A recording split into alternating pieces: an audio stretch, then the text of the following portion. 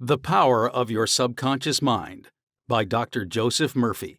Read by Ken Van Lith. Originally printed in 1963 by Prentice Hall. This recording is a production of the Master Key Society. Copyright 2021. Master Key Society. This recording is intended for academic research and study and may contain antiquated language, expressions, and ideas.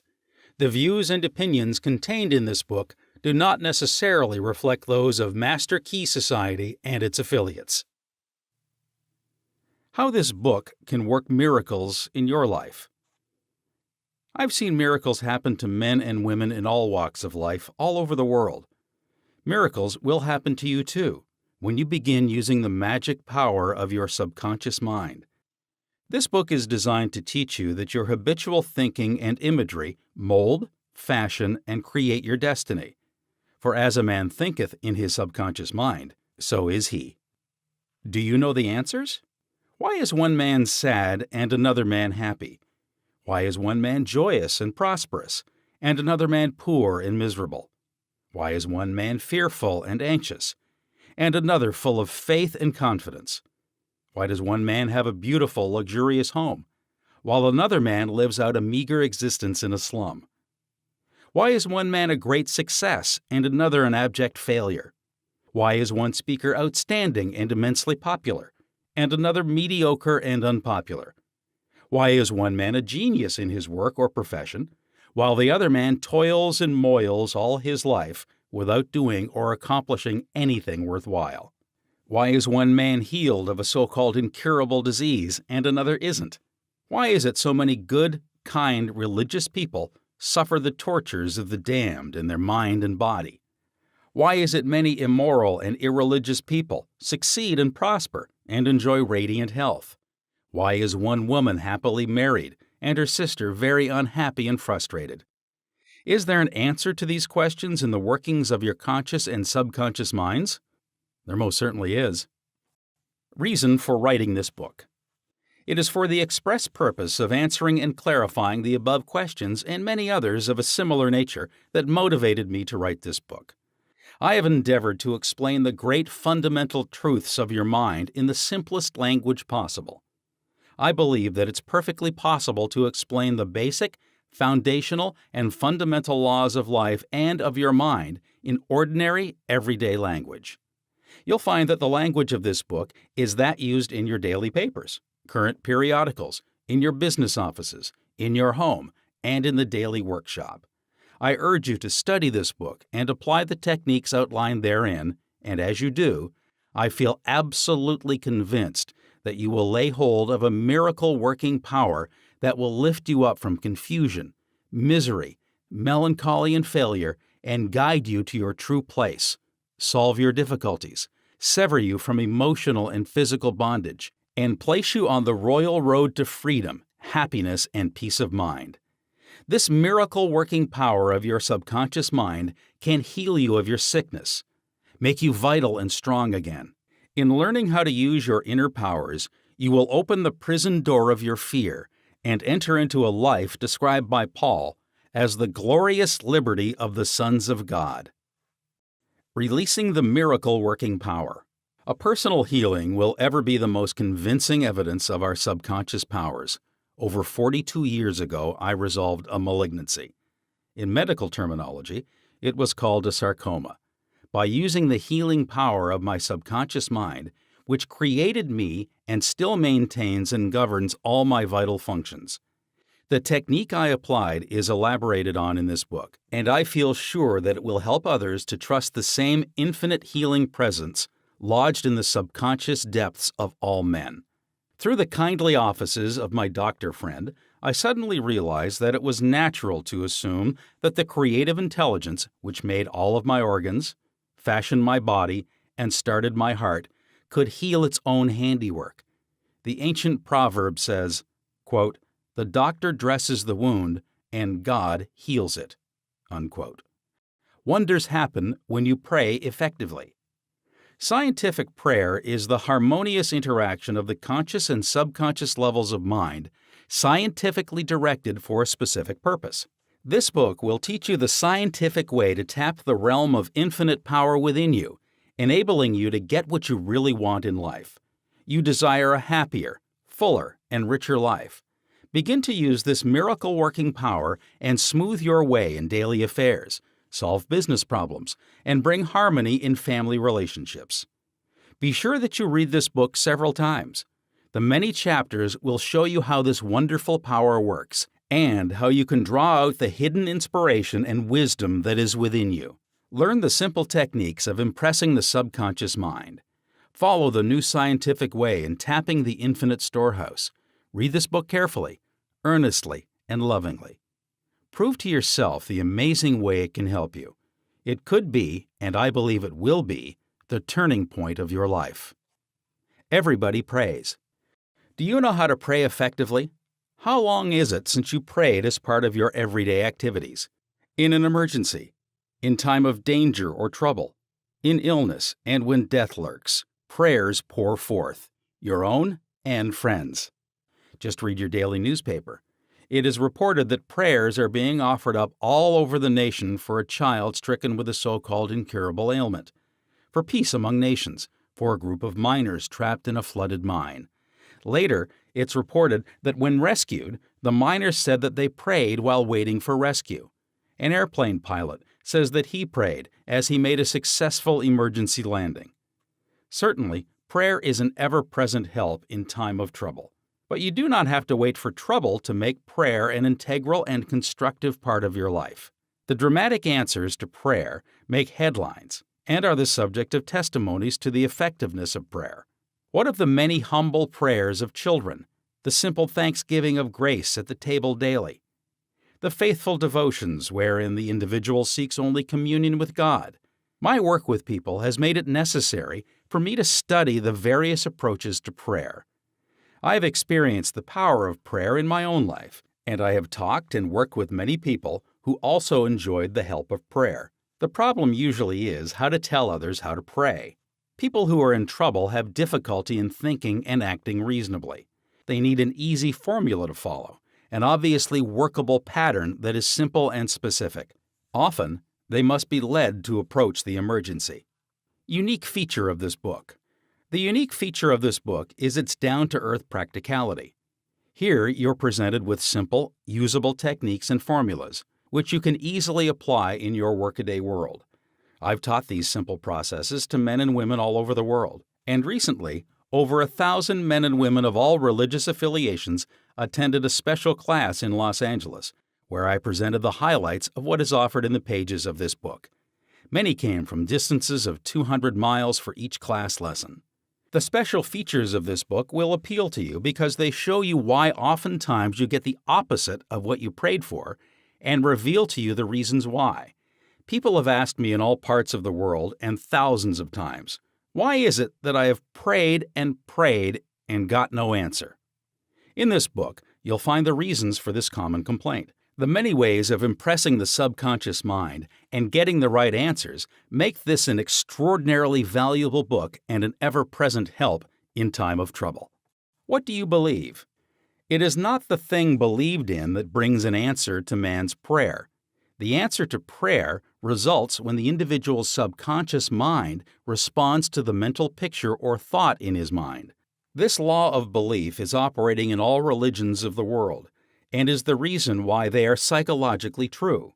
The Buddhist, the Christian, the Muslim, and the Hebrew all may get answers to their prayers, not because of the particular creed, religion, affiliation, ritual, ceremony, formula, liturgy, incantation, sacrifices, or offerings, but solely because of belief or mental acceptance and receptivity about that for which they pray. The law of life is the law of belief, and belief could be summed up briefly as a thought in your mind. As a man thinks, feels, and believes, so is the condition of his mind, body, and circumstances. A technique, a methodology based on an understanding of what you're doing and why you are doing it, will help you to bring about a subconscious embodiment of all good things of life. Essentially, answered prayer is the realization of your heart's desire. Desire is prayer. Everyone desires health, happiness, security, peace of mind, true expression, but many fail to achieve clearly defined results.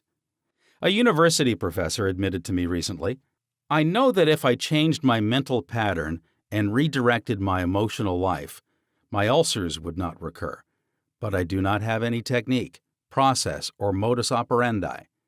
My mind wanders back and forth on my many problems, and I feel frustrated, defeated, and unhappy." This professor had a desire for perfect health. He needed a knowledge of the way his mind worked, which would enable him to fulfill his desire. By practicing the healing methods outlined in this book, he became whole and perfect. There is one mind common to all individual men. Emerson.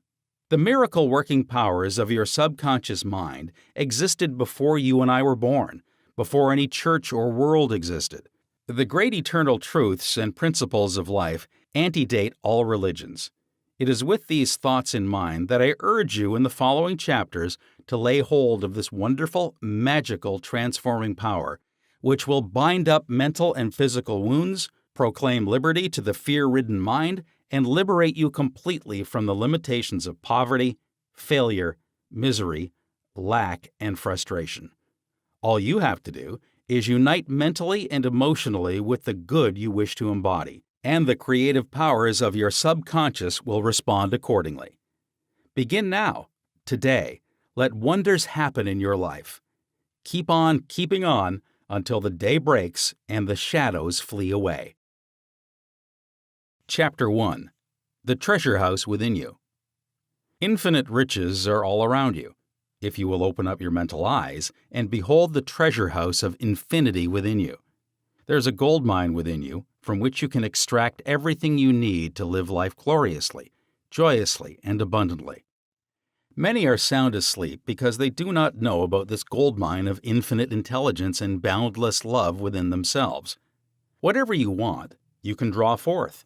A magnetized piece of steel will lift about 12 times its own weight, and if you demagnetize this same piece of steel, it will not even lift a feather.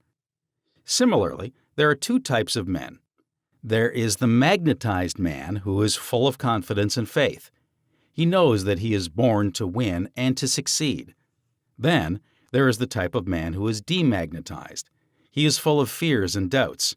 Opportunities come, and he says, "I might fail. I might lose my money.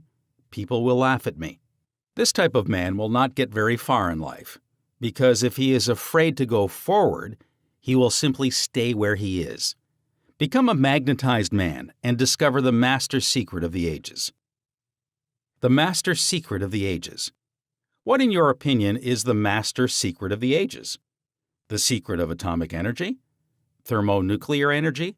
The neutron bomb? Interplanetary travel? No, not any of these. Then what is this master secret? Where can one find it? And how can it be contacted and brought into action? The answer is extraordinarily simple. This secret is the marvelous miracle-working power found in your own subconscious mind, the last place that most people would seek it. The marvelous power of your subconscious. You can bring into your life more power, more wealth, more health, more happiness, and more joy by learning to contact and release the hidden power of your subconscious mind. You need not acquire this power. You already possess it. But you want to learn how to use it. You want to understand it so that you can apply it in all departments of your life. As you follow the simple techniques and processes set forth in this book, you can gain the necessary knowledge and understanding. You can be inspired by a new light, and you can generate a new force enabling you to realize your hopes and make all your dreams come true. Decide now to make your life grander, greater, richer, and nobler than ever before. Within your subconscious depths lies infinite wisdom, infinite power, and infinite supply of all that is necessary, which is waiting for development and expression. Begin now to recognize these potentialities of your deeper mind, and they will take form in the world without.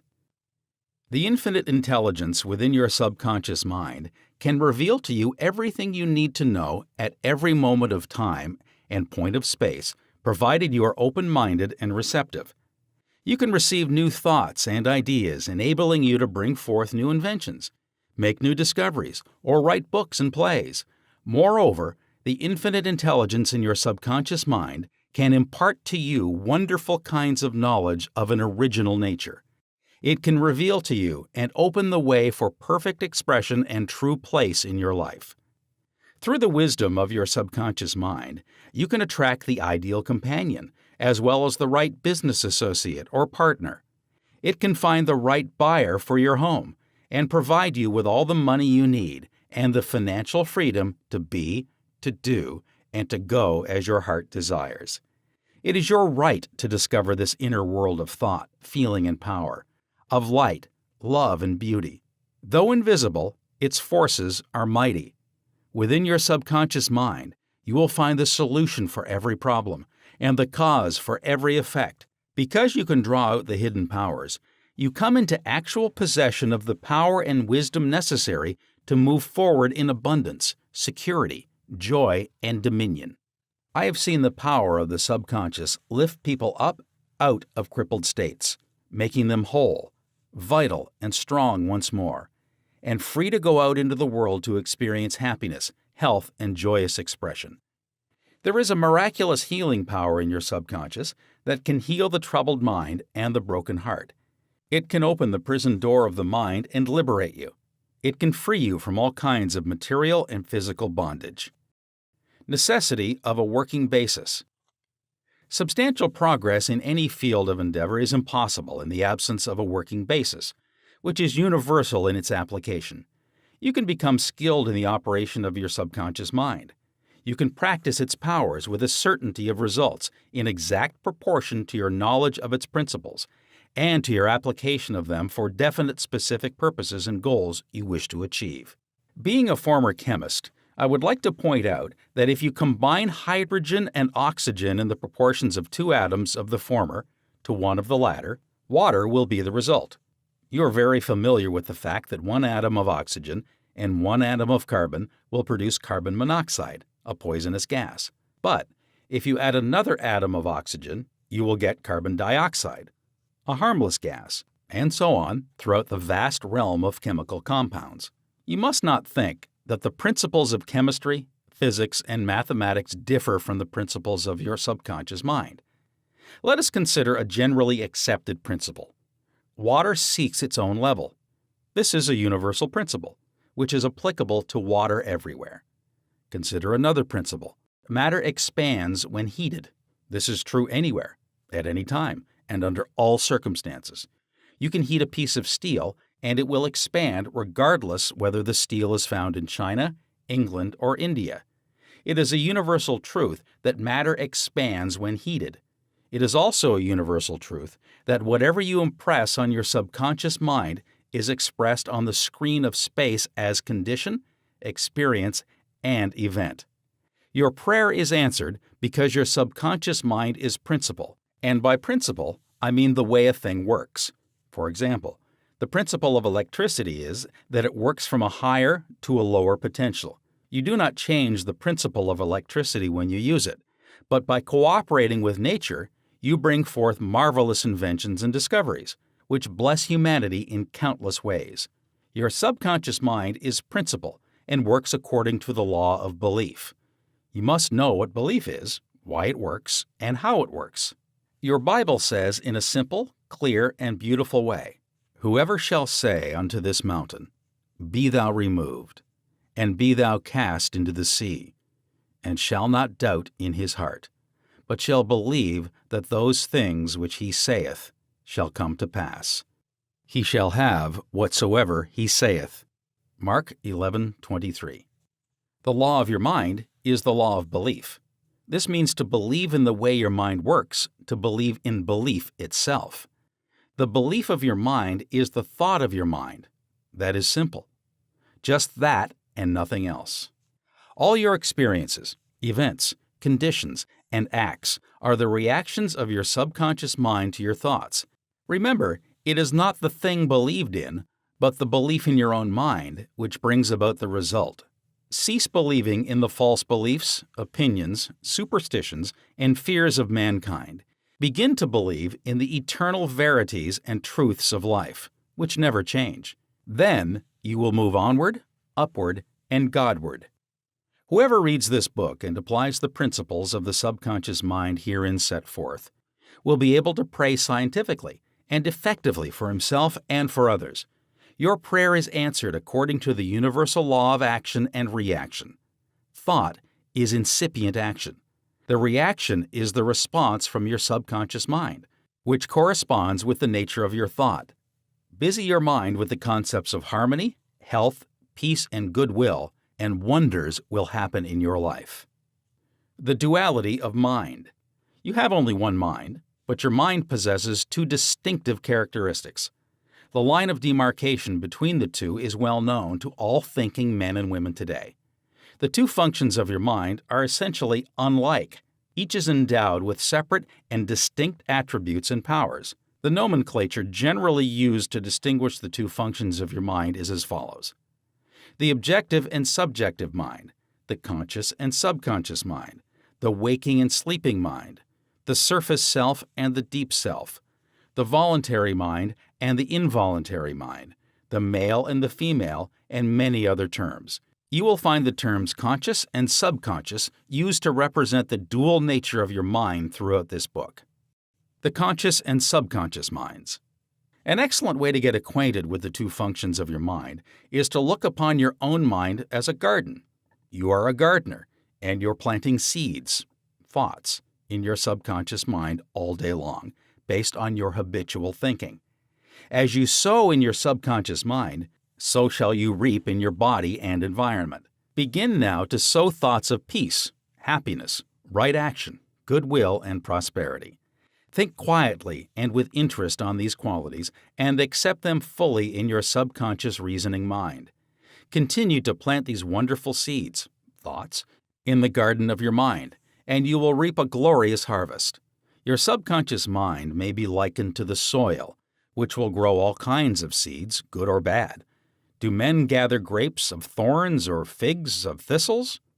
Every thought is, therefore, a cause, and every condition is an effect. For this reason, it is essential that you take charge of your thoughts so as to bring forth only desirable conditions.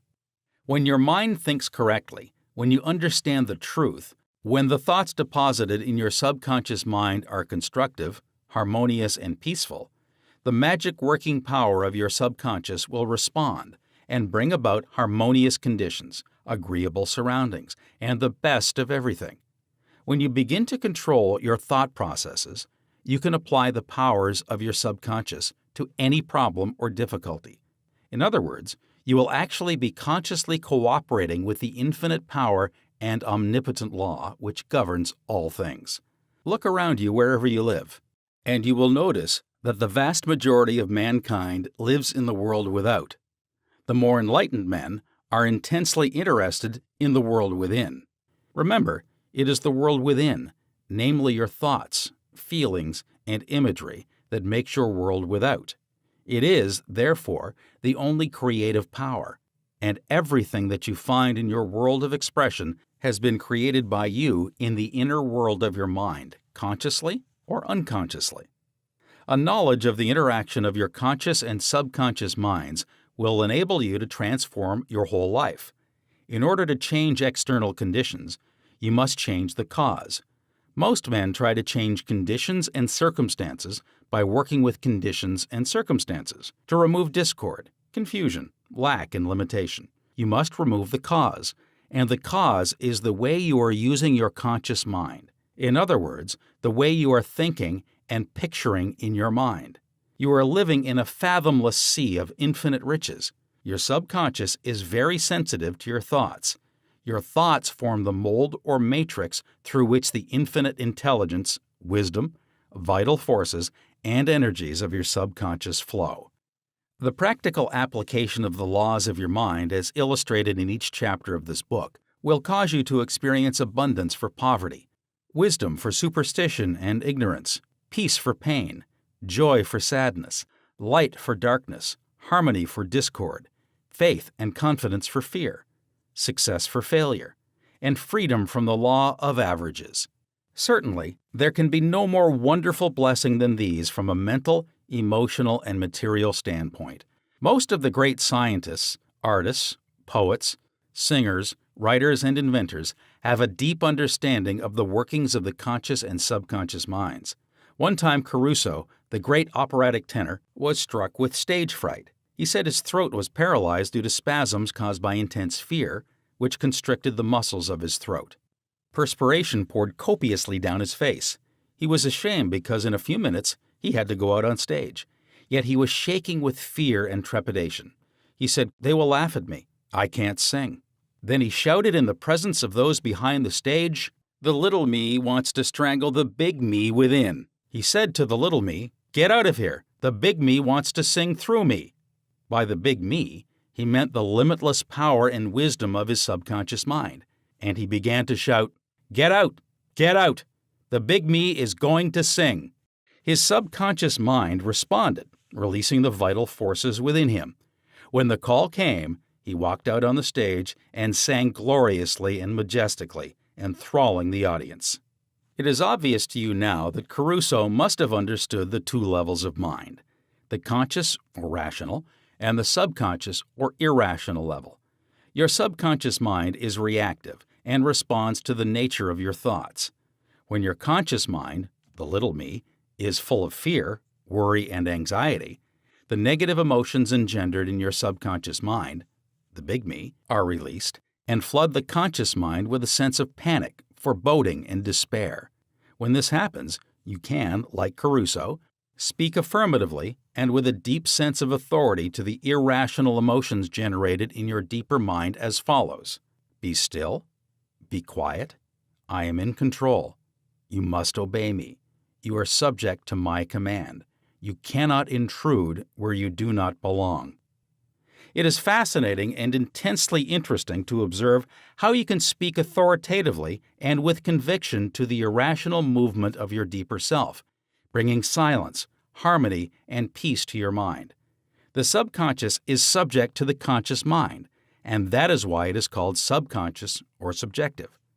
Outstanding differences and modes of operation. You will perceive the main differences by the following illustrations. The conscious mind is like the navigator or captain at the bridge of a ship. He directs the ship and signals orders to men in the engine room, who in turn control all the boilers, instruments, gauges, etc. The men in the engine room do not know where they're going. They follow orders. They would go on the rocks if the man on the bridge issued faulty or wrong instructions based on his findings with the compass, sextant, or other instruments. The men in the engine room obey him because he is in charge and issues orders, which are automatically obeyed. Members of the crew do not talk back to the captain, they simply carry out orders. The captain is the master of his ship, and his decrees are carried out. Likewise, your conscious mind is the captain and master of your ship, which represents your body, environment, and all your affairs. Your subconscious mind takes the orders you give it based upon what your conscious mind believes and accepts as true. When you repeatedly say to people, "I can't afford it," then your subconscious mind takes that at your word and sees to it that you will not be in a position to purchase what you want. As long as you persist in saying, "Can't afford that car, that trip to Europe, that home, that fur coat, or ermine wrap," you can rest assured that your subconscious mind will follow your orders, and you will go through life experiencing the lack of all these things. Last Christmas Eve, a beautiful young university student looked at an attractive and rather expensive traveling bag in a store window. She was going home to Buffalo, New York for the holidays. She was about to say, "I can't afford that bag," when she recalled something she had heard at one of my lectures, which was, "Never finish a negative statement, reverse it immediately, and wonders will happen in your life." She said, "That bag is mine. It is for sale. I accept it mentally, and my subconscious sees to it that I receive it." At 8 o'clock Christmas Eve, her fiancé presented her with a bag exactly the same as the one she had looked at and mentally identified herself with at 10 o'clock the same morning. She had filled her mind with the thought of expectancy and released the whole thing to her deeper mind. which has the know-how of accomplishment. This young girl, a student at the University of Southern California, said to me, "I didn't have the money to buy that bag, but now I know where to find money and all the things I need, and that is in the treasure house of eternity within me." Another simple illustration is this. When you say, "I do not like mushrooms," and the occasion subsequently comes to you that you are served mushrooms in sauces or salads, you will get indigestion because your subconscious mind says to you, "The boss, your conscious mind, does not like mushrooms." This is an amusing example of the outstanding differences in modes of operation of your conscious and subconscious minds. A woman may say, "Wake up at 3 o'clock if I drink coffee at night." Whenever she drinks coffee, her subconscious mind nudges her as if to say, "The boss wants you to stay awake tonight." Your subconscious mind works 24 hours a day and makes provisions for your benefit, pouring all the fruit of your habitual thinking into your lap. How her subconscious responded. A woman wrote me a few months ago as follows. "I am 75 years old, a widow with a grown family. I was living alone and on a pension. I heard your lectures on the powers of the subconscious mind, wherein you said that ideas could be conveyed to the subconscious mind by repetition, faith, and expectancy. I began to repeat frequently with feeling, 'I am wanted. I am happily married to a kind, loving, and spiritual-minded man. I am secure.' I kept on doing this many times a day for about 2 weeks. And one day at the corner drugstore, I was introduced to a retired pharmacist I found to be kind, understanding, and very religious. He was a perfect answer to my prayer. Within a week, he proposed to me, and now we are on our honeymoon in Europe. I know that the intelligence within my subconscious mind brought both of us together in divine order." This woman discovered that the treasure house was within her. Her prayer was felt as true in her heart, and her affirmations sank down by osmosis into her subconscious mind, which is the creative medium. The moment she succeeded in bringing about a subjective embodiment, her subconscious mind brought about the answer through the law of attraction. Her deeper mind, full of wisdom and intelligence, brought both of them together in divine order. Be sure that you think on whatsoever things are true, whatsoever things are honest, whatsoever things are just, whatsoever things are pure, whatsoever things are lovely, whatsoever things of good report.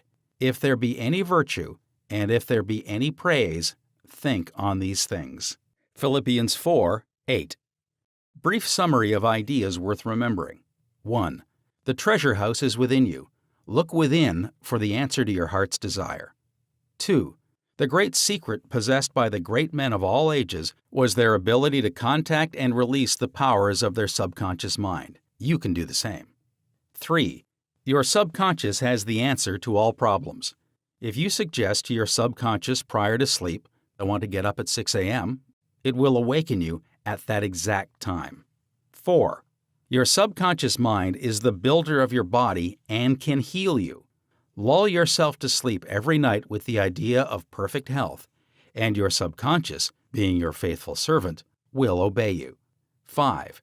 Every thought is a cause and every condition is an effect. 6.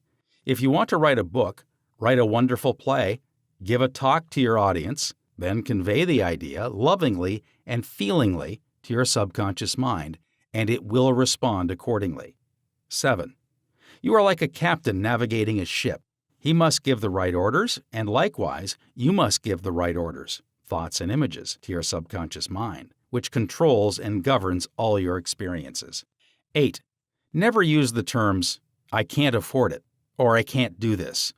Your subconscious mind takes you at your word and sees to it that you do not have the money or the ability to do what you want to do. Affirm, "I can do all things through the power of my subconscious mind." 9. The law of life is the law of belief. A belief is a thought in your mind.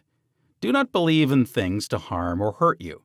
Believe in the power of your subconscious to heal, inspire, strengthen, and prosper you. According to your belief, it is done unto you. 10. Change your thoughts, and you change your destiny. Chapter 2. How your mind works. You have a mind, and you should learn how to use it. There are two levels of your mind: the conscious or rational level, and the subconscious or irrational level. You think with your conscious mind, and whatever you habitually think sinks down into your subconscious mind, which creates according to the nature of your thoughts. Your subconscious mind is the seat of your emotions and is the creative mind. If you think good, good will follow. If you think evil, evil will follow. This is the way your mind works. The main point to remember is once the subconscious mind accepts an idea, it begins to execute it. It is an interesting and subtle truth that the law of the subconscious mind works for good and bad ideas alike. This law, when applied in a negative way, is the cause of failure, frustration, and unhappiness. However, when your habitual thinking is harmonious and constructive, you experience perfect health, success, and prosperity. Peace of mind and a healthy body are inevitable when you begin to think and feel in the right way. Whatever you claim mentally and feel as true, your subconscious mind will accept and bring forth into your experience. The only thing necessary for you to do is to get your subconscious mind to accept your idea, and the law of your own subconscious mind will bring forth the health, peace, or the position you desire. You give the command or decree, and your subconscious will faithfully reproduce the idea impressed upon it. The law of your mind is this: you will get a reaction or response from your subconscious mind according to the nature of the thought or idea you hold in your conscious mind. Psychologists and psychiatrists point out that when thoughts are conveyed to your subconscious mind, impressions are made in the brain cells. As soon as your subconscious accepts any idea, it proceeds to put it into effect immediately. It works by association of ideas and uses every bit of knowledge that you have gathered in your lifetime to bring about its purpose. It draws on the infinite power, energy, and wisdom within you. It lines up all the laws of nature to get its way. Sometimes it seems to bring about an immediate solution to your difficulties, but at other times it may take days, weeks, or longer. Its ways are past finding out. Conscious and subconscious terms differentiated. You must remember that these are not two minds. They are merely two spheres of activity within one mind. Your conscious mind is the reasoning mind. It is that phase of mind which chooses. For example, you choose your books, your home, and your partner in life. You make all your decisions with your conscious mind. On the other hand, without any conscious choice on your part, your heart is kept functioning automatically, and the process of digestion, circulation, and breathing are carried on by your subconscious mind through processes independent of your conscious control. Your subconscious mind accepts what is impressed upon it, or what you consciously believe. It does not reason things out like your conscious mind, and it does not argue with you controversially. Your subconscious mind is like the soil, which accepts any kind of seed, good or bad. Your thoughts are active and might be likened unto seeds.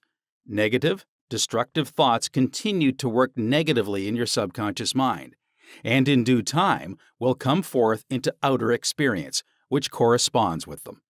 Remember, your subconscious mind does not engage in proving whether your thoughts are good or bad, true or false, but it responds according to the nature of your thoughts or suggestions.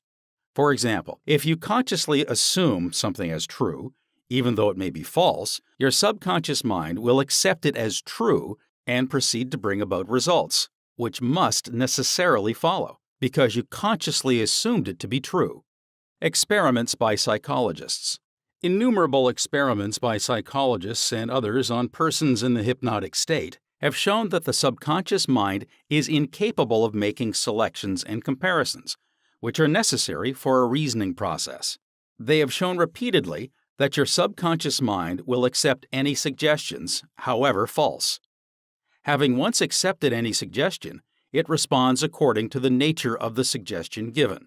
To illustrate the amenability of your subconscious mind to suggestion, if a practiced hypnotist suggests to one of his subjects that he is Napoleon Bonaparte, or even a cat or a dog, he will act out the part with inimitable accuracy. His personality becomes changed for the time being. He believes himself to be whatever the operator tells him he is. A skilled hypnotist may suggest to one of his students in the hypnotic state that his back itches, to another that his nose is bleeding, to another that he is a marble statue, to another that he is freezing and the temperature is below zero. Each one will follow out the line of his particular suggestion, totally oblivious to all his surroundings, which do not pertain to his idea. These simple illustrations portray clearly the difference between your conscious reasoning mind and your subconscious mind, which is impersonal, non-selective, and accepts as true whatever your conscious mind believes to be true. Hence, the importance of selecting thoughts, ideas, and premises which bless, heal, inspire, and fill your soul with joy. The terms objective and subjective mind clarified. Your conscious mind is sometimes referred to as your objective mind because it deals with outward objects. The objective mind takes cognizance of the objective world. Its media of observation are your 5 physical senses. Your objective mind is your guide and director in your contact with your environment. You gain knowledge through your 5 senses. Your objective mind learns through observation, experience, and education. As previously pointed out, the greatest function of the objective mind is that of reasoning. Suppose you are one of the thousands of tourists who come to Los Angeles annually.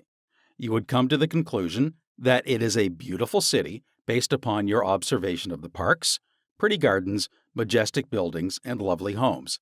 This is the working of your objective mind. Your subconscious mind is oftentimes referred to as your subjective mind. Your subjective mind takes cognizance of its environment by means independent of the 5 senses. Your subjective mind perceives by intuition. It is the seat of your emotion and the storehouse of memory. Your subjective mind performs its highest functions when your objective senses are in abeyance.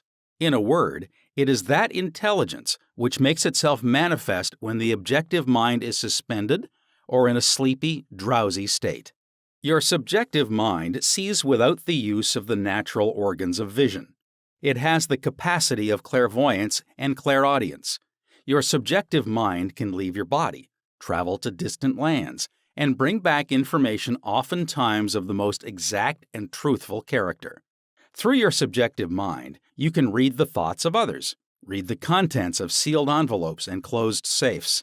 Your subjective mind has the ability to apprehend the thoughts of others without the use of the ordinary objective means of communication.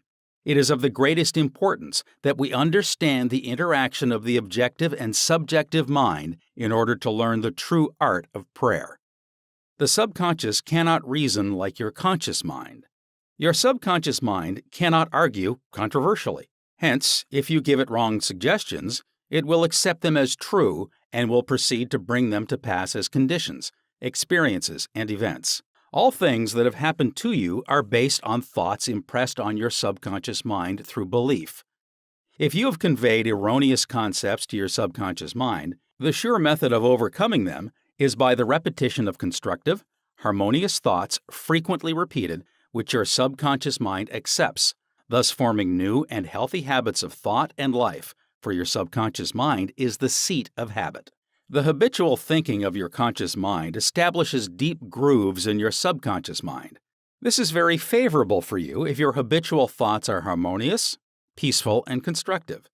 If you have indulged in fear, worry, and other destructive forms of thinking, the remedy is to recognize the omnipotence of your subconscious mind and decree freedom, happiness, and perfect health. Your subconscious mind, being creative and one with your divine source, will proceed to create the freedom and happiness which you have earnestly decreed. The tremendous power of suggestion. You must realize by now that your conscious mind is the watchman at the gate, and its chief function is to protect your subconscious mind from false impressions. You are now aware of one of the basic laws of mind. Your subconscious mind is amenable to suggestion. As you know, your subconscious mind does not make comparisons or contrasts, neither does it reason and think things out for itself. This latter function belongs to your conscious mind. It simply reacts to the impressions given to it by your conscious mind. It does not show a preference for one course of action over another. The following is a classic example of the tremendous power of suggestion. Suppose you approach a timid-looking passenger on board ship and say to him something like this: "You look very ill. How pale you are. I feel certain you are going to be seasick. Let me help you to your cabin." The passenger turns pale. Your suggestion of seasickness associates itself with his own fears and forebodings.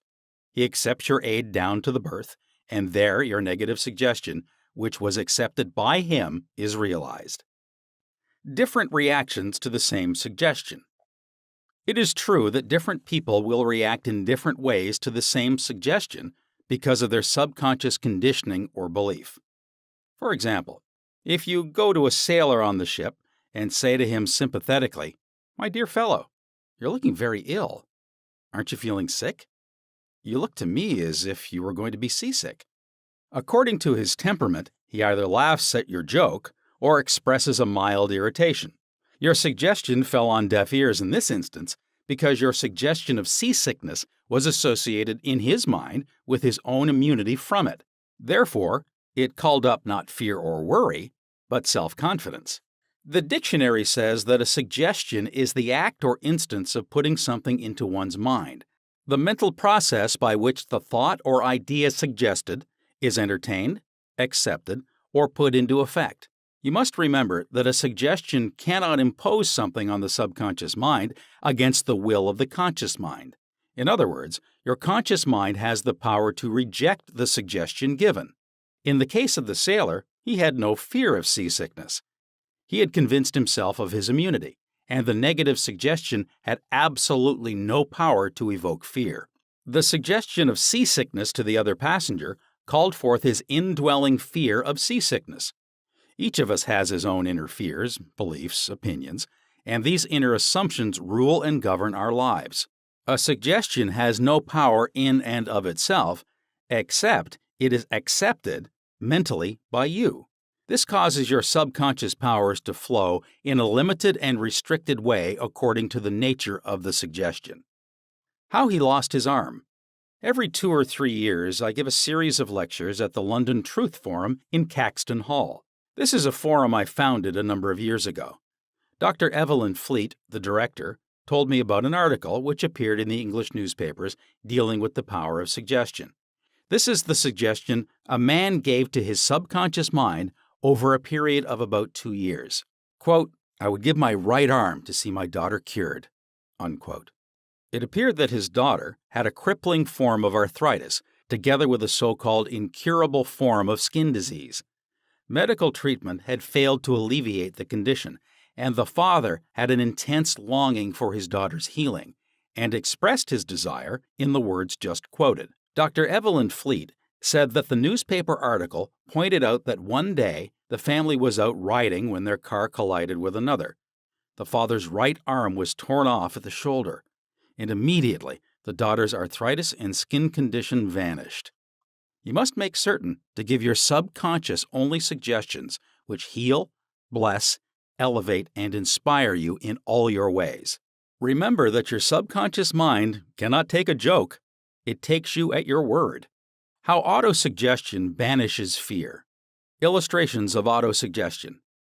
Autosuggestion means suggesting something definite and specific to oneself.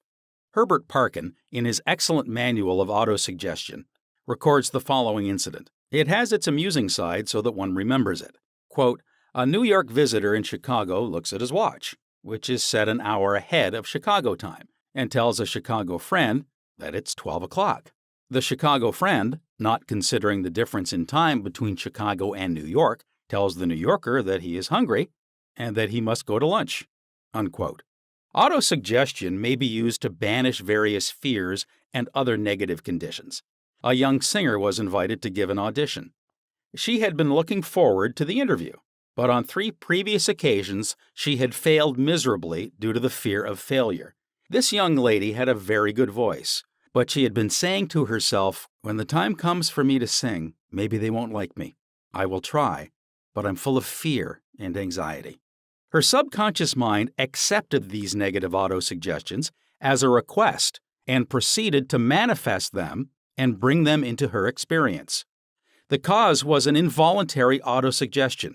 For example, silent fear thoughts emotionalized and subjectified. She overcame it by the following technique. 3 times a day, she isolated herself in her room. She sat down comfortably in an armchair, relaxed her body, and closed her eyes. She stilled her mind and body as best she could.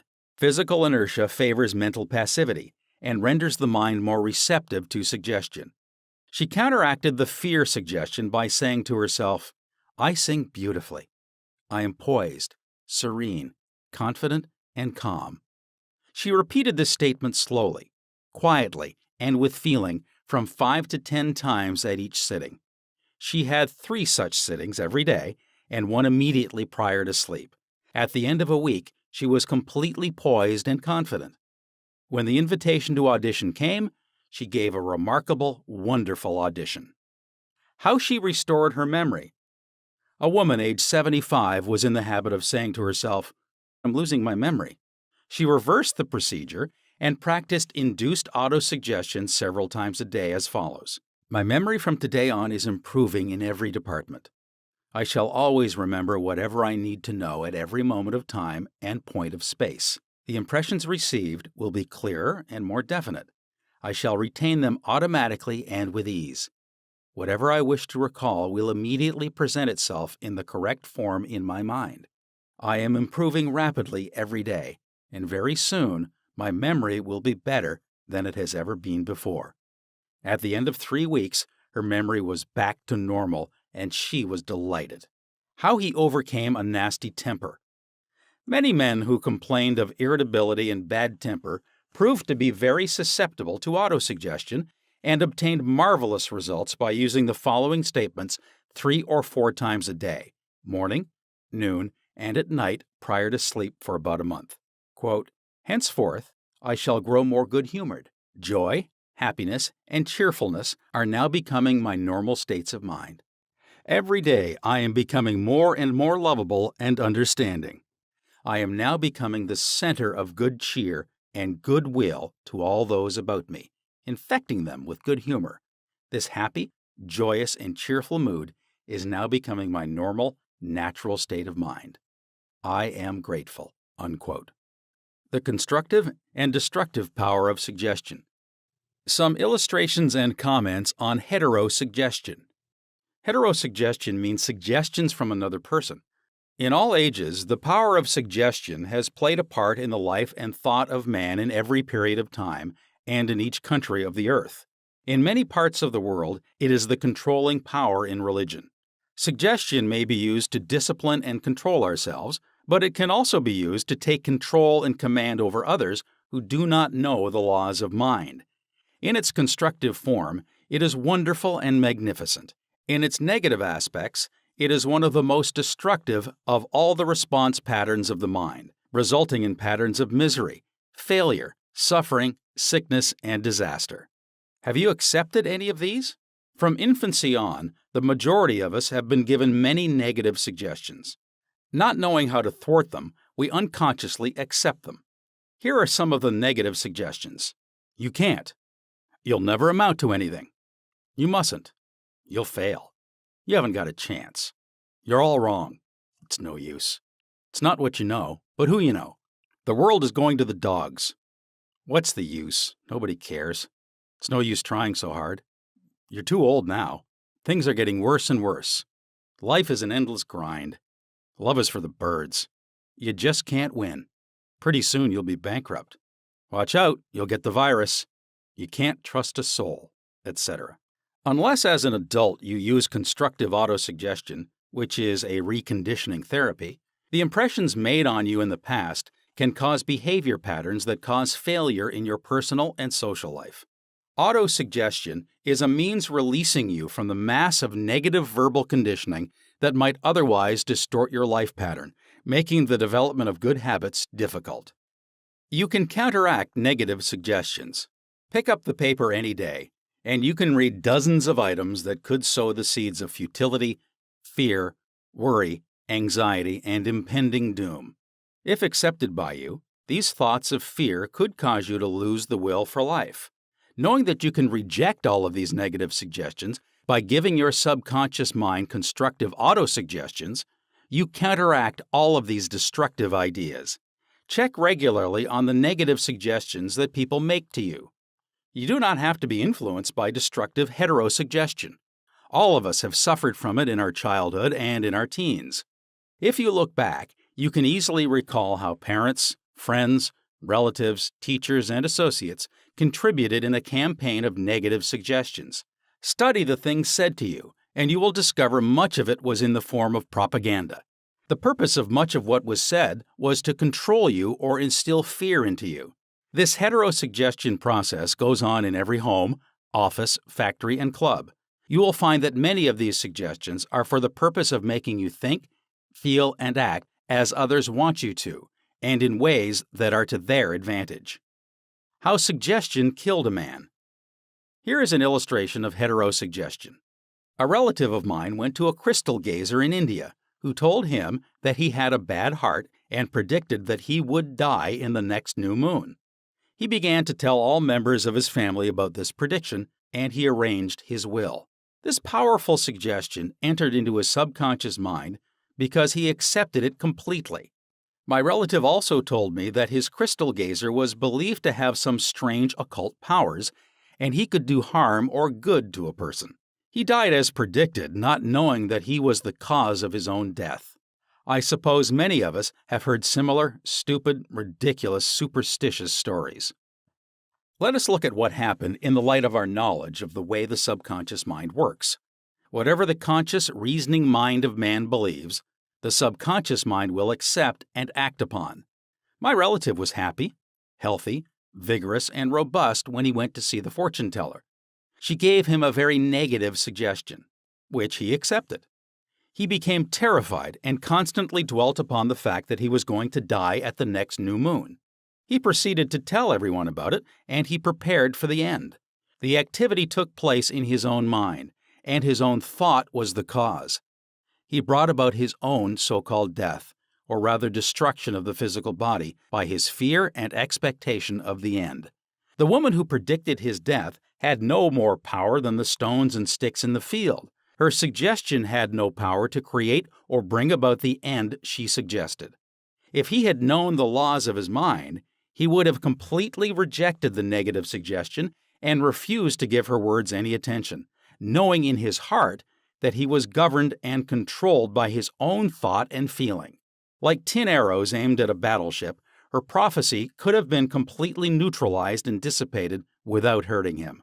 The suggestions of others in themselves have absolutely no power whatever over you, except the power that you give them through your own thoughts. You have to give your mental consent.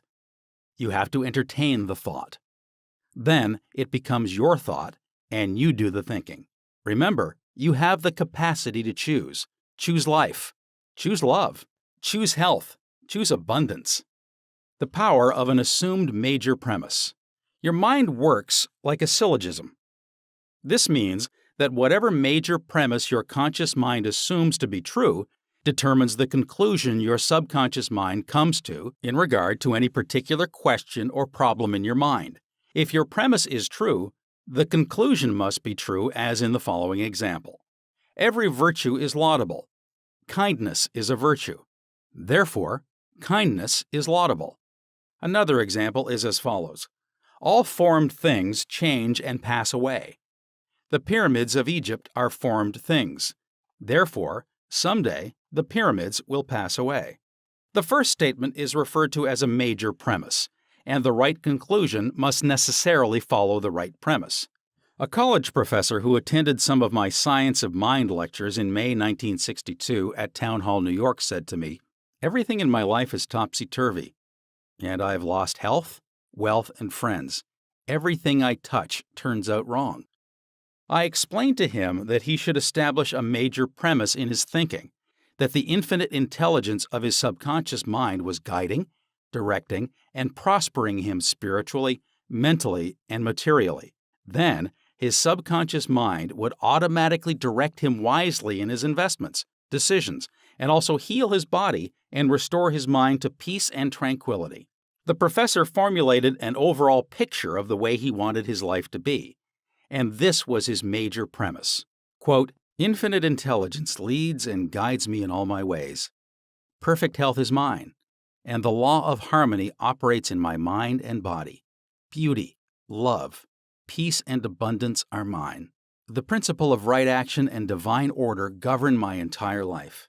I know my major premise is based on the eternal truths of life, and I know, feel, and believe that my subconscious mind responds according to the nature of my conscious mind thinking." Unquote. He wrote me as follows. I repeated the above statements slowly, quietly, and lovingly several times a day, knowing that they were sinking deep down into my subconscious mind and that results must follow. I am deeply grateful for the interview you gave me, and I would like to add that all departments of my life are changing for the better. It works. The subconscious does not argue controversially. Your subconscious mind is all-wise and knows the answers to all questions. It does not argue with you or talk back to you. It does not say, "You must not impress me with that." For example, when you say, "I can't do this," "I am too old now," "I can't meet this obligation," "I was born on the wrong side of the tracks," "I don't know the right politician."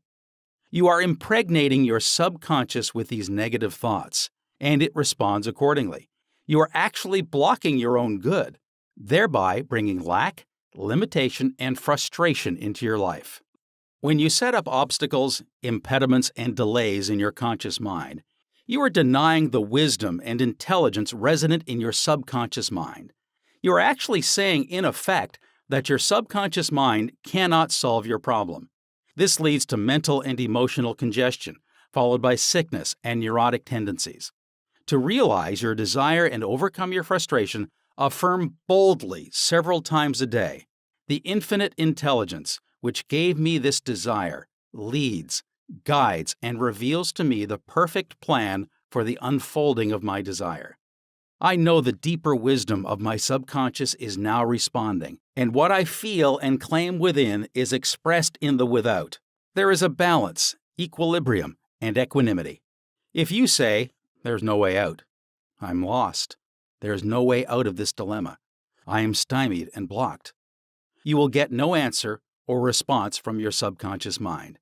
If you want the subconscious mind to work for you, give it the right request and attain its cooperation. It is always working for you. It is controlling your heartbeat this minute and also your breathing. It heals a cut on your finger, and its tendency is lifeward, forever seeking to take care of you and preserve you.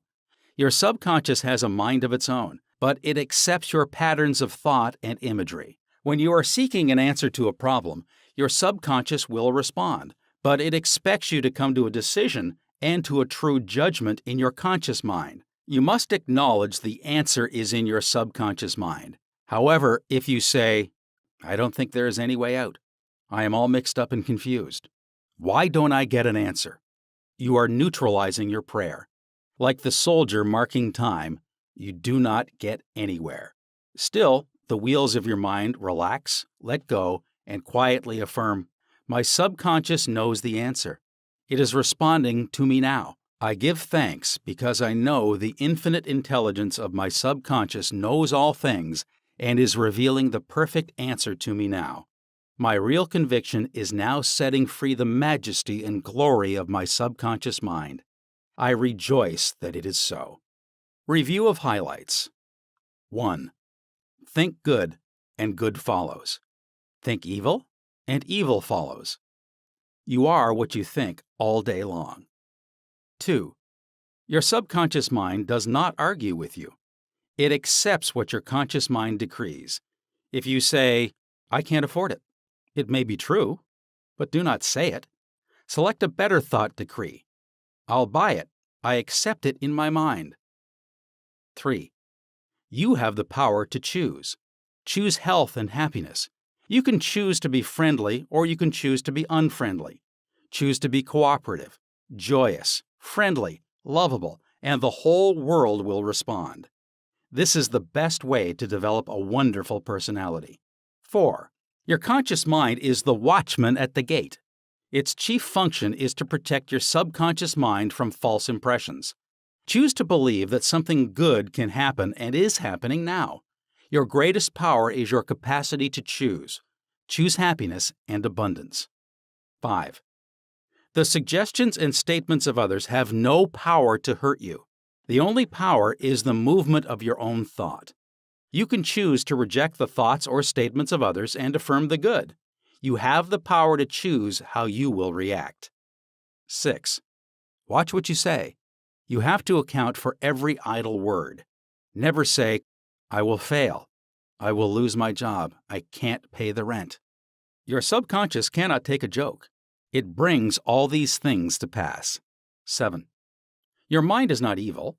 No force of nature is evil. It depends how you use the powers of nature.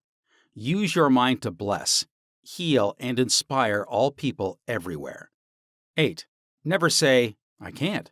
Overcome that fear by substituting the following: I can do all things through the power of my own subconscious mind.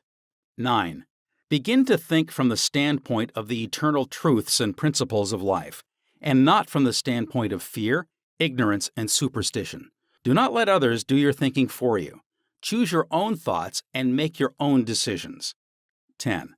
You are the captain of your soul, subconscious mind, and the master of your fate. Remember, you have the capacity to choose. Choose life, choose love, choose health, choose happiness. 11. Whatever your conscious mind assumes and believes to be true, your subconscious mind will accept and bring to pass. Believe in good fortune, divine guidance, right action, and all the blessings of life. Chapter 3. The miracle-working power of your subconscious. The power of your subconscious is enormous. It inspires you, it guides you, and it reveals to you names, facts, and scenes from the storehouse of memory. Your subconscious started with your heartbeat, controls the circulation of your blood, regulates your digestion, assimilation, and elimination. When you eat a piece of bread, your subconscious mind transmutes it into tissue, muscle, bone, and blood. This process is beyond the ken of the wisest man who walks the earth. Your subconscious mind controls all the vital processes and functions of your body and knows the answer to all problems. Your subconscious mind never sleeps and never rests. It is always on the job. You can discover the miracle-working power of your subconscious by plainly stating to your subconscious prior to sleep that you wish a certain specific thing accomplished. You will be delighted to discover that forces within you will be released, leading to the desired result. Here, then, is a source of power and wisdom, which places you in touch with omnipotence, or the power that moves the world, guides the planets in their course, and causes the sun to shine. Your subconscious mind is the source of your ideals, aspirations, and altruistic urges. It was through the subconscious mind that Shakespeare perceived great truths hidden from the average man of his day. Undoubtedly, it was the response of his subconscious mind that caused the Greek sculptor Phidias to portray beauty, order, symmetry, and proportion in marble and bronze. It enabled the Italian artist Raphael to paint Madonnas and Ludwig van Beethoven to compose symphonies. In 1955, I lectured at the Yoga Forest University, Rishikesh, India, and there I chatted with a visiting surgeon from Bombay. He told me about Dr. James Esdale, a Scotch surgeon who worked in Bengal before ether or other modern methods of anesthesia were discovered. Between 1843 and 1846, Dr. Esdale performed about 400 major operations of all kinds, such as amputations, removal of tumors and cancerous growths, as well as operations on the eye, ear, and throat. All operations were conducted under mental anesthesia only. This Indian doctor at Rishikesh informed me that the post-operative mortality rate of patients operated on by Dr. Esdale was extremely low, probably 2 or 3%. Patients felt no pain, and there were no deaths during the operations. Dr. Esdale suggested to the subconscious minds of all his patients, who were in a hypnotic state, that no infection or septic condition would develop. You must remember that this was before Louis Pasteur, Joseph Lister, and others who pointed out the bacterial origin of disease and causes of infection due to unsterilized instruments and virulent organisms. This Indian surgeon said that the reason for the low mortality rate and the general absence of infection, which was reduced to a minimum, was undoubtedly due to the suggestions of Dr. Esdale to the subconscious minds of his patients. They responded according to the nature of his suggestion. It is simply wonderful when you conceive how a surgeon, over 120 years ago, discovered the miraculous wonder-working powers of the subconscious mind. Doesn't it cause you to be seized with a sort of mystic awe when you stop and think of the transcendental powers of your subconscious mind? Consider its extrasensory perceptions, such as its capacity for clairvoyance and clairaudience, its independence of time and space, its capacity to render you free from all pain and suffering, and its capacity to get the answer to all problems, be they what they may. All these and many more reveal to you that there is a power and an intelligence within you that far transcends your intellect, causing you to marvel at the wonders of it all. All these experiences cause you to rejoice and believe in the miracle-working powers of your subconscious mind. Your subconscious is your book of life. Whatever thoughts, beliefs, opinions, theories, or dogmas you write, engrave, or impress on your subconscious mind, you shall experience them as the objective manifestation of circumstances, conditions, and events. What you write on the inside, you will experience on the outside. You have two sides to your life, objective and subjective, visible and invisible, thought and its manifestation. Your thought is received by your brain, which is the organ of your conscious reasoning mind. When your conscious or objective mind accepts the thought completely, it is sent to the solar plexus, called the brain of your mind, where it becomes flesh and is made manifest in your experience. As previously outlined, your subconscious cannot argue. It acts only from what you write on it.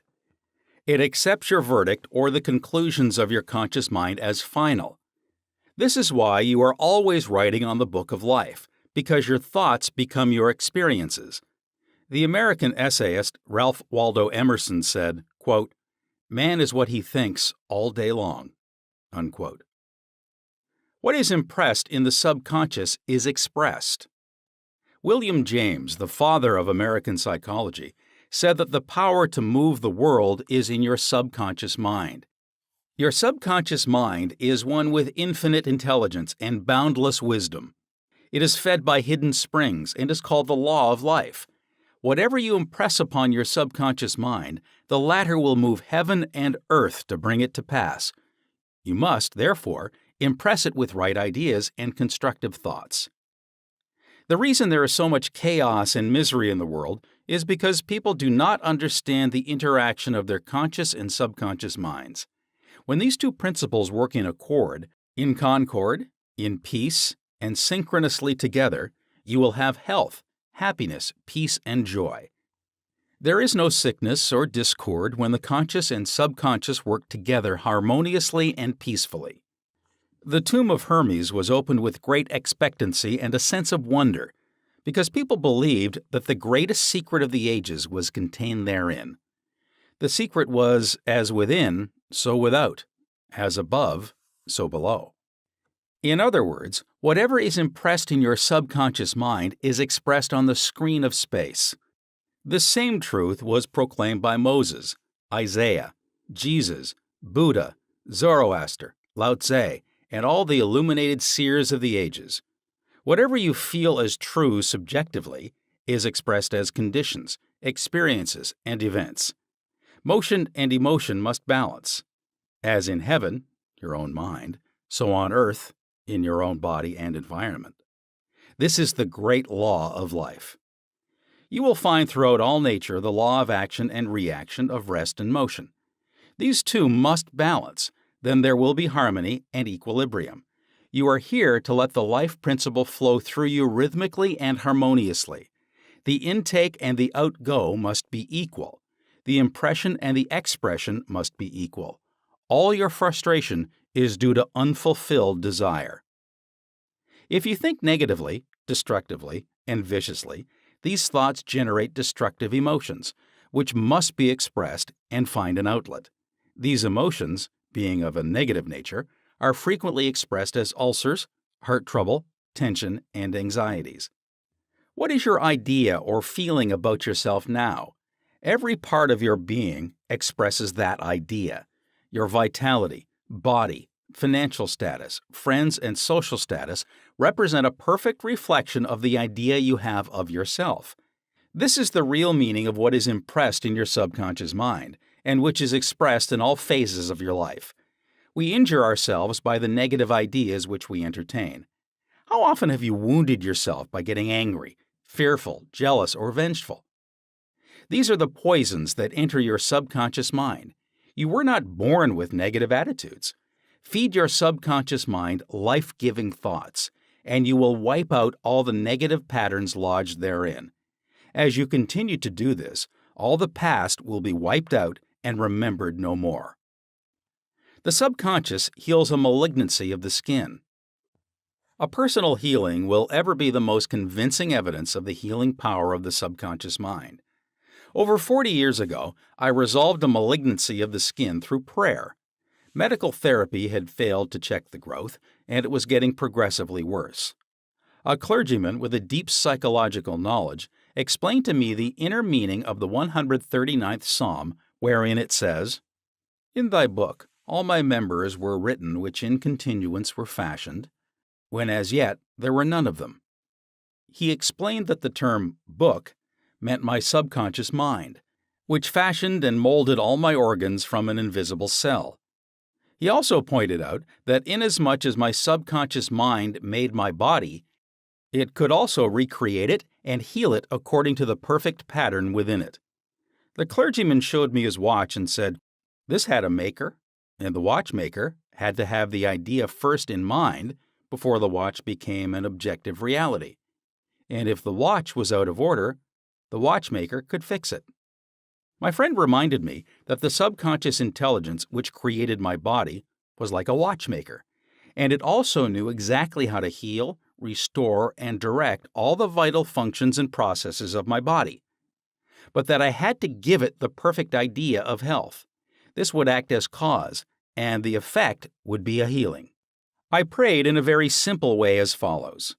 My body and all its organs were created by the infinite intelligence in my subconscious mind. It knows how to heal me.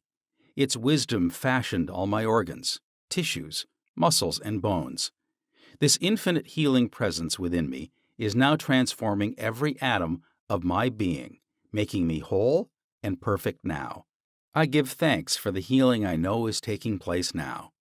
Wonderful are the works of the creative intelligence within me.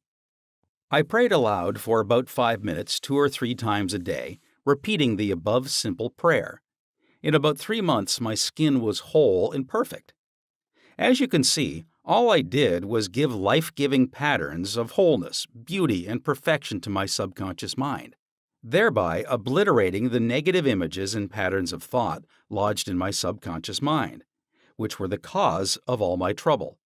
Nothing appears on your body except when the mental equivalent is first in your mind, and as you change your mind by drenching it with incessant affirmatives, you change your body. This is the basis of all healing. Marvelous are thy works, and that my soul, subconscious mind, knoweth right well. Psalm 139, verse 14. How the subconscious controls all functions of the body. While you are awake or sound asleep upon your bed, the ceaseless, tireless action of your subconscious mind controls all the vital functions of your body without the help of your conscious mind. For example, while you are asleep, your heart continues to beat rhythmically, your lungs do not rest, and the process of inhalation and exhalation, whereby your blood absorbs fresh air, goes on just the same as when you are awake. Your subconscious controls your digestive processes and glandular secretions, as well as all the other mysterious operations of your body. The hair on your face continues to grow whether you are asleep or awake. Scientists tell us that the skin secretes much more perspiration during sleep than during the waking hours. Your eyes, ears, and other senses are active during sleep. For instance, Many of our great scientists have received answers to perplexing problems while they were asleep. They saw the answers in a dream. Oftentimes, your conscious mind interferes with the normal rhythm of your heart, lungs, and functioning of the stomach and intestines by worry, anxiety, fear, and depression. These patterns of thought interfere with the harmonious functioning of your subconscious mind. When mentally disturbed, the best procedure is to let go, relax, and still the wheels of your thought processes. Speak to your subconscious mind, telling it to take over in peace, harmony, and divine order. You will find that all the functions of your body will become normal again. Be sure to speak to your subconscious mind with authority and conviction, and it will conform to your command. Your subconscious seeks to preserve your life and restore you to health at all costs. It causes you to love your children, which also illustrates an instinctive desire to preserve all life. Let us suppose you accidentally ate some bad food. Your subconscious mind would cause you to regurgitate it if you inadvertently took some poison. Your subconscious powers would proceed to neutralize it. If you completely entrusted yourself to its wonder-working power, you would be entirely restored to health. How to get the subconscious to work for you. The first thing to realize is that your subconscious mind is always working. It is active night and day, whether you act upon it or not. Your subconscious is the builder of your body, but you cannot consciously perceive or hear that inner silent process. Your business is with your conscious mind and not your subconscious mind.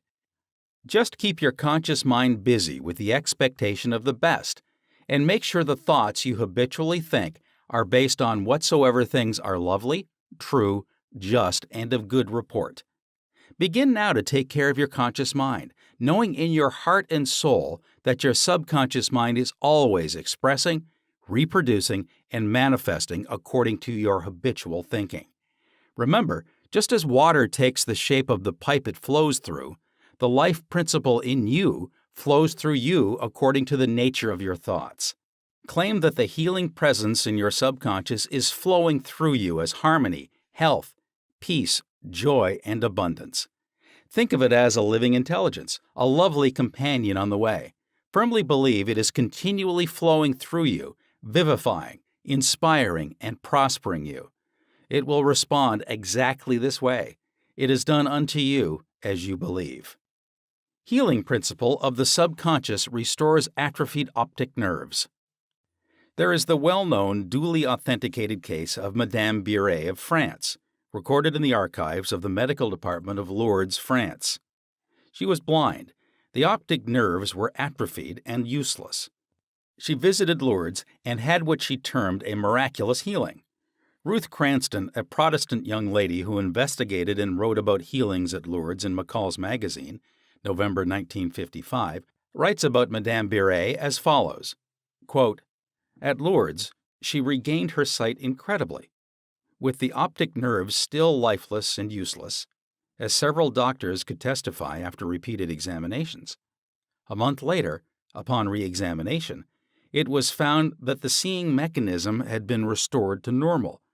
But at first, so as far as medical examination could tell, she was seeing with dead eyes." Unquote. I have visited Lourdes several times where I, too, witnessed some healings, and of course, as we shall explain in the next chapter, there is no doubt that healings take place at many shrines throughout the world, Christian and non-Christian. Madame Biret, to whom we just referred, was not healed by the waters of the shrine, but by her own subconscious mind, which responded to her belief. The healing principle within her subconscious mind responded to the nature of her thought. Belief is a thought in the subconscious mind. It means to accept something as true. The thought accepted executes itself automatically. Undoubtedly, Madame Biret went to the shrine with expectancy and great faith, knowing in her heart that she would receive a healing. Her subconscious mind responded accordingly, releasing the ever-present healing forces. The subconscious mind, which created the eye, can certainly bring a dead nerve back to life. What the creative principle created, it can recreate.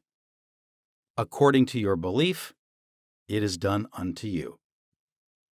How to convey the idea of perfect health to your subconscious mind. A Protestant minister I knew in Johannesburg, South Africa, told me the method he used to convey the idea of perfect health to his subconscious mind. He had cancer of the lung. His technique, as given to me in his own handwriting, is exactly as follows. Several times a day, I would make certain that I was completely relaxed mentally and physically. I relaxed my body by speaking to it as follows. My feet are relaxed. My ankles are relaxed. My legs are relaxed. My abdominal muscles are relaxed. My heart and lungs are relaxed. My head is relaxed. My whole being is completely relaxed. After about 5 minutes, I would be in a sleepy, drowsy state. And then I affirmed the following truth. The perfection of God is now being expressed through me. The idea of perfect health is now filling my subconscious mind. The image God has of me is a perfect image, and my subconscious mind recreates my body in perfect accordance with the perfect image held in the mind of God. This minister had a remarkable healing. This is a simple, easy way of conveying the idea of perfect health to your subconscious mind. Another wonderful way to convey the idea of health to your subconscious is through disciplined or scientific imagination. I told a man who was suffering from functional paralysis to make a vivid picture of himself walking around his office, touching the desk, answering the telephone, and doing all the things he ordinarily would do if he were healed. I explained to him that this idea and mental picture of perfect health would be accepted by his subconscious mind. He lived the role and actually felt himself back in the office. He knew that he was giving his subconscious mind something definite to work upon. His subconscious mind was the film upon which the picture was impressed. One day, after several weeks of frequent conditioning of the mind with his mental picture, the telephone rang by prearrangement and kept ringing while his wife and nurse were out. The telephone was about 12 feet away, but nevertheless he managed to answer it. He was healed at that hour. The healing power of his subconscious mind responded to his mental imagery, and a healing followed. This man had a mental block, which prevented impulses from the brain reaching his legs. Therefore, he said he could not walk.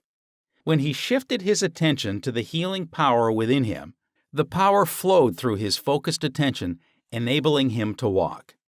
Whatsoever ye shall ask in prayer, believing ye shall receive. Matthew chapter 21, verse 22. Ideas worth remembering. 1. Your subconscious mind controls all the vital processes of your body and knows the answer to all problems. 2. Prior to sleep, turn over a specific request to your subconscious mind and prove its miracle-working power to yourself. 3. Whatever you impress on your subconscious mind is expressed on the screen of space as conditions, experiences, and events.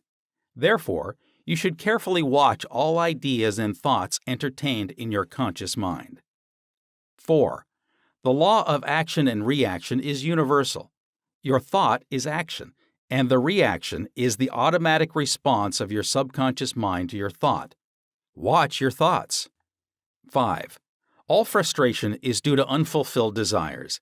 If you dwell on obstacles, delays, and difficulties, your subconscious mind responds accordingly, and you are blocking your own good. 6. The life principle will flow through you rhythmically and harmoniously if you consciously affirm, I believe that the subconscious power which gave me this desire is now fulfilling it through me. This dissolves all conflicts. 7. You can interfere with the normal rhythm of your heart, lungs, and other organs by worry, anxiety, and fear. Feed your subconscious with thoughts of harmony, health, and peace, and all the functions of your body will become normal again. 8. Keep your conscious mind busy with the expectation of the best, and your subconscious will faithfully reproduce your habitual thinking. 9. Imagine the happy ending or solution to your problem. Feel the thrill of accomplishment, and what you imagine and feel will be accepted by your subconscious mind and bring it to pass. Chapter 4. Mental healings in ancient times. Down through the ages, men of all nations have somehow instinctively believed that somewhere there resided a healing power, which could restore to normal the functions and sensations of man's body. They believed that this strange power could be invoked under certain conditions, and that the alleviation of human suffering would follow. The history of all nations presents testimony in support of this belief. In the early history of the world, the power of secretly influencing men for good or evil, including the healing of the sick, was supposed to be a power derived directly by them from God, and the procedures and processes of healing varied throughout the world. The healing processes took the form of supplications to God attended by various ceremonies, such as the laying on of hands, incantations, the application of amulets, talismans, rings, relics, and images.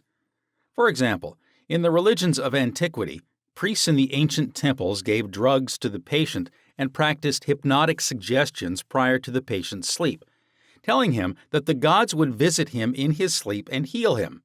Many healings followed.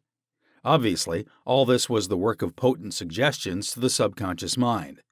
After the performance of certain mysterious rites, the devotees of Hecate would see the goddess during sleep, provided that before going to sleep, they had prayed to her according to weird and fantastic instructions. They were told to mix lizards with resin, frankincense, and myrrh, and pound all this together in the open air under the crescent moon. Healings were reported in many cases following this grotesque procedure. It is obvious that these strange procedures, as mentioned in the illustrations given, favored suggestion and acceptance by the subconscious mind of these people by making a powerful appeal to their imagination. Actually, in all these healings, the subconscious mind of the subject was the healer. In all ages, unofficial healers have obtained remarkable results in cases where authorized medical skill has failed. This gives cause for thought. How do these healers in all parts of the world affect their cures? The answer to all these healings is due to the blind belief of the sick person, which released the healing power resident in his subconscious mind. Many of the remedies and methods employed were rather strange and fantastic, which fared the imagination of the patients, causing an aroused emotional state.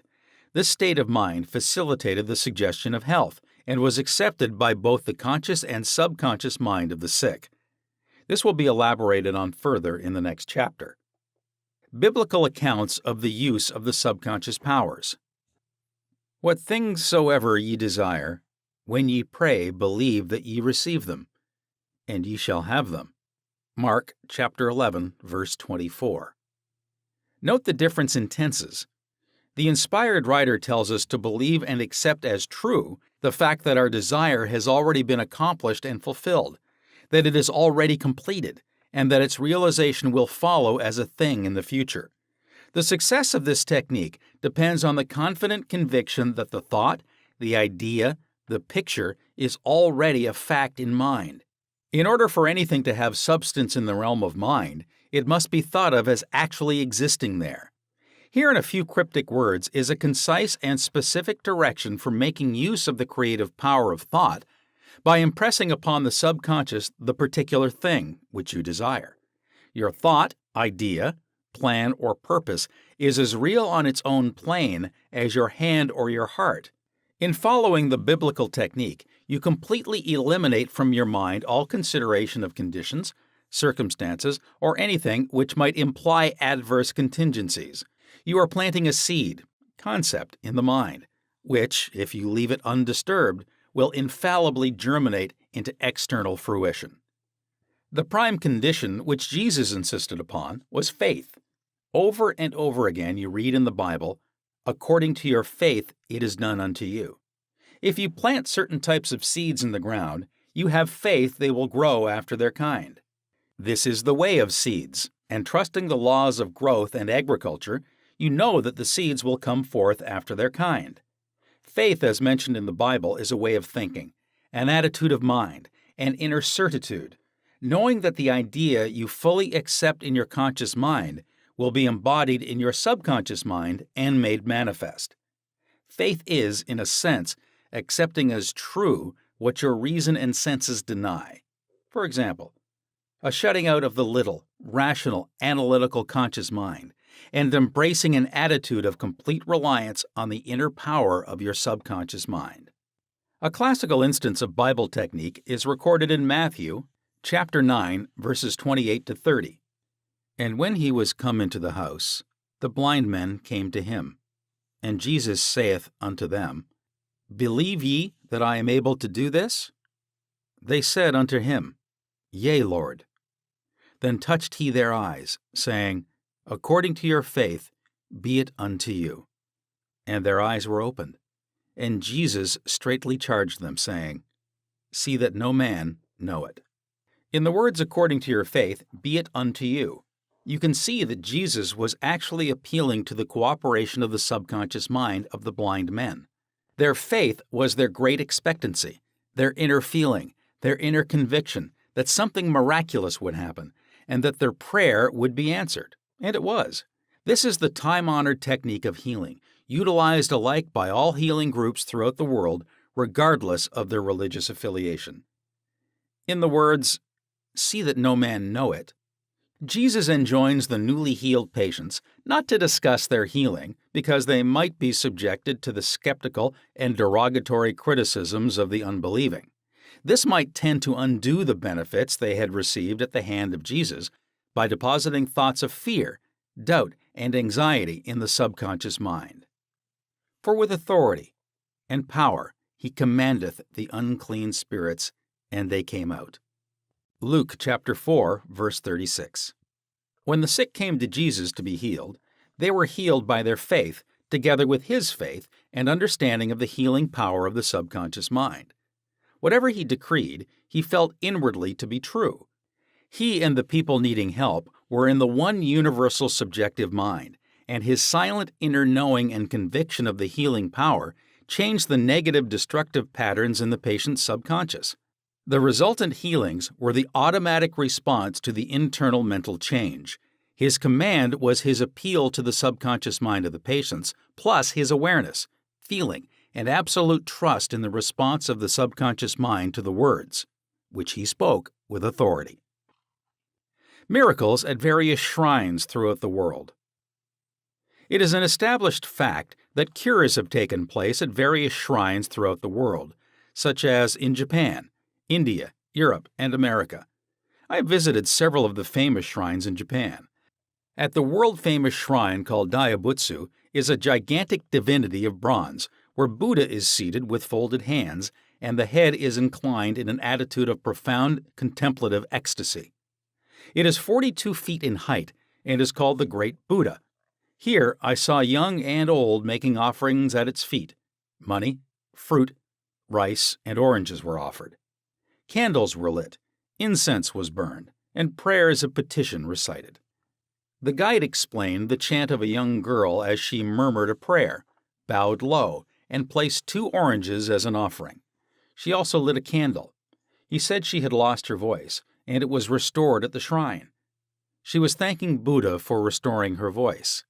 She had the simple faith that Buddha would give her back her singing voice if she followed a certain ritual, fasted, and made certain offerings. All this helped to kindle faith and expectancy, resulting in a conditioning of her mind to the point of belief. Her subconscious mind responded to her belief. To illustrate further the power of imagination and blind belief, I will relate the case of a relative of mine who had tuberculosis. His lungs were badly diseased. His son decided to heal his father. He came home to Perth, Western Australia, where his father lived, and said to him that he had met a monk who had returned from one of the healing shrines in Europe. This monk sold him a piece of the true cross. He said that he gave the monk the equivalent of $500 for it. This young man had actually picked up a splinter of wood from the sidewalk, went to the jeweler's, and had it set in a ring so that it looked real. He told his father that many were healed just by touching the ring or the cross. He inflamed and fired his father's imagination to the point that the old gentleman snatched the ring from him, placed it over his chest, prayed silently, and went to sleep. In the morning, he was healed. All the clinic's tests proved negative.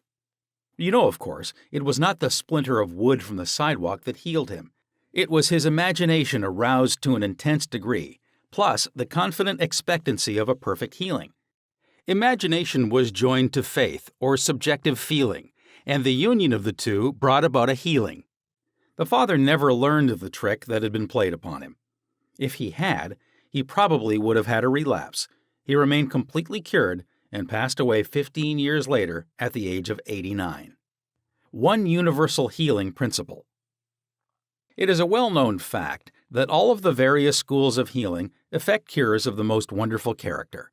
The most obvious conclusion, which strikes your mind, is that there must be some underlying principle which is common to them all, namely the subconscious mind, and the one process of healing is faith. It will now be in order to recall to your mind once more the following fundamental truths. First, that you possess mental functions which have been distinguished by designating one, the conscious mind, and the other, the subconscious mind. Secondly, your subconscious mind is constantly amenable to the power of suggestion. Furthermore, your subconscious mind has complete control of the functions, conditions, and sensations of your body. I venture to believe that all the readers of this book are familiar with the fact that symptoms of almost any disease can be induced in hypnotic subjects by suggestion. For example, a subject in the hypnotic state can develop a high temperature, flushed face, or chills according to the nature of the suggestion given. By experiment, you can suggest to the person that he is paralyzed and cannot walk. It will be so. By illustration, you can hold a cup of cold water under the nose of the hypnotic subject and tell him, "This is full of pepper, smell it." He will proceed to sneeze. What do you think caused him to sneeze? The water or the suggestion? If a man says he is allergic to timothy grass, you can place a synthetic flower or an empty glass in front of his nose when he is in a hypnotic state and tell him it is timothy grass. He will portray the usual allergic symptoms. This indicates that the cause of the disease is in the mind. The healing of the disease can also take place mentally. You realize that remarkable healings take place through osteopathy, chiropractic medicine, and naturopathy, as well as through all the various religious bodies throughout the world. But it is obvious that all these healings are brought about through the subconscious mind, the only healer there is. Notice how it heals a cut on your face caused by shaving. It knows exactly how to do it. The doctor dresses the wound and says, "Nature heals it." Nature refers to natural law, the law of the subconscious mind, or self-preservation, which is the function of the subconscious mind.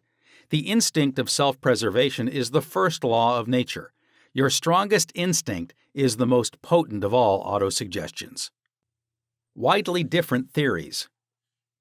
It would be tedious and unprofitable to discuss to any great extent the numerous theories advanced by different religious sects and prayer therapy groups. There are a great number who claim that because their theory produces results, it is therefore the correct one. This, as explained in this chapter, cannot be true. You are aware that there are all types of healing. Franz Anton Mesmer, an Austrian physician, 1734 to 1815, who practiced in Paris, discovered that by applying magnets to the diseased body, he could cure that disease miraculously. He also performed cures with various other pieces of glass and metals.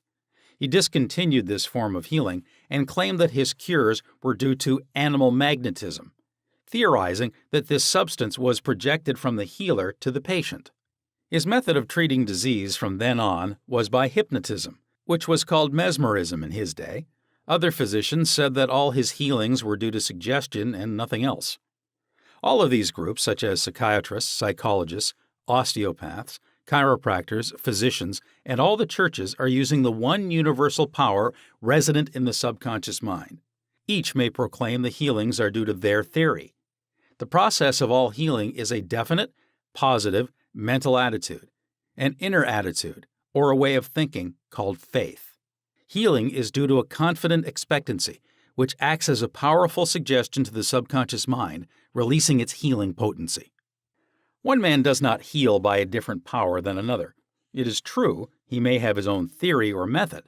There is only one process of healing, and that is faith. There is only one healing power, namely your subconscious mind. Select the theory and method you prefer. You can rest assured, if you have faith, you shall get results. Views of Paracelsus. Philippus Paracelsus, a famous Swiss alchemist and physician who lived from 1493 to 1541, was a great healer in his day. He stated what is now an obvious scientific fact when he uttered these words: "Whether the object of your faith be real or false, you will nevertheless obtain the same effects." Thus, if I believed in St. Peter's statue, as I should have believed in St. Peter himself, I shall obtain the same effects that I should have obtained from St. Peter. But that is superstition. Faith, however, produces miracles, and whether it is true or false faith, it will always produce the same wonders. The views of Paracelsus were also entertained in the 16th century by Pietro Pomponazzi, an Italian philosopher and contemporary of Paracelsus, who said, "We can easily conceive the marvelous effects which confidence and imagination can produce, particularly when both qualities are reciprocated between the subjects and the person who influences them. The cures attributed to the influence of certain relics are the effect of their imagination and confidence. Quacks and philosophers know that if the bones of any skeleton were put in place of the saint's bones, the sick would nonetheless experience beneficial effects, if they believed that they were veritable relics. Then, if you believe in the bones of saints to heal, or if you believe in the healing power of certain waters, you will get the results because of the powerful suggestion given to your subconscious mind. It is the latter that does the healing." Bernheim's experiments. Hippolyte Bernheim, professor of medicine at Nancy, France, 1910 to 1919, was the expounder of the fact that the suggestion of the physician to the patient was exerted through the subconscious mind. Bernheim, in his Suggestive Therapeutics, page 197, tells a story of a man with paralysis of the tongue, which had yielded to no form of treatment. His doctor told the patient that he had a new instrument with which he promised to heal him. He introduced a pocket thermometer into the patient's mouth. The patient imagined it to be the instrument which was to save him.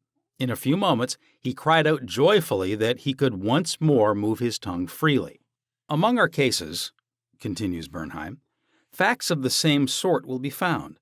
A young girl came into my office, having suffered from complete loss of speech for nearly 4 weeks.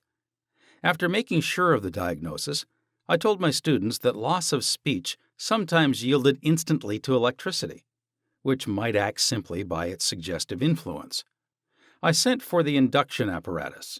I applied my hand over the larynx and moved a little and said, 'Now you can speak aloud.' In an instant, I made her say A, then B, then Maria. She continued to speak distinctively. The loss of voice had disappeared." Here, Bernheim is showing the power of faith and expectancy on the part of the patient, which acts as a powerful suggestion to the subconscious mind. Producing a blister by suggestion. Bernheim states that he produced a blister on the back of a patient's neck by applying a postage stamp and suggesting to the patient that it was a fly plaster.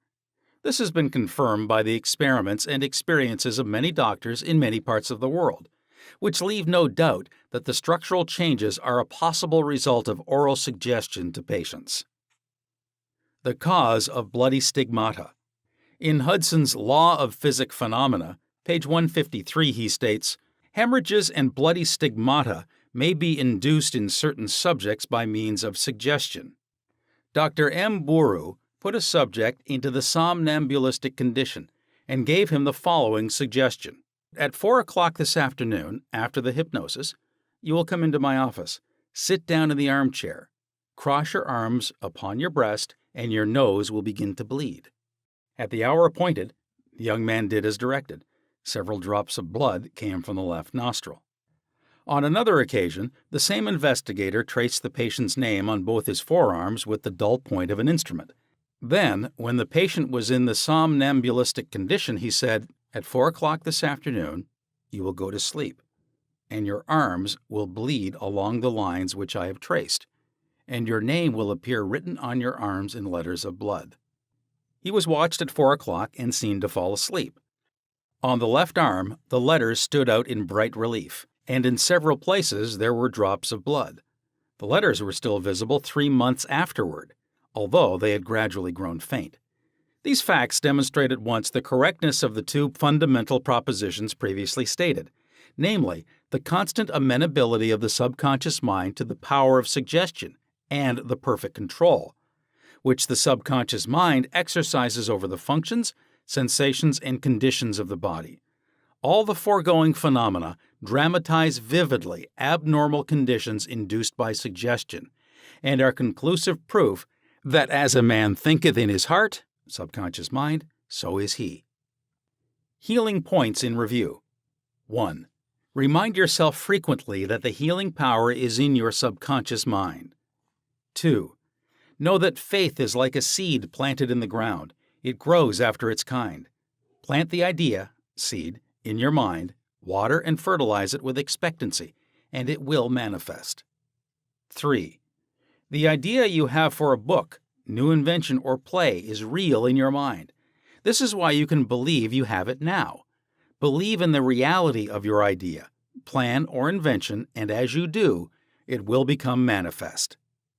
4. In praying for another, know that your silent inner knowing of wholeness, beauty, and perfection can change the negative patterns of the other's subconscious mind and bring about wonderful results. 5. The miraculous healings you hear about at various shrines are due to imagination and blind faith, which act on the subconscious mind, releasing the healing power. 6. All disease originates in the mind. Nothing appears on the body unless there is a mental pattern corresponding to it. 7. The symptoms of almost any disease can be induced in you by hypnotic suggestion. This shows you the power of your thought. 8. There is only one process of healing, and that is faith. There is only one healing power, namely your subconscious mind. 9. Whether the object of your faith is real or false, you will get results. Your subconscious mind responds to the thought in your mind. Look upon faith as a thought in your mind, and that will suffice. Chapter 5. Mental Healings in Modern Times. Everyone is definitely concerned with the healing of bodily conditions and human affairs. What is it that heals? Where is this healing power? These are questions asked by everyone. The answer is that this healing power is in the subconscious mind of each person, and a changed mental attitude on the part of the sick person releases this healing power. No mental or religious science practitioner, psychologist, psychiatrist, or medical doctor ever healed a patient. There is an old saying, "The doctor dresses the wound, but God heals it." The psychologist or psychiatrist proceeds to remove the mental blocks in the patient so that the healing principle may be released, restoring the patient to health. Likewise, the surgeon removes the physical block, enabling the healing currents to function normally. No physician, surgeon, or mental science practitioner claims that he healed the patient. The one healing power is called by many names: nature, life, God, creative intelligence, and subconscious power. As previously outlined, there are many different methods used to remove the mental, emotional, and physical blocks, which inhibit the flow of the healing life principle animating all of us. The healing principle resident in your subconscious mind can and will, if properly directed by you or some other person, heal your mind and body of all disease. This healing principle is operative in all men regardless of creed, color, or race. You do not have to belong to some particular church in order to use and participate in this healing process. Your subconscious will heal the burn or cut on your hand even though you profess to be an atheist or agnostic. The modern mental therapeutic procedure is based on the truth that the infinite intelligence and power of your subconscious mind responds according to your faith. The mental science practitioner or minister follows the injunction of the Bible. For example, he goes into his closet and shuts the door, which means he stills his mind, relaxes, lets go, and thinks of the infinite healing presence within him. He closes the door of his mind to all outside distractions as well as appearances, and then he quietly and knowingly turns over his request or desire to his subconscious mind, realizing that the intelligence of his mind will answer him according to his specific needs. The most wonderful thing to know is this: imagine the end desired and feel its reality. Then the infinite life principle will respond to your conscious choice and your conscious request. This is the meaning of belief you have received, and you shall receive. This is what the modern mental scientist does when he practices prayer therapy. One process of healing. There is only one universal healing principle operating through everything: the cat, the dog, the tree, the grass, the wind, the earth. For everything is alive. This life principle operates through the animal, vegetable, and mineral kingdoms as instinct and the law of growth. Man is consciously aware of this life principle, and he can consciously direct it to bless himself in countless ways. There are many different approaches, techniques, and methods in using the universal power, but there is only one process of healing, which is faith. For according to your faith is it done unto you. The law of belief. All religions of the world represent forms of belief, and these beliefs are explained in many ways. The law of life is belief. What do you believe about yourself, life, and the universe? It is done unto you as you believe. Belief is a thought in your mind, which causes the power of your subconscious to be distributed into all phases of your life according to your thinking habits. You must realize the Bible is not talking about your belief in some ritual, ceremony, form, institution, man, or formula. It is talking about belief itself. The belief of your mind is simply the thought of your mind. If thou canst believe, all things are possible to him that believeth. Mark chapter 9, verse 23. It is foolish to believe in something to hurt or harm you. Remember, it is not the thing believed in that hurts or harms you, but the belief or thought in your mind which creates the result. All your experiences, all your actions, and all the events and circumstances of your life are but the reflections and reactions to your own thought. Prayer therapy is the combined function of the conscious and subconscious mind scientifically directed.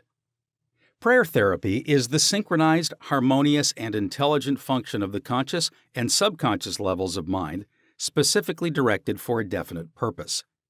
In scientific prayer or prayer therapy, you must know what you are doing and why you are doing it. You trust the law of healing. Prayer therapy is sometimes referred to as mental treatment, and another term is scientific prayer. In prayer therapy, you consciously choose a certain idea, mental picture or plan, which you desire to experience. You realize your capacity to convey this idea or mental image to your subconscious by feeling the reality of the state assumed. As you remain faithful in your mental attitude, your prayer will be answered. Prayer therapy is a definite mental action for a definite specific purpose. Let us suppose that you decide to heal a certain difficulty by prayer therapy. You are aware that your problem or sickness, whatever it may be, must be caused by negative thoughts charged with fear and lodged in your subconscious mind, and that if you can succeed in cleansing your mind of these thoughts, you will get a healing. You, therefore, turn to the healing power within your subconscious mind and remind yourself of its infinite power and intelligence, and its capacity to heal all conditions. As you dwell on these truths, your fear will begin to dissolve, and the recollection of these truths also corrects the erroneous beliefs. You give thanks for the healing that you know will come, and then you keep your mind off the difficulty until you feel guided, after an interval, to pray again. While you're praying, you absolutely refuse to give any power to the negative conditions or to admit for a second that the healing will not come. This attitude of mind brings about the harmonious union of the conscious and subconscious mind, which releases the healing power. Faith healing, what it means and how blind faith works. What is popularly termed faith healing is not the faith mentioned in the Bible, which means a knowledge of the interaction of the conscious and subconscious mind. A faith healer is one who heals without any real scientific understanding of the powers and forces involved. He may claim that he has a special gift of healing, and the sick person's blind belief in him or his powers may bring results. The voodoo doctor in South Africa and other parts of the world may heal by incantations, or a person may be healed by touching the so-called bones of saints, or anything else which cause the patients to honestly believe in the method or process. Any method which causes you to move from fear and worry to faith and expectancy will heal. There are many persons, each of whom claims that because his personal theory produces results, it is, therefore, the correct one. This, as already explained in this chapter, cannot be true. To illustrate how blind faith works, you will recall our discussion of the Swiss physician Franz Anton Mesmer. In 1776, he claimed many cures when he stroked diseased bodies with artificial magnets. Later on, he threw away his magnets and evolved the theory of animal magnetism. This he held to be a fluid which pervades the universe, but is most active in the human organism. He claimed that this magnetic fluid, which was going forth from him to his patients, healed them. People flocked to him, and many wonderful cures were effected. Mesmer moved to Paris, and while there, the government appointed a commission composed of physicians and members of the Academy of Science, of which Benjamin Franklin was a member, to investigate his cures. The report admitted the leading facts claimed by Mesmer, but held that there was no evidence to prove the correctness of his magnetic fluid theory, and said the effects were due to the imagination of the patients. Soon after this, Mesmer was driven into exile and died in 1815. Shortly afterwards, Dr. Braid of Manchester undertook to show that magnetic fluid had nothing to do with the production of the healings of Dr. Mesmer. Dr. Braid discovered that patients could be thrown into hypnotic sleep by suggestion, during which many of the well-known phenomena ascribed to magnetism by Mesmer could be produced. You can readily see that all these cures were undoubtedly brought about by the active imagination of the patients, together with a powerful suggestion of health to their subconscious minds. All this could be termed blind faith, as there was no understanding in those days as to how the cures were brought about. Subjective faith and what it means. You will recall the proposition, which need not be repeated at length, that the subjective or subconscious mind of an individual is as amenable to the control of his own conscious or objective mind as it is by the suggestions of another. It follows that whatever may be your objective belief, if you will assume to have faith actively or passively, your subconscious mind will be controlled by the suggestion, and your desire will be fulfilled. The faith required in mental healings is a purely subjective faith, and it is attainable upon the cessation of active opposition on the part of the objective or conscious mind. In the healing of the body, it is, of course, desirable to secure the concurrent faith of both the conscious and subconscious mind. However, it is not always essential if you will enter into a state of passivity and receptivity by relaxing the mind and the body and getting into a sleepy state. In this drowsy state, your passivity becomes receptive to subjective impression. Recently, I was asked by a man, "How is it that I got a healing through a minister?" I do not believe what he said when he told me that there is no such thing as disease and that matter does not exist. This man at first thought his intelligence was being insulted, and he protested against such a palpable absurdity. The explanation is simple. He was quieted by soothing words and told to get into a perfectly passive condition, to say nothing, and to think of nothing for the time being. His minister also became passive and affirmed quietly, peacefully, and constantly for about 1/2 hour that this man would have perfect health, peace, harmony, and wholeness. He felt immense relief and was restored to health. It is easy to see that his subjective faith had been made manifest by his passivity under treatment, and the suggestions of perfect healthfulness by the minister were conveyed to his subconscious mind. The two subjective minds were then en rapport.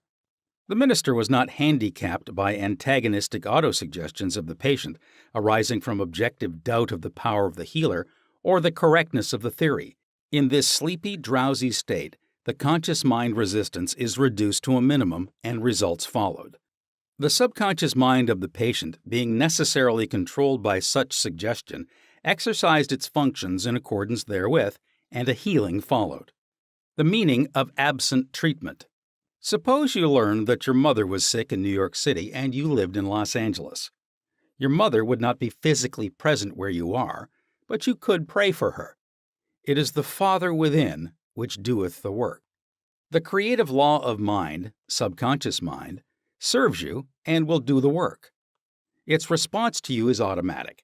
Your treatment is for the purpose of inducing an inner realization of health and harmony in your mentality. This inner realization, acting through the subconscious mind, operates through your mother's subconscious mind, as there is but one creative mind. Your thoughts of health, vitality, and perfection operate through the one universal subjective mind, and set a law in motion on the subjective side of life, which manifests through her body as a healing. In the mind principle, there is no time or space. It is the same mind that operates through your mother, no matter where she may be. In reality, there is no absent treatment as opposed to present treatment, for the universal mind is omnipresent. You do not try to send out thoughts or hold a thought. Your treatment is a conscious movement of thought, and as you become conscious of the qualities of health, well-being, and relaxation, these qualities will be resurrected in the experience of your mother, and results will follow. The following is a perfect example of what is called absent treatment. Recently, a listener to our radio program in Los Angeles prayed as follows for her mother in New York, who had a coronary thrombosis. The healing presence is right where my mother is. Her bodily condition is but a reflection of her thought life, like shadows cast on the screen. I know that in order to change the images on the screen, I must change the projection reel. My mind is the projection reel, and I now project in my own mind the image of wholeness, harmony, and perfect health for my mother. The infinite healing presence, which created my mother's body and all her organs, is now saturating every atom of her being, and a river of peace flows through every cell of her body. The doctors are divinely guided and directed, and whoever touches my mother is guided to do the right thing. I know that disease has no ultimate reality. If it had, no one could be healed. I now align myself with the infinite principle of love and life, and I know and decree that harmony, health, and peace are now being expressed in my mother's body. She prayed in the above manner several times daily, and her mother had a most remarkable recovery after a few days, much to the amazement of her specialist. He complimented her on her great faith in the power of God. The conclusion, arrived at in the daughter's mind, set the creative law of mind in motion on the subjective side of life, which manifested itself through her mother's body as perfect health and harmony. What the daughter felt as true about her mother was simultaneously resurrected in the experience of her mother. Releasing the kinetic action of the subconscious mind. A psychologist friend of mine told me that one of his lungs was infected. X-rays and analysis showed the presence of tuberculosis. At night, before going to sleep, he would quietly affirm, "Every cell, nerve, tissue, and muscle of my lungs are now being made whole, pure, and perfect. My whole body is being restored to health and harmony." These are not his exact words, but they represent the essence of what he affirmed. A complete healing followed in about a month's time. Subsequent X-rays showed a perfect healing. I wanted to know his method, so I asked him why he repeated the words prior to sleep. Here is his reply. The kinetic action of the subconscious mind continues throughout your sleep time period. Hence, give the subconscious mind something good to work on as you drop off into slumber. This was a very wise answer. In thinking of harmony and perfect health, he never mentioned his trouble by name. I strongly suggest that you cease talking about your ailments or giving them a name. The only sap from which they draw life is your attention and fear of them. Like the above-mentioned psychologist, become a mental surgeon. Then your troubles will be cut off like dead branches are pruned from a tree. If you are constantly naming your aches and symptoms, you inhibit the kinetic action, which means the release of the healing power and energy of your subconscious mind. Furthermore, by the law of your own mind, these imaginings tend to take shape. As the thing I greatly feared, fill your mind with the great truths of life and walk forward in the light of love. Summary of your aids to health. 1. Find out what it is that heals you. Realize that correct directions given to your subconscious mind will heal your mind and body. 2. Develop a definite plan for turning over your requests or desires to your subconscious mind. 3. Imagine the end desired and feel its reality. Follow it through, and you will get definite results. 4. Decide what belief is. Know that belief is a thought in your mind, and what you think, you create. 5. It is foolish to believe in sickness and something to hurt or to harm you. Believe in perfect health, prosperity, peace, wealth, and divine guidance. 6. Great and noble thoughts upon which you habitually dwell become great acts. 7. Apply the power of prayer therapy in your life. Choose a certain plan, idea, or mental picture. Mentally and emotionally unite with that idea, and as you remain faithful to your mental attitude, your prayer will be answered. 8. Always remember, if you really want the power to heal, you can have it through faith, which means a knowledge of the working of your conscious and subconscious mind. Faith comes with understanding. 9. Blind faith means that a person may get results in healing without any scientific understanding of the powers and forces involved. 10. Learn to pray for your loved ones who may be ill. Quiet your mind and your thoughts of health, vitality, and perfection operating through the one universal subjective mind will be felt and resurrected in the mind of your loved one. Chapter 6. Practical Techniques in Mental Healings. An engineer has a technique and a process for building a bridge or an engine. Like the engineer, your mind also has a technique for governing, controlling, and directing your life. You must realize that methods and techniques are primary. In building the Golden Gate Bridge, the chief engineer understood mathematical principles, stresses, and strains. Secondly, he had a picture of the ideal bridge across the bay. The third step was his application of tried and proven methods by which the principles were implemented until the bridge took form and we drive on it. There also are techniques and methods by which your prayers are answered. If your prayer is answered, there is a way in which it is answered, and this is a scientific way. Nothing happens by chance. This is a world of law and order. In this chapter, you will find practical techniques for the unfolding and nurture of your spiritual life. Your prayers must not remain up in the air like a balloon. They must go somewhere and accomplish something in your life. When we come to analyze prayer, we discover there are many different approaches and methods.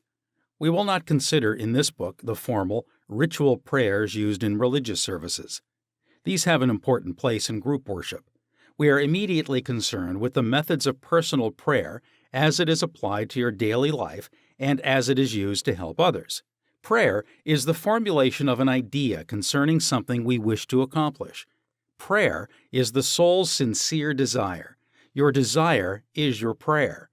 It comes out of your deepest needs, and it reveals the things you want in life. Blessed are they that hunger and thirst after righteousness, for they shall be filled. That is really prayer, life's hunger and thirst for peace, harmony, health, joy, and all the other blessings of life. The passing over technique for impregnating the subconscious. This consists essentially in inducing the subconscious mind to take over your request as handed it by the conscious mind.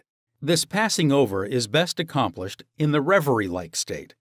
Know that in your deeper mind, it is infinite intelligence and infinite power. Just calmly think over what you want.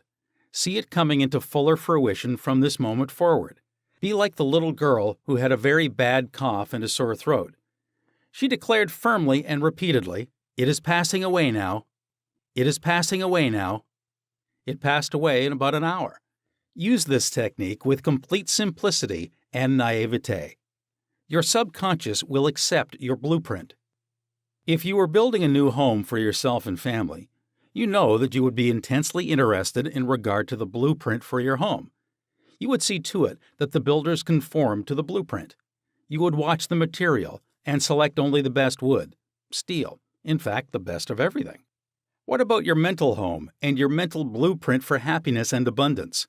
All your experiences and everything that enters into your life depend upon the nature of the mental building blocks, which you use in the construction of your mental home. If your blueprint is full of mental patterns of fear, worry, anxiety, or lack, and if you are despondent, doubtful, and cynical, then the texture of the mental material you are weaving into your mind will come forth as more toil, care, tension, anxiety, and limitation of all kinds. The most fundamental and the most far-reaching activity in life is that which you build into your mentality every waking hour. Your word is silent and invisible. Nevertheless, it is real. You are building your mental home all the time, and your thought and mental imagery represent your blueprint. Hour by hour, moment by moment, you can build radiant health, success, and happiness by the thoughts you think, the ideas which you harbor, the beliefs that you accept, and the scenes that you rehearse in the hidden studio of your mind. This stately mansion, upon the construction of which you are perpetually engaged, is your personality, your identity in this plane, your whole life story on this earth. Get a new blueprint. Build silently by realizing peace, harmony, joy, and goodwill in the present moment. By dwelling upon these things and claiming them, your subconscious will accept your blueprint and bring all these things to pass. By their fruits ye shall know them. The science and art of true prayer. The term science means knowledge, which is coordinated, arranged, and systematized. Let us think of the science and art of true prayer as it deals with the fundamental principles of life and the techniques and processes by which they can be demonstrated in your life, as well as in the life of every human being when he applies them faithfully. The art is your technique or process, and the science behind it is the definite response of creative mind to your mental picture or thought. Ask, and it shall be given you. Seek, and ye shall find. Knock, and it shall be opened unto you. Matthew chapter 7, verse 7. Here you are told you shall receive that for which you ask. It shall be opened to you when you knock, and you shall find that for which you are searching. This teaching implies the definiteness of mental and spiritual laws.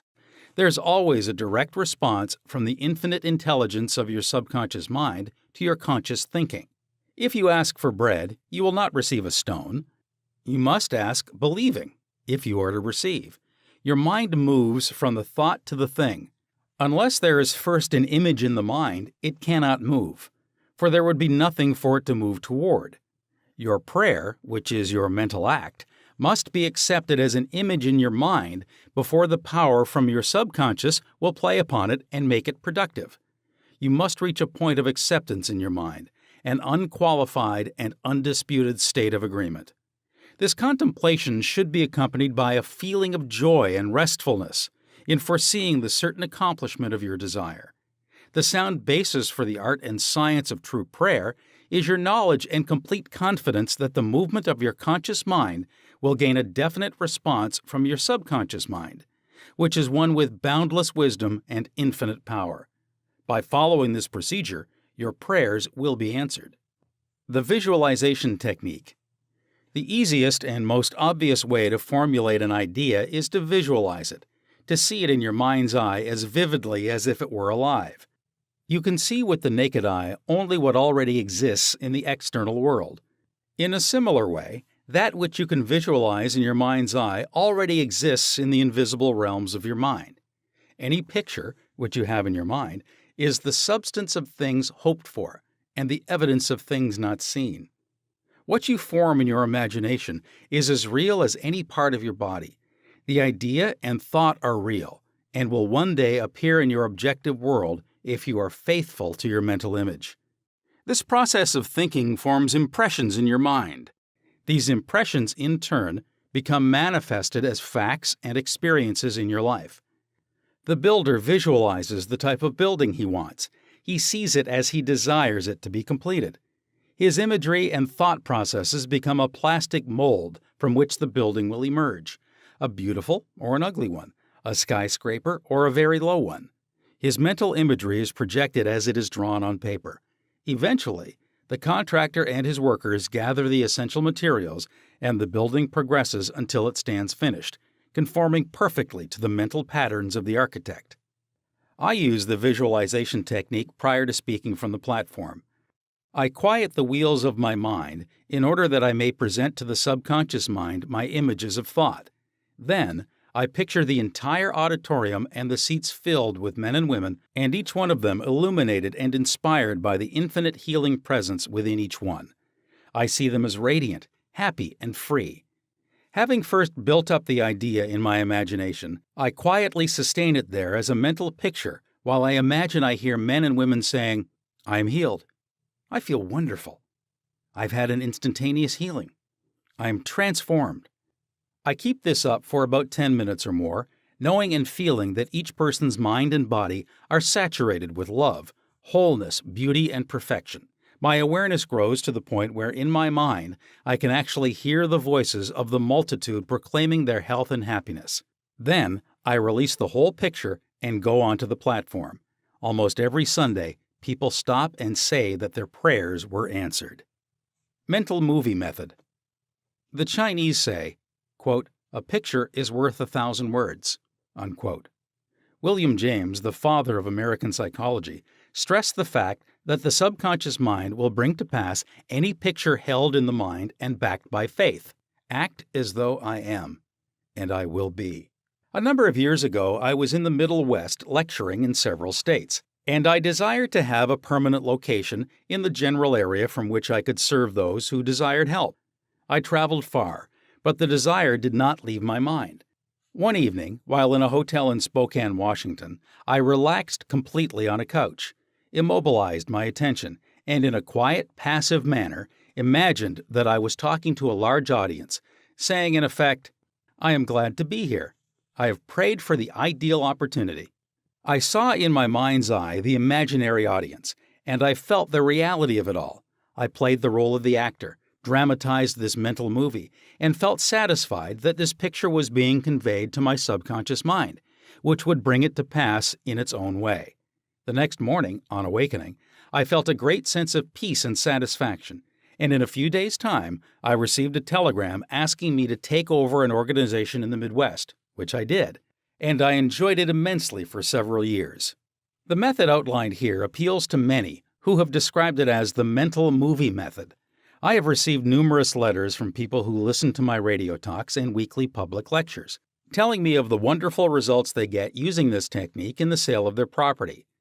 I suggest to those who have homes or property for sale that they satisfy themselves in their own mind that their price is right.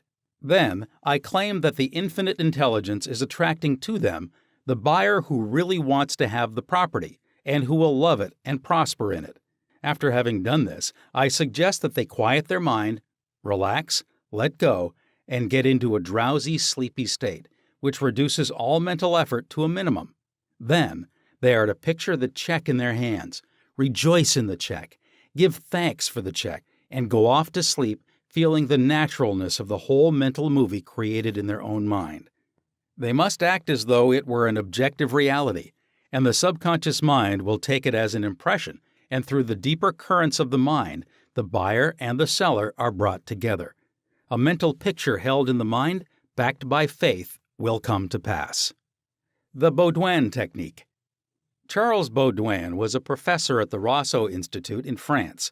He was a brilliant psychotherapist and a research director of the New Nancy School of Healing, who in 1910 taught that the best way to impress the subconscious mind was to enter into a drowsy, sleepy state or a state akin to sleep in which all effort was reduced to a minimum. Then, in a quiet, passive, receptive way, by reflection, he would convey the idea to the subconscious. The following is his formula. Quote, "A very simple way of securing this impregnation of the subconscious mind is to condense the idea, which is to be the object of suggestion, to sum it up in a brief phrase, which can be readily graven on the memory, and to repeat it over and over again as a lullaby." Unquote. Some years ago, a young lady in Los Angeles was engaged in a prolonged bitter family lawsuit over a will.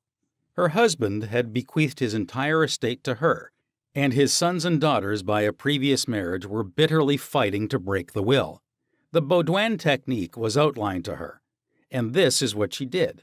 She relaxed her body in an armchair, entered into the sleepy state, and as suggested, condensed the idea of her need into a phrase consisting of 6 words easily graven on the memory. "It is finished in divine order."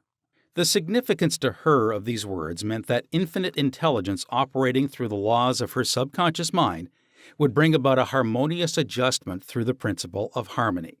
She continued this procedure every night for about 10 nights. After she got into a sleepy state, she would affirm slowly, quietly, and feelingly the statement, "It is finished in divine order," over and over again, feeling a sense of inner peace and an all-pervading tranquility.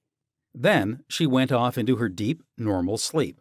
On the morning of the 11th day, following the use of the above technique, she awakened with a sense of well-being, a conviction that it was finished.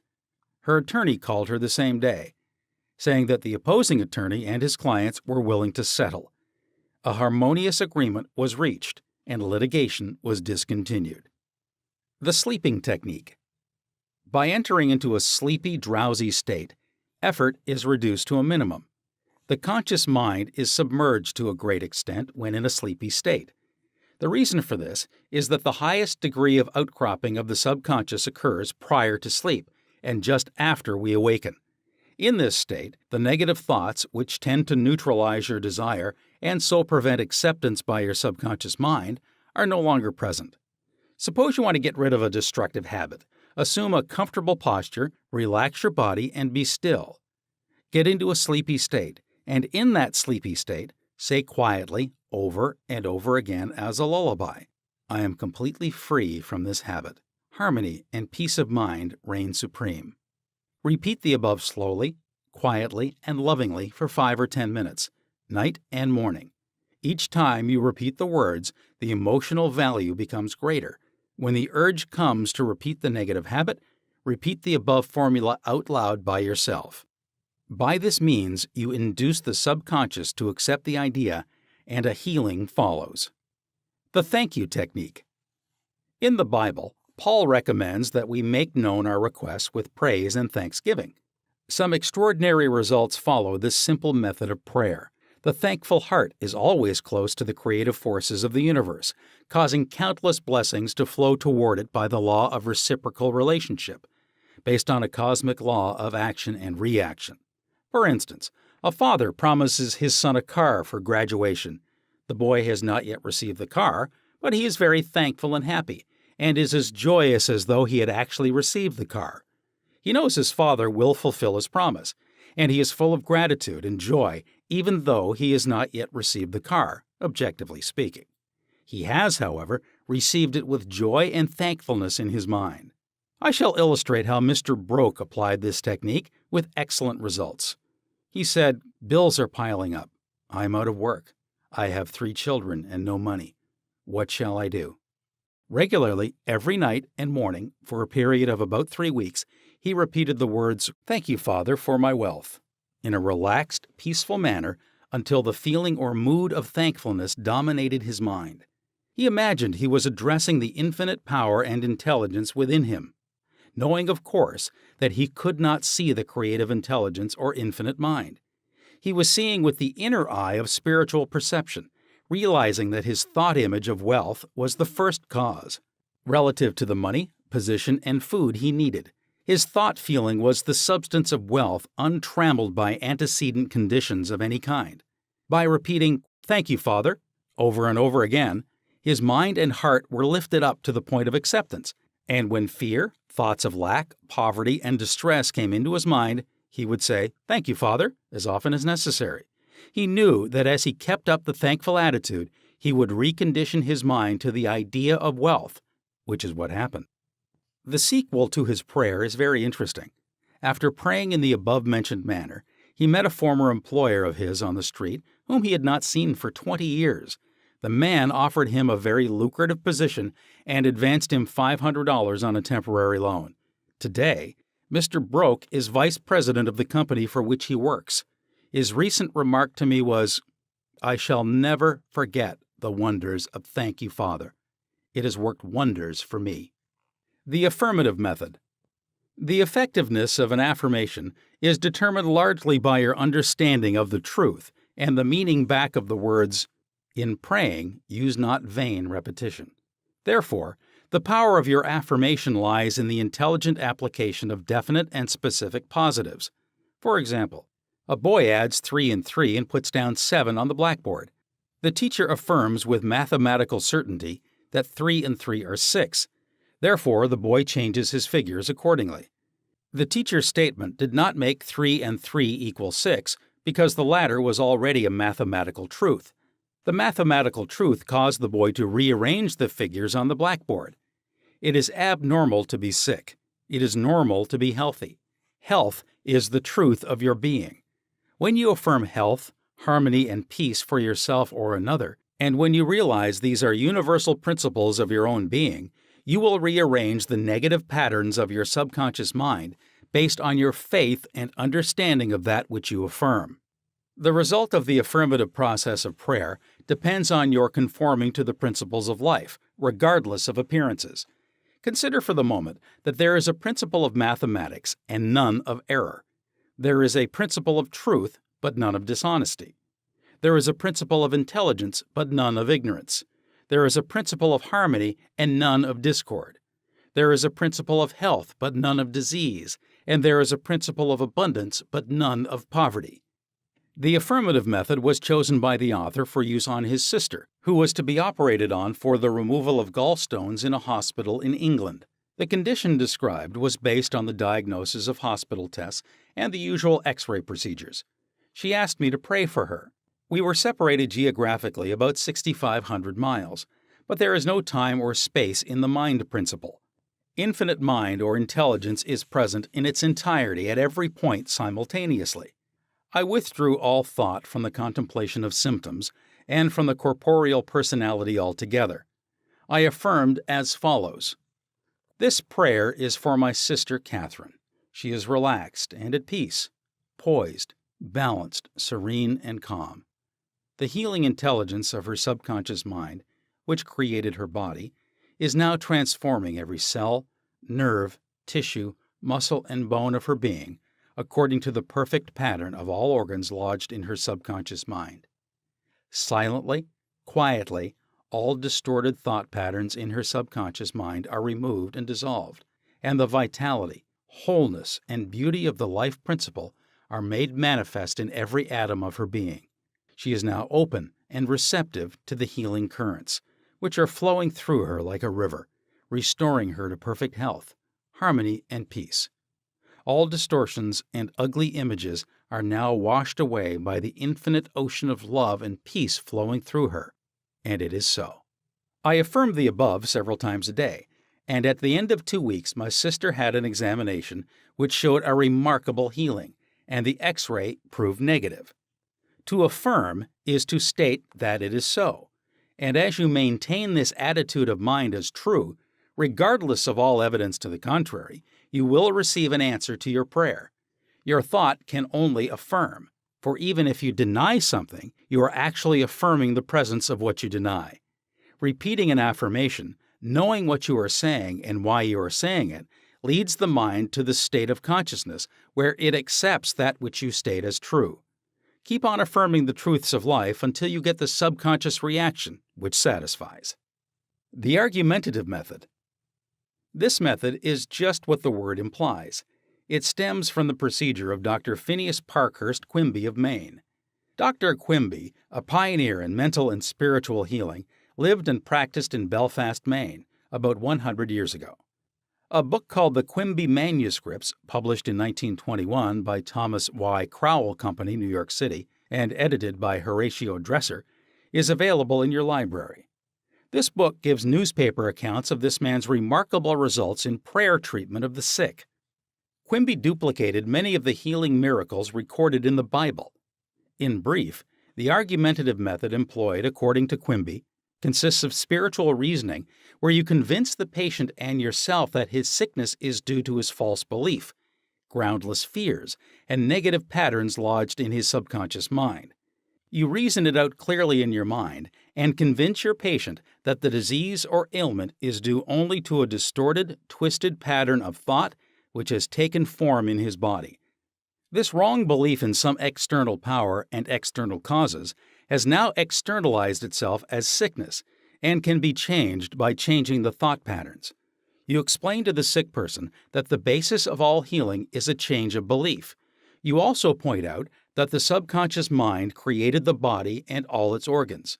Therefore, it knows how to heal it, can heal it, and is doing so now as you speak. You argue in the courtroom of your mind that the disease is a shadow of the mind based on disease-soaked morbid thought imagery. You continue to build up all the evidence you can muster on behalf of the healing power within, which created all the organs in the first place, and which has a perfect pattern of every cell, nerve, and tissue within it. Then, you render a verdict in the courthouse of your mind in favor of yourself or your patient. You liberate the sick one by faith and spiritual understanding. Your mental and spiritual evidence is overwhelming, there being but one mind. What you feel is true will be resurrected in the experience of the patient. This procedure is essentially the argumentative method used by Dr. Quimby of Maine from 1849 to 1869. The absolute method is like modern sound wave therapy. Many people throughout the world practice this form of prayer treatment with wonderful results. The person using the absolute method mentions the name of the patient, such as John Jones, then quietly and silently thinks of God and His qualities and attributes such as God is all bliss, boundless love, infinite intelligence, all-powerful, boundless wisdom, absolute harmony, indescribable beauty, and perfection.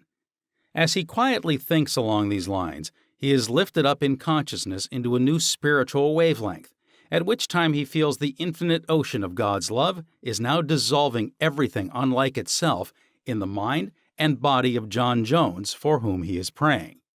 He feels all the power and love of God are now focused on John Jones, and whatever is bothering or vexing him is now completely neutralized in the presence of the infinite ocean of life and love. The absolute method of prayer might be likened to the sound wave or sonic therapy recently shown me by a distinguished physician in Los Angeles. He has an ultrasound wave machine, which oscillates at a tremendous speed and sends sound waves to an area of the body to which it is directed. These sound waves can be controlled, and he told me of achieving remarkable results in dissolving arthritic calcareous deposits, as well as the healing and removal of other disturbing conditions. To the degree that we rise in consciousness by contemplating qualities and attributes of God, do we generate spiritual electronic waves of harmony, health, and peace. Many remarkable healings follow this technique of prayer. A cripple walks. Dr. Phineas Parkhurst Quimby, of whom we spoke previously in this chapter, used the absolute method in the latter years of his healing career. He was really the father of psychosomatic medicine and the first psychoanalyst. He had the capacity to diagnose clairvoyantly the cause of the patient's trouble, pains, and aches. The following is a condensed account of the healing of a cripple as recorded in Quimby's manuscripts. Quimby was called on to visit a woman who was lame, aged, and bedridden. He states that her ailment was due to the fact that she was imprisoned by a creed so small and contracted that she could not stand upright and move about. She was living in the tomb of fear and ignorance.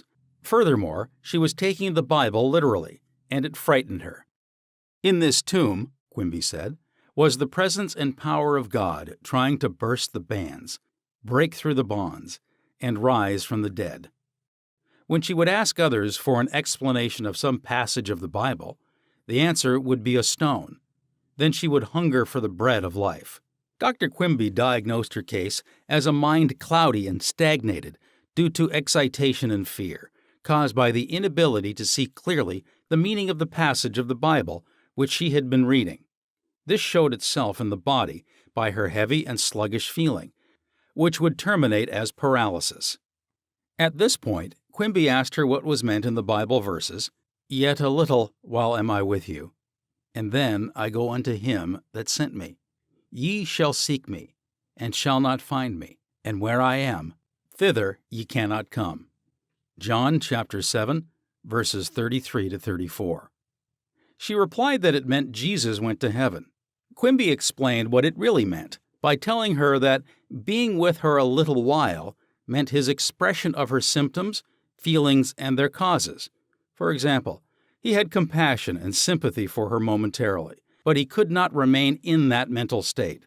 The next step was to go to him that sent us, which, as Quimby pointed out, was the creative power of God in all of us. Quimby immediately traveled in his mind and contemplated the divine ideal. For example, the vitality, intelligence, harmony, and power of God functioning in the sick person. This is why he said to the woman, "Therefore, where I go, you cannot come, for you are in your narrow, restricted belief, and I am in health." This prayer and explanation produced an instantaneous sensation, and a change came over her mind. She walked without her crutches. Quimby said it was one of the most singular of all his healings. She was, as it were, dead to error, and to bring her to life or truth was to raise her from the dead. Quimby quoted the resurrection of Christ and applied it to her own Christ or health. This produced a powerful effect on her. He also explained to her that the truth, which she accepted was the angel or idea, which rolled away the stone of fear, ignorance, and superstition, thereby releasing the healing power of God, which made her whole. The decree method. Power goes into our word according to the feeling and faith behind it. When we realize the power that moves the world is moving on our behalf and is backing up our word, our confidence and assurance grow. You do not try and add power to power. Therefore, there must be no mental striving, coercion, force, or mental wrestling. A young girl used the decree method on a young man who was constantly phoning her, pressing her for dates, and meeting her at her place of business. She found it very difficult to get rid of him. She decreed as follows: I release blank unto God. He is in his true place at all times. I am free, and he is free. I now decree that my words go forth into infinite mind, and it brings it to pass. It is so. She said he vanished, and she has never seen him since, adding, it was as though the ground swallowed him up. Thou shalt decree a thing, and it shall be established unto thee, and the light shall shine upon thy ways. Job chapter 22, verse 28. Serve yourself with scientific truth. 1. Be a mental engineer and use tried and proven techniques in building a grander and greater life. 2. Your desire is prayer. Picture the fulfillment of your desire now and feel its reality, and you will experience the joy of the answered prayer. 3. Desire to accomplish things the easy way with the sure aid of mental science. 4. You can build radiant health, success, and happiness by the thoughts you think in the hidden studio of your mind. 5. Experiment scientifically until you personally prove that there is always a direct response from the infinite intelligence of your subconscious mind to your conscious thinking. 6. Feel the joy and restfulness in foreseeing the certain accomplishment of your desire. Any mental picture which you have in your mind is the substance of things hoped for and the evidence of things not seen. 7. A mental picture is worth 1,000 words. Your subconscious will bring to pass any picture held in the mind backed by faith. 8. Avoid all effort or mental coercion in prayer. Get into a sleepy, drowsy state and lull yourself to sleep, feeling and knowing that your prayer is answered. 9. Remember that the thankful heart is always close to the riches of the universe. 10. To affirm is to state that it is so, and as you maintain this attitude of mind as true, regardless of all evidence to the contrary, you will receive an answer to your prayer. 11. Generate electronic waves of harmony, health, and peace by thinking of the love and the glory of God. 12. What you decree and feel as true will come to pass. Decree harmony, health, peace, and abundance. Chapter 7. The tendency of the subconscious is lifeward. Over 90% of your mental life is subconscious, so men and women who fail to make use of this marvelous power live within very narrow limits. Your subconscious processes are always lifeward and constructive. Your subconscious is the builder of your body and maintains all its vital functions. It is on the job 24 hours a day and never sleeps. It is always trying to help and preserve you from harm. Your subconscious mind is in touch with infinite life and boundless wisdom, and its impulses and ideas are always lifeward. The great aspirations, inspirations, and visions for a grander and nobler life spring from the subconscious. Your profoundest convictions are those you cannot argue about rationally because they do not come from your conscious mind. They come from your subconscious mind. Your subconscious speaks to you in intuitions, impulses, hunches, intimations, urges, and ideas, and it is always telling you to rise, transcend, grow, advance, adventure, and move forward to greater heights. The urge to love, to save the lives of others, comes from the depths of your subconscious. For example, during the Great San Francisco earthquake and fire of April 18, 1906, invalids and cripples who had been confined to bed for long periods of time rose up and performed some of the most amazing feats of bravery and endurance. The intense desire welled up within them to save others at all costs, and their subconscious responded accordingly. Great artists, musicians, poets, speakers, and writers tune in with their subconscious powers and become animated and inspired. For example, Robert Louis Stevenson, before he went to sleep, used to charge his subconscious with the task of evolving stories for him while he slept. He was accustomed to ask his subconscious to give him a good, marketable thriller when his bank account was low. Stevenson said the intelligence of his deeper mind gave him the story piece by piece, like a serial. This shows how your subconscious will speak lofty and wise sayings through you, which your conscious mind knows nothing about. Mark Twain confided to the world on many occasions that he never worked in his life. All his humor and all his great writings were due to the fact that he tapped the inexhaustible reservoir of his subconscious mind. How the body portrays the workings of the mind. The interaction of your conscious and subconscious mind requires a similar interaction between the corresponding system of nerves. The cerebrospinal system is the organ of the conscious mind, and the sympathetic system is the organ of the subconscious mind. The cerebrospinal system is the channel through which you receive conscious perception by means of your 5 physical senses and exercise control over the movement of your body. This system has its nerves in the brain, and it is the channel of your volitional and conscious mental action. The sympathetic system, sometimes referred to as the involuntary nervous system, has its center in a ganglionic mass at the back of the stomach known as the solar plexus, and is sometimes spoken of as the abdominal brain. It is the channel of that mental action which unconsciously supports the vital functions of the body. The two systems may work separately or synchronously. Judge Thomas Troward says, quote, "The vagus nerve passes out of the cerebral region as a portion of the voluntary system, and through it, we control the vocal organs. Then it passes onward to the thorax, sending out branches to the heart and lungs. Finally, passing through the diaphragm, it loses the outer coating, which distinguishes the nerves of the voluntary system, and becomes identified with those of the sympathetic system, so forming a connecting link between the two and making the man physically a single entity. Similarly, different areas of the brain indicate their connection with the objective and subjective activities of the mind respectively. And speaking in a general way, we may assign the frontal portion of the brain to the former and the posterior portion to the latter, while the intermediate portion partakes of the character of both.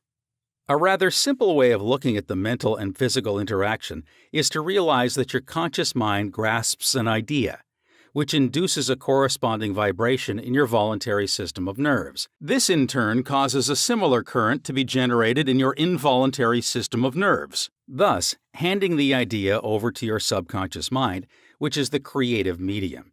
This is how your thoughts become things. Every thought entertained by your conscious mind and accepted as true is sent by your brain to your solar plexus, the brain of your subconscious mind, to be made into your flesh and to be brought forth into your world as a reality. There is an intelligence which takes care of your body. When you study the cellular system and the structure of the organs, such as eyes, ears, heart, liver, bladder, etc., you learn they consist of groups of cells, which form a group intelligence, whereby they function together and are able to take orders and carry them out in deductive function at the suggestion of the master mind, conscious mind. A careful study of the single-celled organism shows you what goes on in your complex body.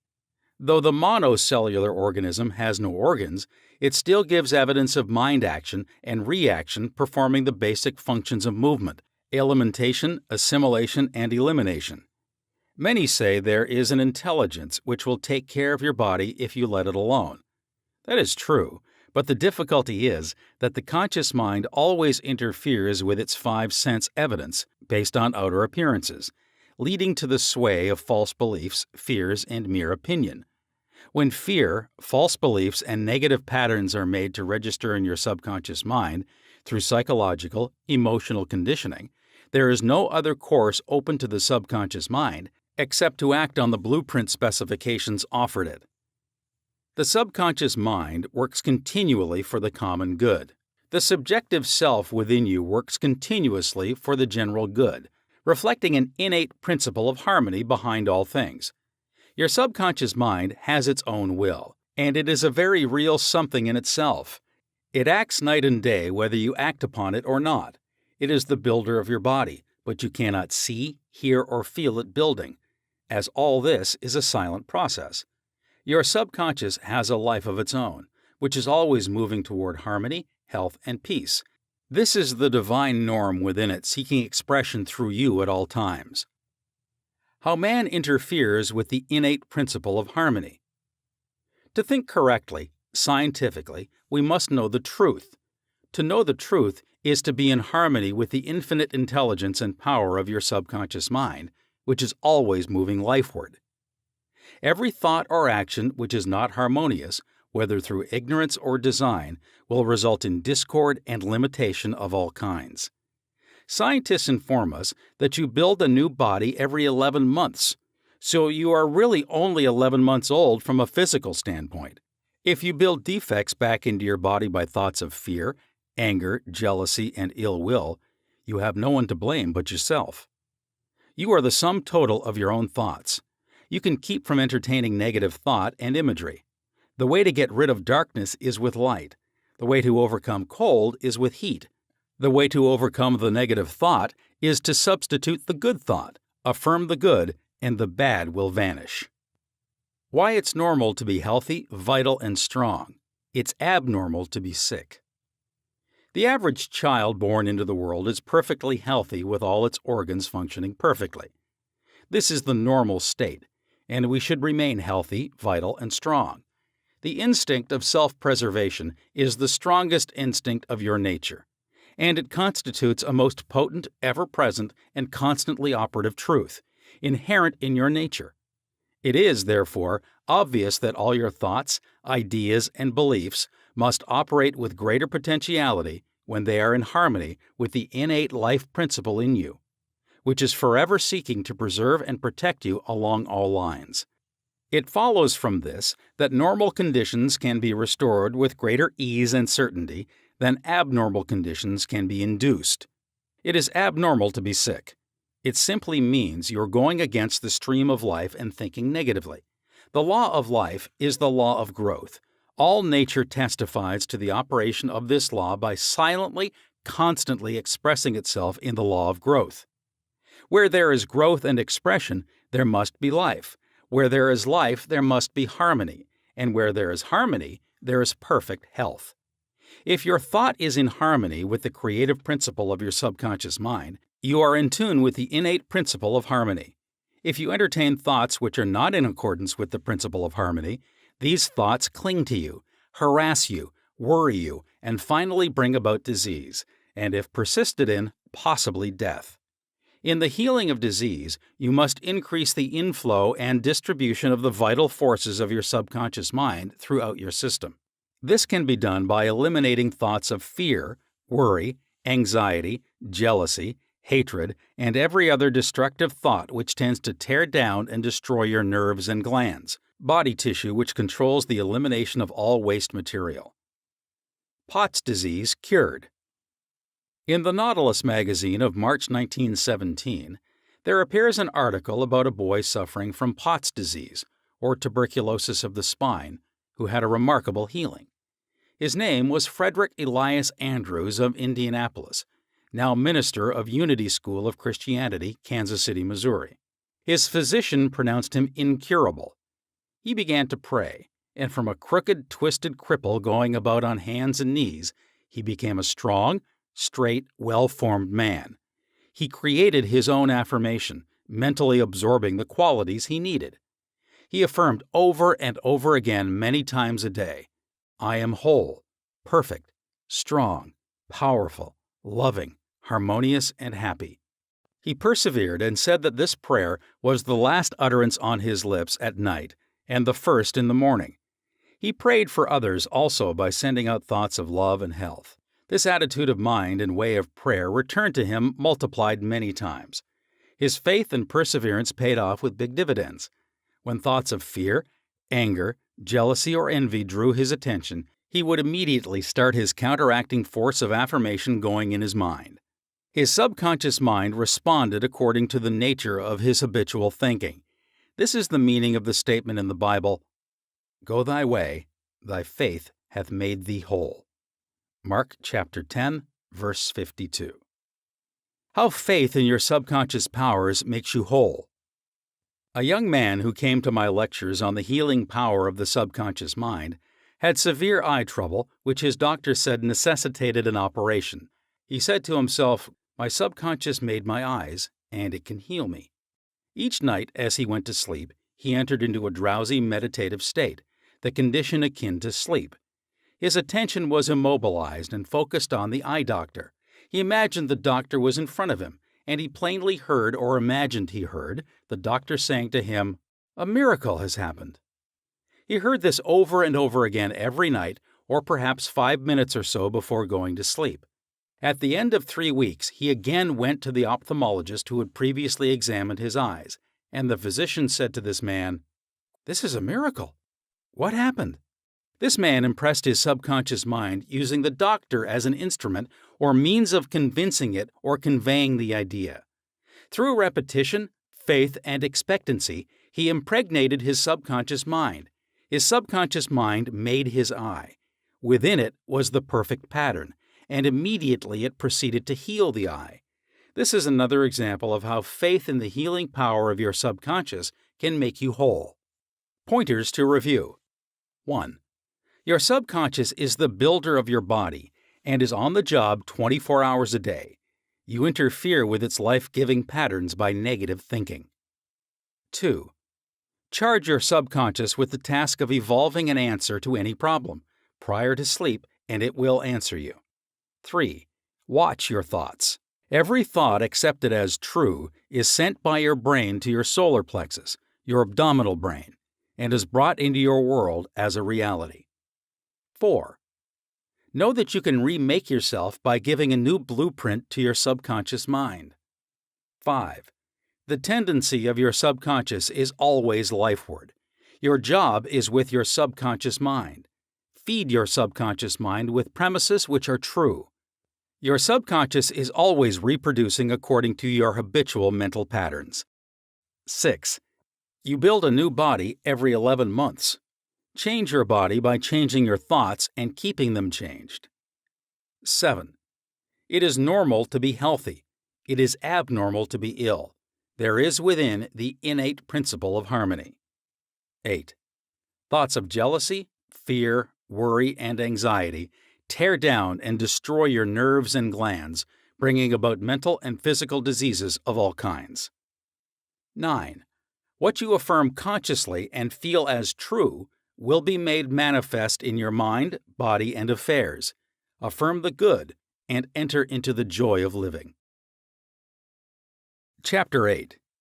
How to get the results you want. The principal reasons for failure are lack of confidence and too much effort. Many people block answers to their prayers by failing to fully comprehend the workings of their subconscious mind. When you know how your mind functions, you gain a measure of confidence. You must remember, whenever your subconscious mind accepts an idea, it immediately begins to execute it. It uses all its mighty resources to that end and mobilizes all the mental and spiritual laws of your deeper mind. This law is true for good or bad ideas. Consequently, if you use it negatively, it brings trouble, failure, and confusion. When you use it constructively, it brings guidance, freedom, and peace of mind. The right answer is inevitable when your thoughts are positive, constructive, and loving. From this, it is perfectly obvious that the only thing you have to do in order to overcome failure is to get your subconscious to accept your idea or request by feeling its reality now, and the law of your mind will do the rest. Turn over your request with faith and confidence, and your subconscious will take over and answer for you. You will always fail to get results by trying to use mental coercion. Your subconscious mind does not respond to coercion. It responds to your faith or conscious mind acceptance. Your failure to get results may also arise from such statements as, "Things are getting worse. I will never get an answer. I see no way out. It is hopeless. I don't know what to do. I'm all mixed up." When you use such statements, you get no response or cooperation from your subconscious mind. Like a soldier marking time, you neither go forward nor backward. In other words, you don't get anywhere. If you get into a taxi and give a half dozen different directions to the driver in 5 minutes, he would become hopelessly confused and probably would refuse to take you anywhere. It is the same when working with your subconscious mind. There must be a clear-cut idea in your mind. You must arrive at the definite decision that there is a way out, a solution to the vexing problem in sickness. Only the infinite intelligence within your subconscious knows the answer. When you come to that clear-cut conclusion in your conscious mind, your mind is then made up, and according to your belief, it is done unto you. Easy does it. A house owner once remonstrated with a furnace repairman for charging $200 for fixing the boiler. The mechanic said, "I charged 5 cents for the missing bolt and $199.95 for knowing what was wrong." Similarly, your subconscious mind is the master mechanic, the all-wise one, who knows ways and means of healing any organ of your body as well as your affairs. Decree health, and your subconscious will establish it. But relaxation is the key. Easy does it. Do not be concerned with details and means, but know the end result. Get the feel of the happy solution to your problem, whether it is health, finances, or employment. Remember how you felt after you had recovered from a severe state of illness? Bear in mind that your feeling is the touchstone of all subconscious demonstration. Your new idea must be felt subjectively in a finished state, not the future, but as coming about now. Infer no opponent. Use imagination and not willpower. In using your subconscious mind, you infer no opponent. You use no willpower. You imagine the end and the freedom state. You will find your intellect trying to get in the way, but persist in maintaining a simple, childlike, miracle-making faith. Picture yourself without the ailment or problem. Imagine the emotional accompaniment of the freedom state you crave. Cut out all the red tape from the process. The simple way is the best. How disciplined imagination works wonders. A wonderful way to get a response from your subconscious mind is through disciplined or scientific imagination. As previously pointed out, your subconscious mind is the builder of the body and controls all its vital functions. The Bible says, "Whatsoever ye shall ask in prayer, believing, ye shall receive." To believe is to accept something as true, or to live in the state of being it. As you sustain this mood, you shall experience the joy of the answered prayer. The 3 steps to success in prayer. The usual procedure is as follows. 1. Take a look at the problem. 2. Turn to the solution or way out known only to the subconscious mind. 3. Rest in a sense of deep conviction that it is done. Do not weaken your prayer by saying, "I wish I might be healed." I hope so. Your feeling about the work to be done is the boss. Harmony is yours. Know that health is yours. Become intelligent by becoming a vehicle for the infinite healing power of the subconscious mind. Pass on the idea of health to your subconscious mind to the point of conviction, then relax. Get yourself off your hands. Say to the condition and circumstance, "This too shall pass." Through relaxation, you impress your subconscious mind, enabling the kinetic energy behind the idea to take over and bring it into concrete realization. The law of reversed effort and why you get the opposite of what you pray for. Coué, the famous psychologist from France who visited America about 40 years ago, defined the law of reversed effort as follows, quote, "When your desires and imagination are in conflict, your imagination invariably gains the day." Unquote. If, for example, you were asked to walk a plank on the floor, you would do so without question. Now suppose the same plank were placed 20 feet up in the air between two walls. Would you walk it? Your desire to walk it would be counteracted by your imagination or fear of falling. Your dominant idea, which would be the picture of falling, would conquer. Your desire, will, or effort to walk on the plank would be reversed, and the dominant idea of failure would be reinforced. Mental effort is invariably self-defeated, eventuating always in the opposite of what is desired. The suggestions of powerlessness to overcome the condition dominate the mind. Your subconscious is always controlled by the dominant idea. Your subconscious will accept the strongest of two contradictory propositions. The effortless way is the better. If you say, "I want healing, but I can't get it. I try so hard. I force myself to pray. I use all the willpower I have," you must realize that your error lies in your effort. Never try to compel the subconscious mind to accept your idea by exercising willpower. Such attempts are doomed to failure, and you get the opposite of what you prayed for. The following is a rather common experience. Students, when taking examinations and reading through their papers, find that all their knowledge has suddenly deserted them. Their minds become appalling blanks, and they are unable to recall one relevant thought. The more they grit their teeth and summon the powers of the will, the further the answers seem to flee. But when they have left the examination room and the mental pressure relaxes, the answers they were seeking flow tantalizingly back into their minds. Trying to force themselves to remember was the cause of their failure. This is an example of the law of reversed effort, whereby you get the opposite of what you asked or prayed for. The conflict of desire and imagination must be reconciled. To use mental force is to presuppose that there is opposition. When your mind is concentrated on the means to overcome a problem, it is no longer concerned with the obstacle. Matthew chapter 18 verse 9 says, "If two of you shall agree on earth as touching anything that they shall ask, it shall be done for them of my Father which is in heaven." Who are these two?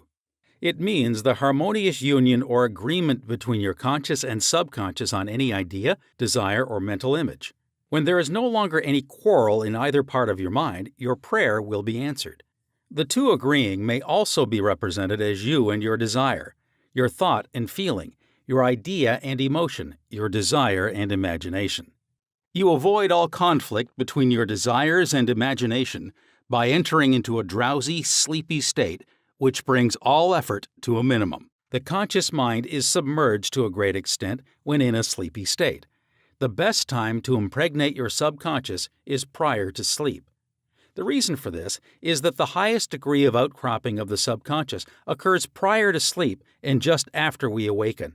In this state, the negative thoughts and imagery which tend to neutralize your desire and so prevent acceptance by your subconscious mind no longer present themselves. When you imagine the reality of the fulfilled desire and feel the thrill of accomplishment, your subconscious brings about the realization of your desire. A great many people solve all their dilemmas and problems by the play of their controlled, directed, and disciplined imagination, knowing that whatever they imagine and feel as true will and must come to pass. The following will clearly illustrate how a young girl overcame the conflict between her desire and her imagination. She desired a harmonious solution to her legal problem, yet her mental imagery was constantly on failure, loss, bankruptcy, and poverty. It was a complicated lawsuit, and there was one postponement after another with no solution in sight. At my suggestion, she got into a sleepy, drowsy state each night prior to sleep, and she began to imagine the happy ending, feeling it to the best of her ability. She knew that the image in her mind had to agree with her heart's desire.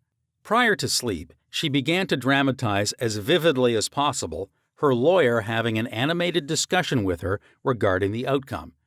She would ask him questions, and he would answer her appropriately. He would say to her over and over again, "There has been a perfect, harmonious solution. The case has been settled out of court."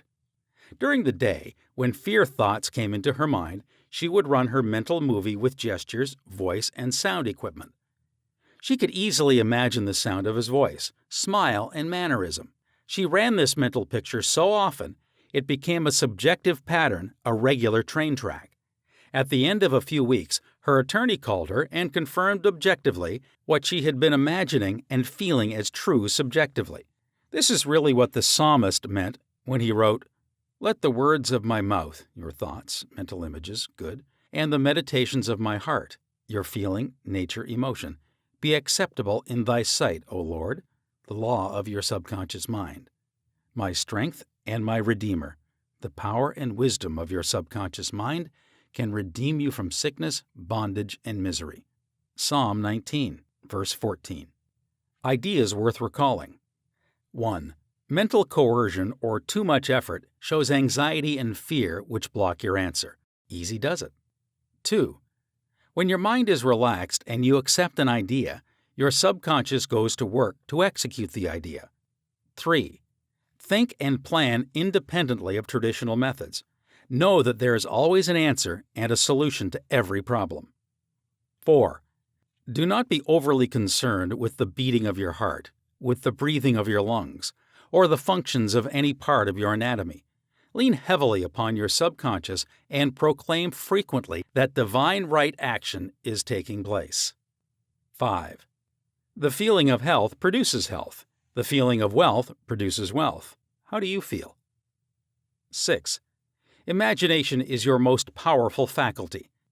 Imagine what is lovely and of good report. You are what you imagine yourself to be. 7. You avoid conflict between your conscious and subconscious in the sleepy state. Imagine the fulfillment of your desire over and over again prior to sleep. Sleep in peace and wake in joy. Chapter 9. How to use the power of your subconscious for wealth. If you are having financial difficulties, if you're trying to make ends meet, it means you have not convinced your subconscious mind that you will always have plenty and some to spare. You know men and women who work a few hours a week and make fabulous sums of money. They do not strive or slave hard. Do not believe the story that the only way you can become wealthy is by the sweat of your brow and hard labor. It is not so. The effortless way of life is the best.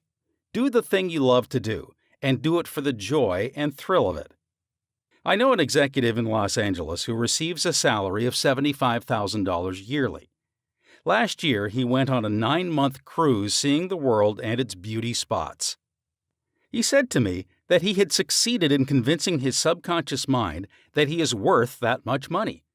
He told me that many men in his organization getting about $100 a week knew more about the business than he did and could manage it better. But they had no ambition, no creative ideas, and were not interested in the wonders of their subconscious mind. Wealth is of the mind. Wealth is simply a subconscious conviction on the part of the individual. You will not become a millionaire by saying, "I am a millionaire. I am a millionaire." You will grow into a wealth consciousness by building into your mentality the idea of wealth and abundance. Your invisible means of support. The trouble with most people is that they have no invisible means of support. When business falls away, the stock market drops, or they lose their investments, they seem helpless.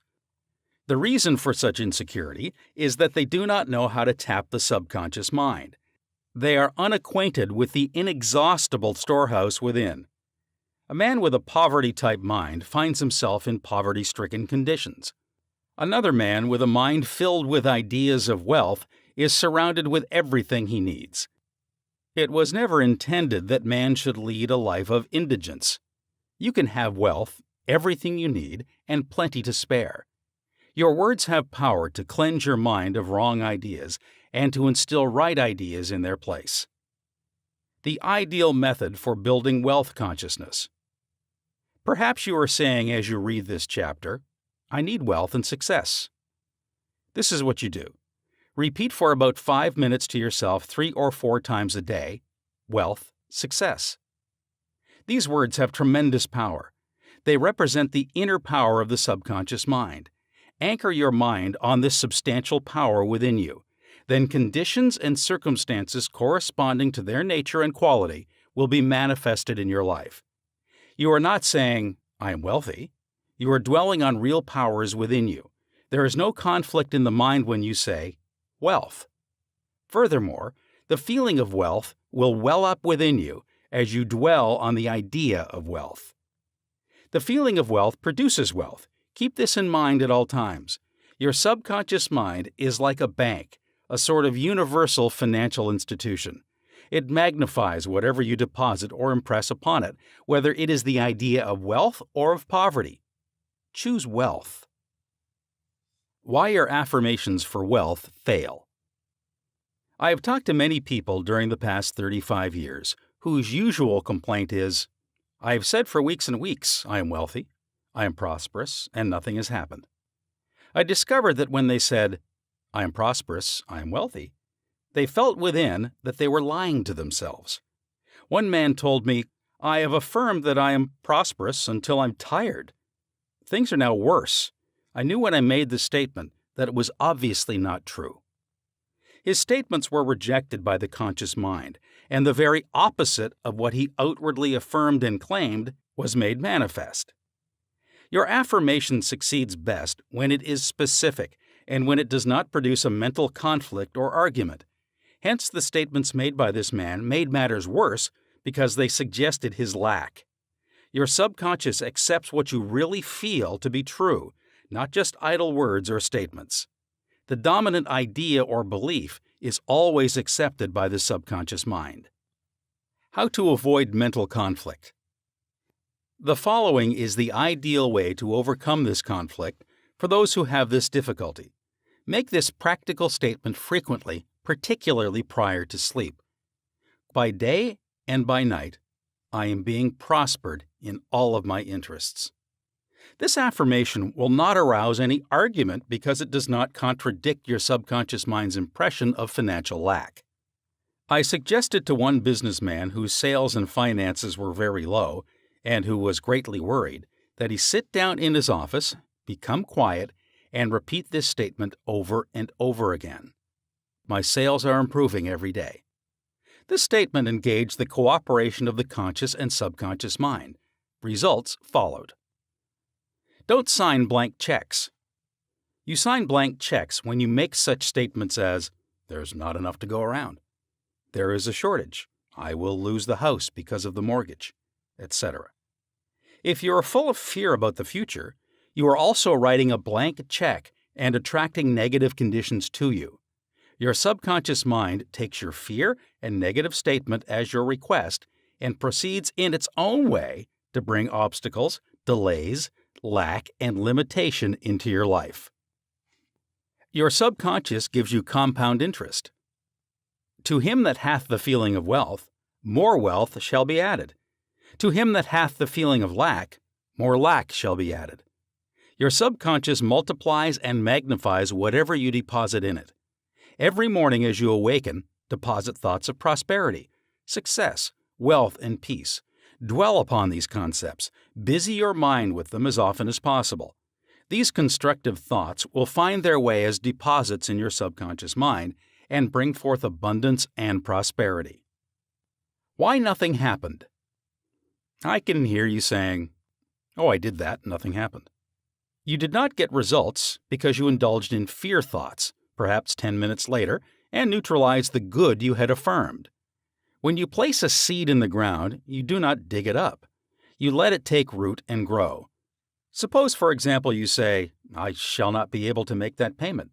Before you get further than I shall, stop the sentence and dwell on a constructive statement such as, by day and by night, I am prospered in all my ways. True source of wealth. Your subconscious mind is never short of ideas. There are within it an infinite number of ideas ready to flow into your conscious mind and appear as cash in your pocketbook in countless ways. This process will continue to go on in your mind regardless of whether the stock market goes up or down, or whether the pound sterling or dollar drops in value. Your wealth is never truly dependent on bonds, stocks, or money in the bank. These are really only symbols, necessary and useful, of course, but only symbols.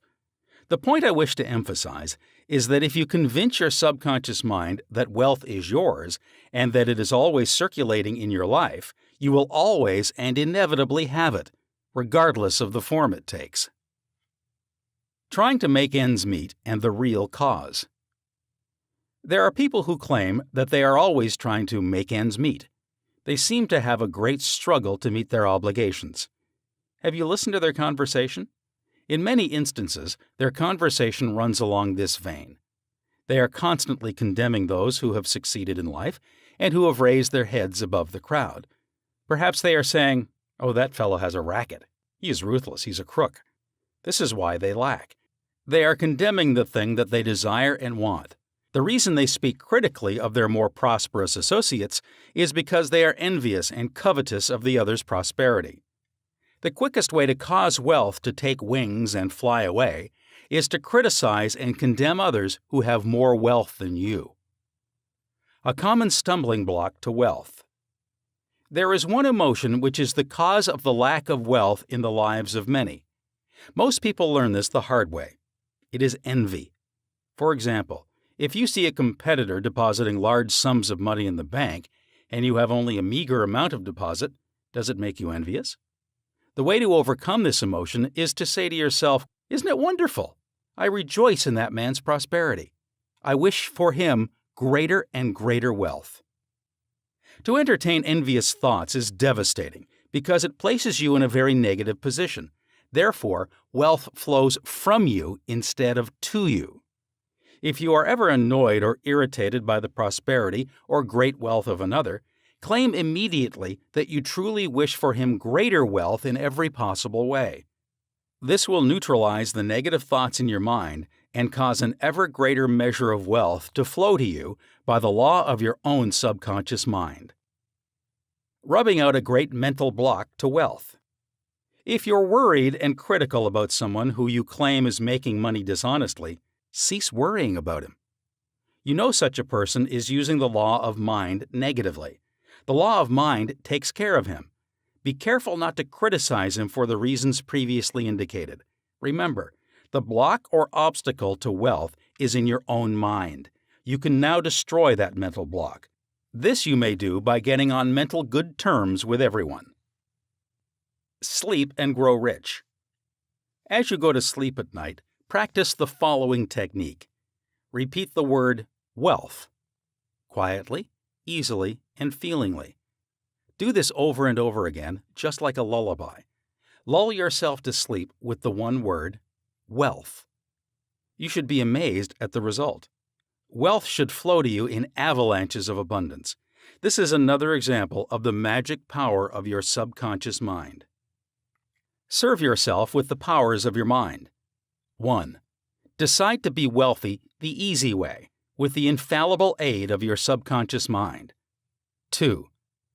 Trying to accumulate wealth by the sweat of your brow and hard labor is one way to become the richest man in the graveyard. You do not have to strive or slave hard. 3. Wealth is a subconscious conviction. Build into your mentality the idea of wealth. 4. The trouble with most people is that they have no invisible means of support.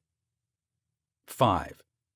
Repeat the word wealth to yourself slowly and quietly for about 5 minutes prior to sleep, and your subconscious will bring wealth to pass in your experience. 6.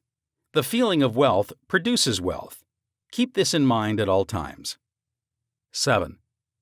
Your conscious and subconscious minds must agree. Your subconscious accepts what you really feel to be true.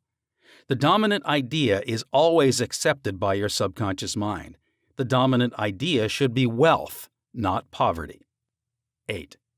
You can overcome any mental conflict regarding wealth by affirming frequently, by day and by night, I am being prospered in all of my interests. 9. Increase your sales by repeating this statement over and over again. My sales are improving every day. I am advancing, progressing, and getting wealthier every day. 10. Stop writing blank checks such as, there is not enough to go around, or there is a shortage, etc. Such statements magnify and multiply your loss. 11. Deposit thoughts of prosperity, wealth, and success in your subconscious mind, and the latter will give you compound interest. 12. What you consciously affirm, you must not mentally deny a few moments later.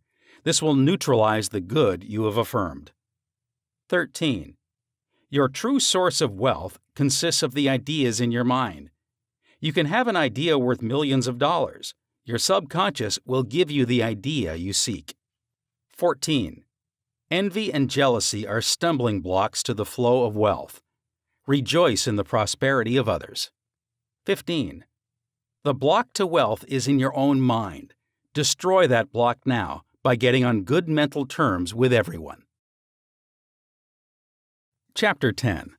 Your right to be rich. It is your right to be rich.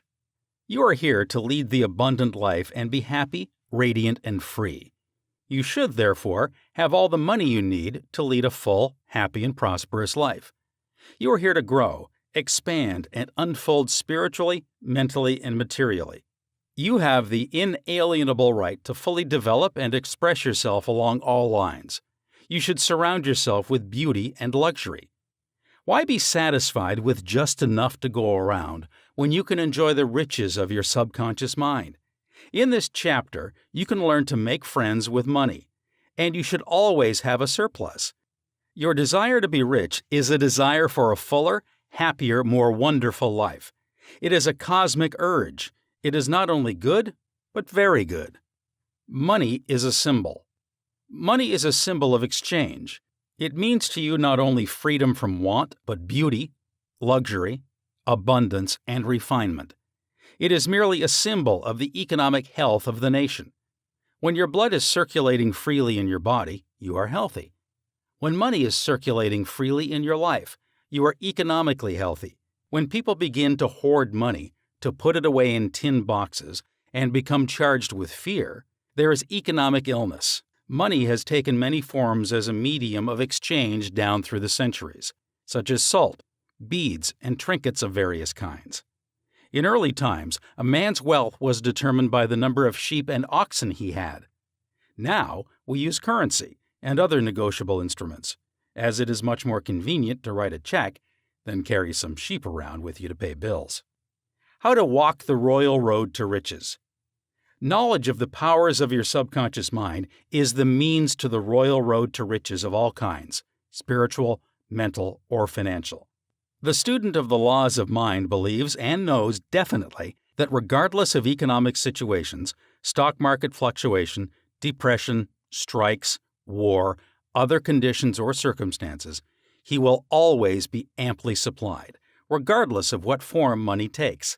The reason for this is that he has conveyed the idea of wealth to his subconscious mind, and it keeps him supplied wherever he may be. He has convinced himself in his mind that money is forever flowing freely in his life and that there is always a wonderful surplus. Should there be a financial collapse of government tomorrow and all the man's present holdings become valueless, as the German marks did after the First World War, he would still attract wealth and be cared for, regardless of the form the new currency took. Why you do not have more money. As you read this chapter, you are probably saying, "I am worthy of a higher salary than I'm receiving." I believe most people are inadequately compensated. One of the causes many people do not have more money is that they are silently or openly condemning it. They refer to money as filthy lucre, or the love of money is the root of all evil. Another reason they do not prosper is that they have a sneaky subconscious feeling there is some virtue in poverty. This subconscious pattern may be due to early childhood training, superstition, or it could be based on a false interpretation of scriptures. Money and a balanced life. One time a man said to me, "I am broke. I do not like money. It is the root of all evil." These statements represent a confused, neurotic mind. Love of money to the exclusion of everything else will cause you to become lopsided and unbalanced. You are here to use your power or authority wisely. Some men crave power, others crave money. If you set your heart on money exclusively and say, "Money is all I want. I'm going to give all my attention to amassing money. Nothing else matters," you can get money and attain a fortune. But you have forgotten that you are here to lead a balanced life. You must also satisfy the hunger for peace of mind, harmony, love, joy, and perfect health.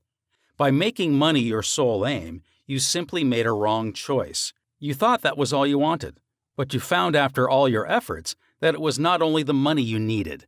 You also desired true expression of your hidden talents, true place in life, beauty, and the joy of contributing to the welfare and success of others.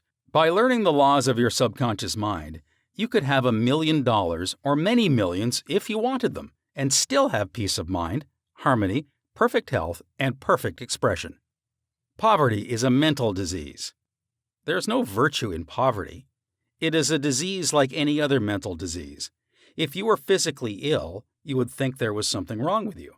You would seek help and do something about the condition at once. Likewise, if you do not have money constantly circulating in your life, there is something radically wrong with you. The urge of the life principle in you is toward growth, expansion, and the life more abundant. You are not here to live in a hovel, dress in rags, and go hungry. You should be happy, prosperous, and successful. Why you must never criticize money. Cleanse your mind of all weird and superstitious beliefs about money. Do not ever regard money as evil or filthy. If you do, you cause it to take wings and fly away from you. Remember that you lose what you condemn. You cannot attract what you criticize.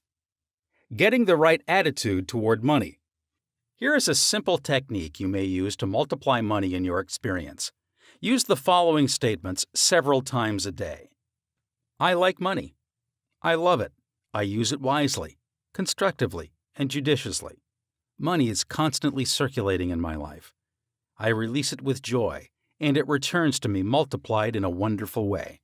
It is good and very good. Money flows to me in avalanches of abundance.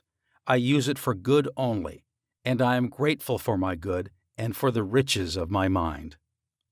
How the scientific thinker looks at money.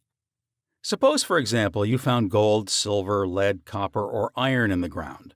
Would you pronounce these things evil?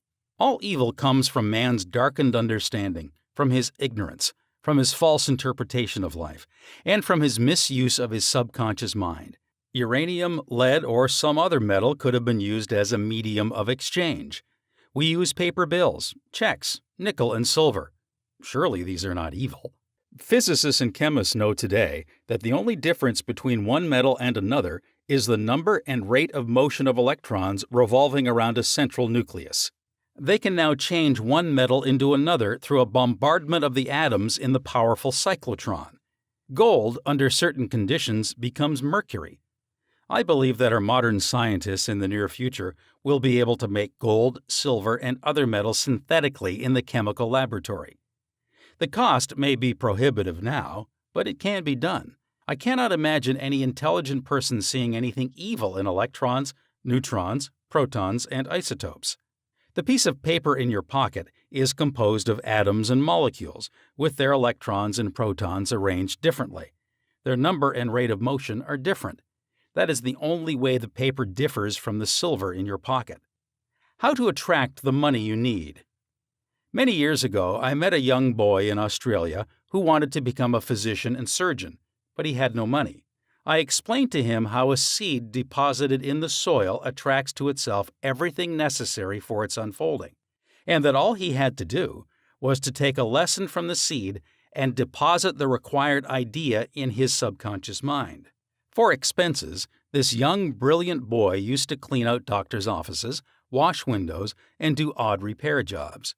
He told me that every night, as he went to sleep, he used to picture in his mind's eye a medical diploma on a wall with his name on it, in big, bold letters. He used to clean and shine the framed diplomas in the medical building where he worked. It was not hard for him to engrave the image of a diploma in his mind and develop it there. Definite results followed as he persisted with his mental picture every night for about 4 months. The sequel of this story was very interesting. One of the doctors took a great liking to this young boy, and after training him in the art of sterilizing instruments, giving hypodermic injections, and other miscellaneous first aid work, he employed him as a technical assistant in his office. The doctor later sent him to medical school at his own expense. Today, this young man is a prominent medical doctor in Montreal, Canada. He discovered the law of attraction by using his subconscious mind the right way. He operated an age-old law which says, quote, "Having seen the end, you have willed the means to the realization of the end." Unquote. The end, in this case, was to become a medical doctor. This young man was able to imagine, see, and feel the reality of being a doctor. He lived with that idea, sustained it, nourished it, and loved it until through his imagination it penetrated the layers of his subconscious mind and became a conviction, thereby attracting to him everything necessary for the fulfillment of his dream. Why some men do not get a raise in pay. If you are working in a large organization and you are silently thinking of and resenting the fact you are underpaid, that you are not appreciated, and that you deserve more money and greater recognition, you are subconsciously severing the ties with that organization. You are setting a law in motion, and the superintendent or manager will say to you, "We have to let you go." Actually, you dismissed yourself. The manager was simply the instrument through which your own negative mental state was confirmed. It was an example of the law of action and reaction. The action was your thought, and the reaction was the response of your subconscious mind. Obstacles and impediments on the pathway to riches. I am sure you have heard men say, "That fellow has a racket. He is a racketeer. He is getting money dishonestly. He is a faker. I knew him when he had nothing. He is a crook, a thief, and a swindler." If you analyze the man who talks like that, you discover he is usually in want or suffering from some financial or physical illness. Perhaps his former college friends went up the ladder of success and excelled him. Now he is bitter and envious of their progress. In many instances, this is the cause of his downfall. Thinking negatively of these classmates and condemning their wealth causes the wealth and prosperity he is praying for to vanish and flee away. He is condemning the thing he is praying for. He is praying two ways. On the one hand, he is saying, "Wealth is flowing to me now." And in the next breath, silently or audibly, he is saying, "I resent that fellow's wealth." Always make it a special point to rejoice in the wealth of the other person. Protect your investments. If you are seeking wisdom regarding investments, or if you are worried about your stocks or bonds, quietly claim, "Infinite intelligence governs and watches over all my financial transactions, and whatsoever I do shall prosper." Do this frequently, and you will find that your investments will be wise. Moreover, you will be protected from loss, as you will be prompted to sell your securities or holdings before any loss accrues to you. You cannot get something for nothing. In large stores, the management employs store detectives to prevent people from stealing. They catch a number of people every day trying to get something for nothing. All such people are living in the mental atmosphere of lack and limitation, and are stealing from themselves peace, harmony, faith, honesty, integrity, goodwill, and confidence.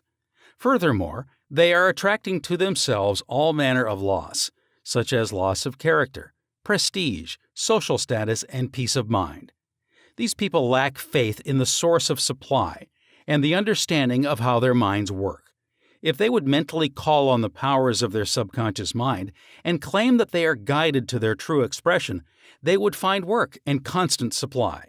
Then by honesty, integrity, and perseverance, they would become a credit to themselves and to society at large. Your constant supply of money. Recognizing the powers of your subconscious mind and the creative power of your thought or mental image is the way to opulence, freedom, and constant supply. Accept the abundant life in your own mind. Your mental acceptance and expectancy of wealth has its own mathematics and mechanics of expression. As you enter into the mood of opulence, all things necessary for the abundant life will come to pass. Let this be your daily affirmation. Write in your heart, quote, "I am one with the infinite riches of my subconscious mind. It is my right to be rich, happy, and successful. Money flows to me freely, copiously, and endlessly. I am forever conscious of my true worth. I give of my talents freely, and I am wonderfully blessed financially. It is wonderful." Unquote. Step up this way to riches. 1. Be bold enough to claim that it is your right to be rich and your deeper mind will honor your claim. 2. You don't want just enough to go around. You want all the money you need to do all the things you want to do and when you want to do them. Get acquainted with the riches of your subconscious mind. 3. When money is circulating freely in your life, you are economically healthy. Look at money like the tide, and you will always have plenty of it. The ebb and flow of the tide is constant. When the tide is out, you are absolutely sure that it will return. 4. Knowing the laws of your subconscious mind, you will always be supplied regardless of what form money takes. 5. One reason many people simply make ends meet and never have enough money is that they condemn money. What you condemn takes wings and flies away. 6. Do not make a god of money. It is only a symbol. Remember that the real riches are in your mind. You are here to lead a balanced life. This includes acquiring all the money you need. 7. Don't make money your sole aim. Claim wealth, happiness, peace, true expression, and love, and personally radiate love and goodwill to all. Then your subconscious mind will give you compound interest in all these fields of expression. 8. There is no virtue in poverty. It is a disease of the mind, and you should heal yourself of this mental conflict or malady at once. 9. You are not here to live in a hovel, to dress in rags, or to go hungry. You are here to lead the life more abundant. 10. Never use the terms filthy lucre or I despise money. You lose what you criticize. There's nothing good or bad, but thinking of it in either light makes it so. 11. Repeat frequently. I like money. I use it wisely, constructively, and judiciously. I release it with joy, and it returns 1,000-fold. 12. Money is not evil any more so than copper, lead, tin, or iron which you may find in the ground. All evil is due to ignorance and misuse of the mind's powers. 13. To picture the end result in your mind causes your subconscious to respond and fulfill your mental picture. 14. Stop trying to get something for nothing. There is no such thing as a free lunch. You must give to receive. You must give mental attention to your goals, ideals, and enterprises, and your deeper mind will back you up. The key to wealth is application of the laws of the subconscious mind by impregnating it with the idea of wealth. Chapter 11. Your subconscious mind as a partner in success. Success means successful living. A long period of peace, joy, and happiness on this plane may be termed success. The eternal experience of these qualities is the everlasting life spoken of by Jesus. The real things of life, such as peace, harmony, integrity, security, and happiness, are intangible. They come from the deep self of man. Meditating on these qualities builds these treasures of heaven in our subconscious. It is where moth and rust do not consume, and where thieves do not break through and steal. Matthew chapter 6, verse 20. The 3 steps to success. Let us discuss 3 steps to success. First step. The first step to success is to find out the thing you love to do, then do it. Success is in loving your work. Although if a man is a psychiatrist, it is not adequate for him to get a diploma and place it on the wall. He must keep up with the times, attend conventions, and continue studying the mind and its workings. The successful psychiatrist visits clinics and reads the latest scientific articles. In other words, he is informed in the most advanced methods of alleviating human suffering. The successful psychiatrist or doctor must have the interest of his patients at heart. Someone may say, "How can I put the first step into operation? I do not know what I should do." In such a case, pray for guidance as follows. The infinite intelligence of my subconscious mind reveals to me my true place in life. Repeat this prayer quietly, positively, and lovingly to your deeper mind. As you persist with faith and confidence, the answer will come to you as a feeling, a hunch, or a tendency in a certain direction. It will come to you clearly and in peace, and as an inner silent awareness. Second step. The second step to success is to specialize in some particular branch of work and know more about it than anyone else. For example, if a young man chooses chemistry as his profession, he should concentrate on one of the many branches in this field. He should give all of his time and attention to his chosen specialty. He should become sufficiently enthusiastic to try to know all there is available about his field. If possible, he should know more than anyone else. The young man should become ardently interested in his work and should desire to serve the world.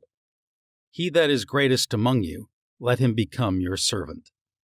There is a great contrast in this attitude of mind in comparison to that of the man who only wants to make a living, or just get by.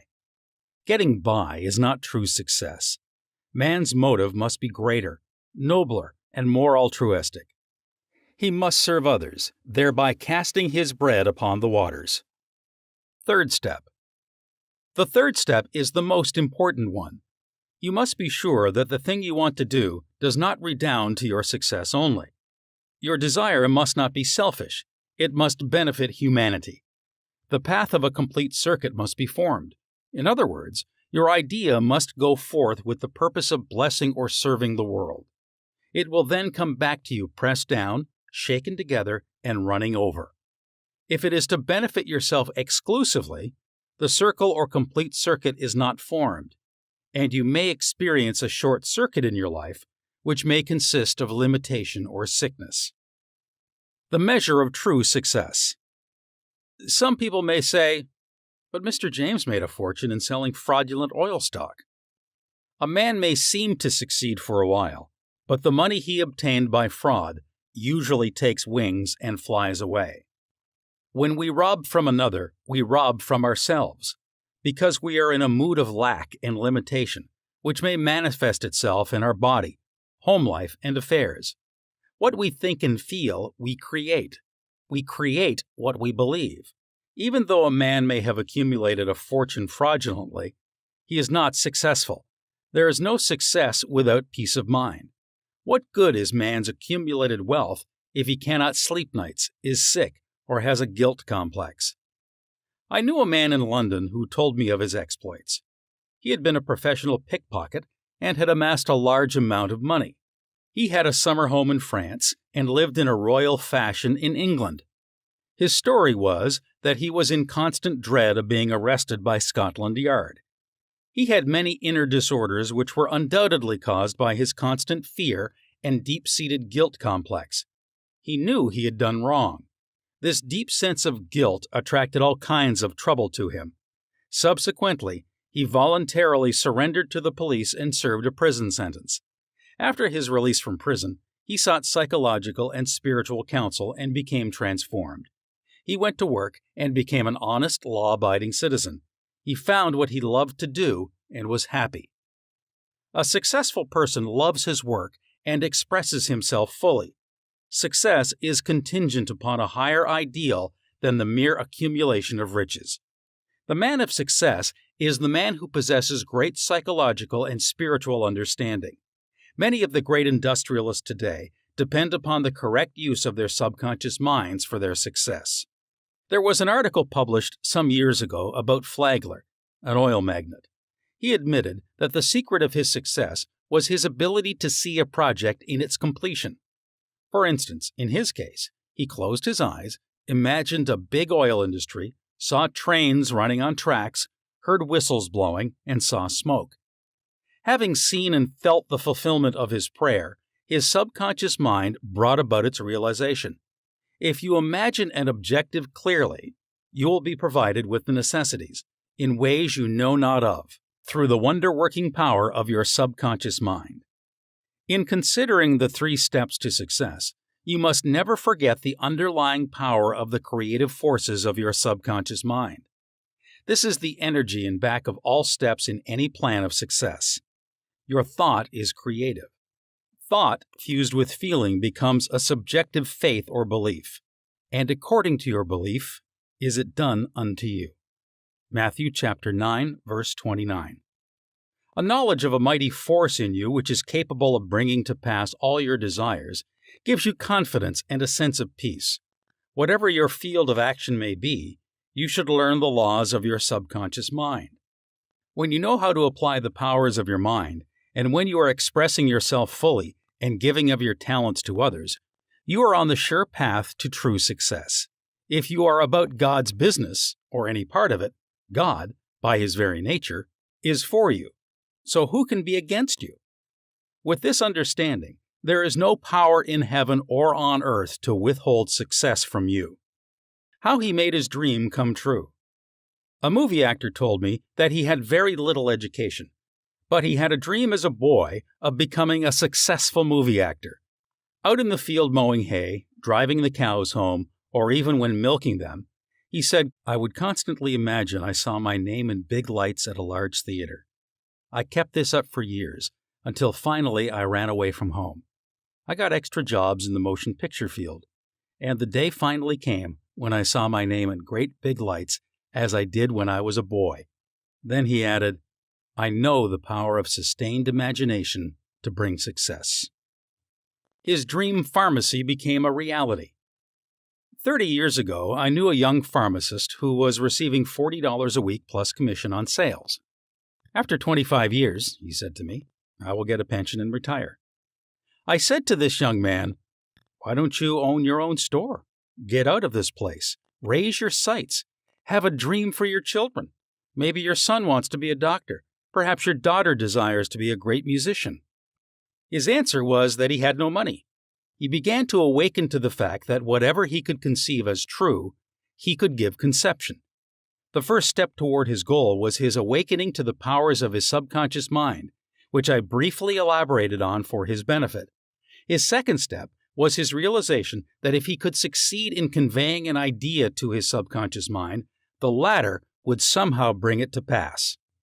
He began to imagine that he was in his own store. He mentally arranged the bottles, dispensed prescriptions, and imagined several clerks in the store waiting on customers.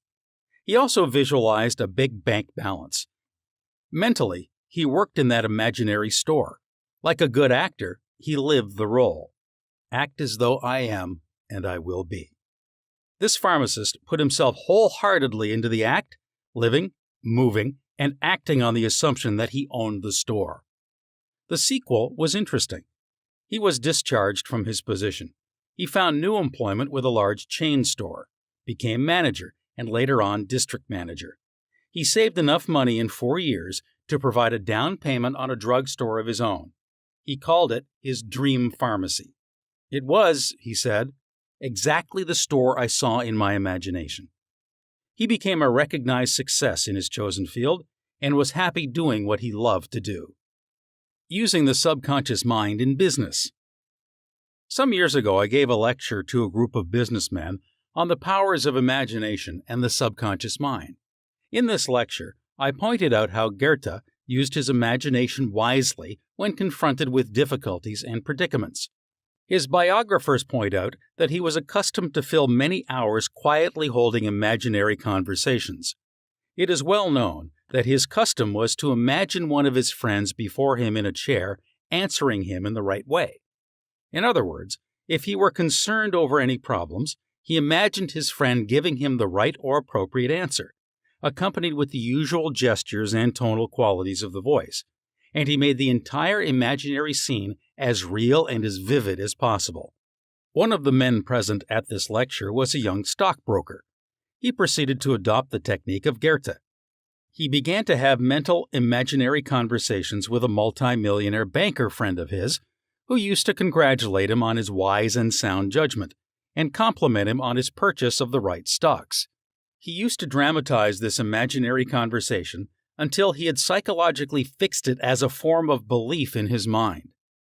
This broker's inner talking and controlled imagination certainly agreed with his aim, which was to make sound investments for his clients. His main purpose in life was to make money for his clients and to see them prosper financially by his wise counsel. He is still using his subconscious mind in his business, and he is a brilliant success in his field of endeavor. Boy of 16 years turns failure into success. A young boy who was attending high school said to me, "I'm getting very poor grades. My memory is failing. I do not know what is the matter." I discovered that the only thing wrong with this boy was his attitude. which was one of indifference and resentment towards some of his teachers and fellow students. I taught him how to use his subconscious mind and how to succeed in his studies. He began to affirm certain truths several times a day, particularly at night prior to sleep, and also in the morning after awakening. These are the best times to impregnate the subconscious mind.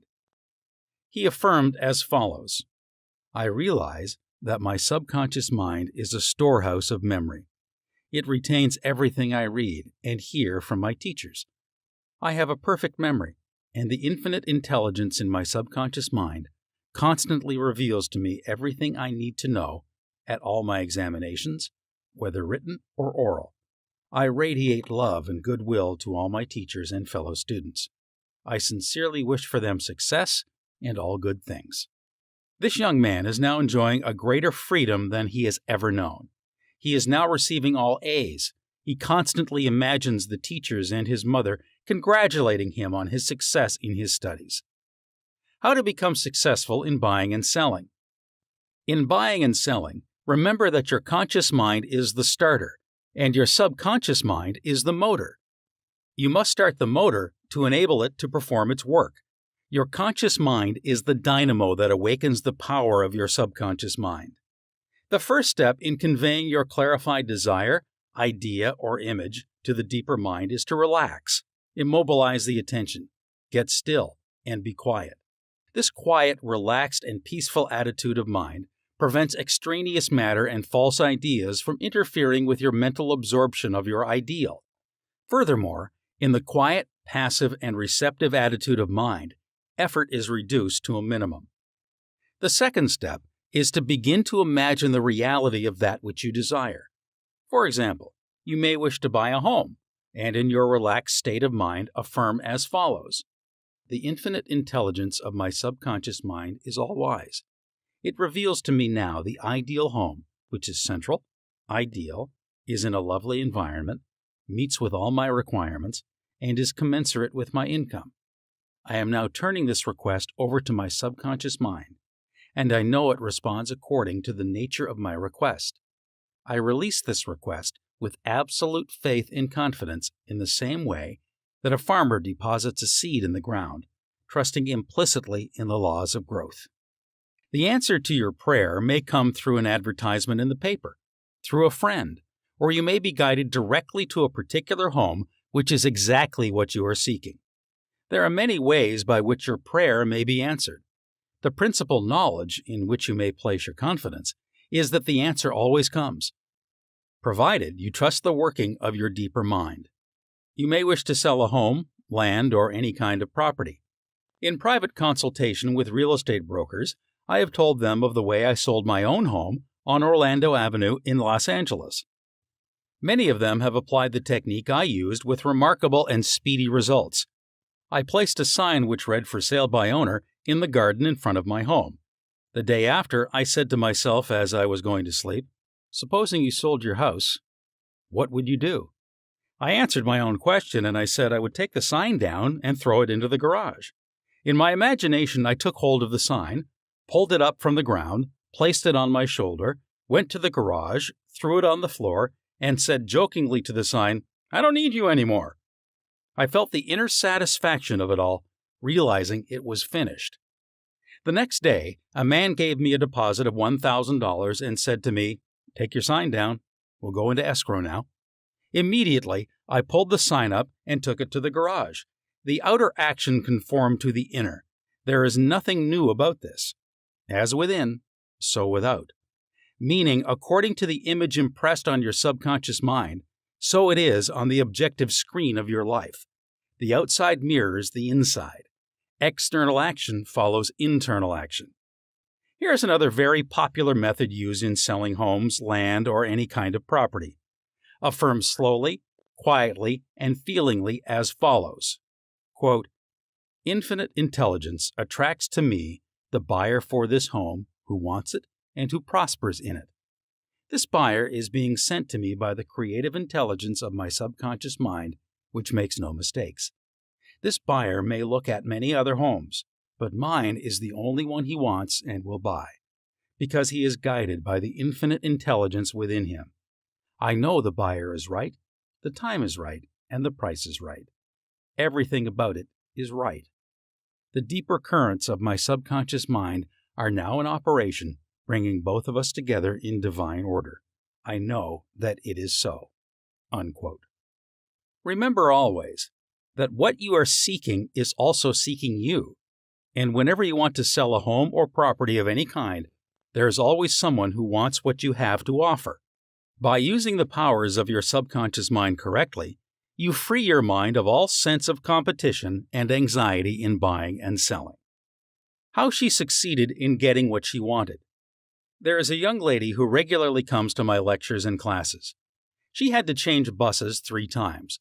It took her 1.5 hours each time to come to the lectures. In one lecture, I explained how a young man who needed a car in his work received one. She went home and experimented as outlined in my lecture. Here is her letter in part narrating her application of my method and published by her permission. "Dear Dr. Murphy, this is how I received a Cadillac car. I wanted one to come to the lectures regularly. In my imagination, I went through the identical process I would go through if I were actually driving a car. I went to the showroom, and the salesman took me for a ride in one. I also drove it several blocks. I claimed the Cadillac car as my own over and over again. I kept the mental picture of getting into the car, driving it, feeling the upholstery, etc., consistently over 2 weeks. Last week, I drove to your lectures in a Cadillac. My uncle in Inglewood passed away and left me his Cadillac and his entire estate." A success technique employed by many outstanding executives and businessmen. There are many prominent businessmen who quietly use the abstract term success over and over many times a day until they reach a conviction that success is theirs. They know that the idea of success contains all the essential elements of success. Likewise, you can begin now to repeat the word success to yourself with faith and conviction. Your subconscious mind will accept it as true of you, and you will be under a subconscious compulsion to succeed. You are compelled to express your subjective beliefs, impressions, and convictions. What does success imply to you? You want undoubtedly to be successful in your home life and in your relationship with others. You wish to be outstanding in your chosen work or profession. You wish to possess a beautiful home and all the money you need to live comfortably and happily. You want to be successful in your prayer life and in your contact with the powers of your subconscious mind. You are a businessman also because you are in the business of living. Become a successful businessman by imagining yourself doing what you long to do and possessing the things you long to possess. Become imaginative. Mentally participate in the reality of the successful state. Make a habit of it. Go to sleep feeling successful every night and perfectly satisfied, and you will eventually succeed in implanting the idea of success in your subconscious mind. Believe you were born to succeed, and wonders will happen as you pray. Profitable pointers. 1. Success means successful living. When you are peaceful, happy, joyous, and doing what you love to do, you are successful. 2. Find out what you love to do, then do it.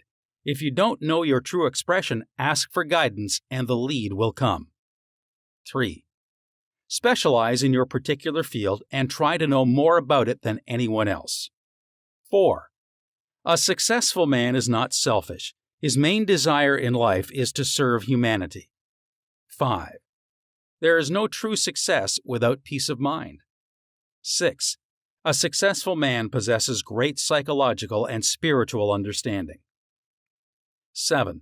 If you imagine an objective clearly, you will be provided with the necessities through the wonder-working power of your subconscious mind. 8. Your thought fused with feeling becomes a subjective belief, and, according to your belief, is it done unto you. 9. The power of sustained imagination draws forth the miracle-working powers of your subconscious mind. 10. If you are seeking promotion in your work, imagine your employer, supervisor, or loved one congratulating you on your promotion. Make the picture vivid and real. Hear the voice, see the gestures, and feel the reality of it all. Continue to do this frequently, and through frequent occupancy of your mind, you will experience the joy of the answered prayer. 11. Your subconscious mind is a storehouse of memory. For perfect memory, affirm frequently, "The infinite intelligence of my subconscious mind reveals to me everything I need to know at all times, everywhere." 12. If you wish to sell a home or property of any kind, affirm slowly, quietly, and feelingly as follows: "Infinite intelligence attracts me to the buyer for this house or property, who wants it, and who prospers in it." Sustain this awareness, and the deeper currents of your subconscious mind will bring it to pass. 13. The idea of success contains all the elements of success. Repeat the word success to yourself frequently with faith and conviction, and you will be under a subconscious compulsion to succeed. Chapter 12. Scientists use the subconscious mind. Many scientists realize the true importance of the subconscious mind. Edison, Marconi, Kettering, Poincare, Einstein, and many others have used the subconscious mind. It has given them the insight and the know-how for all the great achievements in modern science and industry. Research has shown that the ability to bring into action the subconscious power has determined the success of all the great scientific and research workers. An instance of how a famous chemist, Friedrich von Stradonitz, used his subconscious mind to solve his problems is as follows. He had been working laboriously for a long time trying to rearrange the 6 carbon and the 6 hydrogen atoms of the benzene formula, and he was constantly perplexed and unable to solve the matter. Tired and exhausted, he turned the request over completely to his subconscious mind. Shortly afterward, as he was about to board a London bus, his subconscious presented his conscious mind with a sudden flash of a snake biting its own tail and turning around like a pinwheel. This answer from his subconscious mind gave him the long-sought answer of the circular rearrangement of the atoms that is known as the benzene ring. How a distinguished scientist brought forth his inventions. Nikola Tesla was a brilliant electrical scientist who brought forth the most amazing innovations. When an idea for a new invention came into his mind, he would build it up in his imagination, knowing that his subconscious mind would reconstruct and reveal to his conscious mind all the parts needed for its manufacture in concrete form. Through quietly contemplating every possible improvement, he spent no time in correcting defects and was able to give the technicians the perfect product of his mind. He said, "Invariably, my device works as I imagined it should.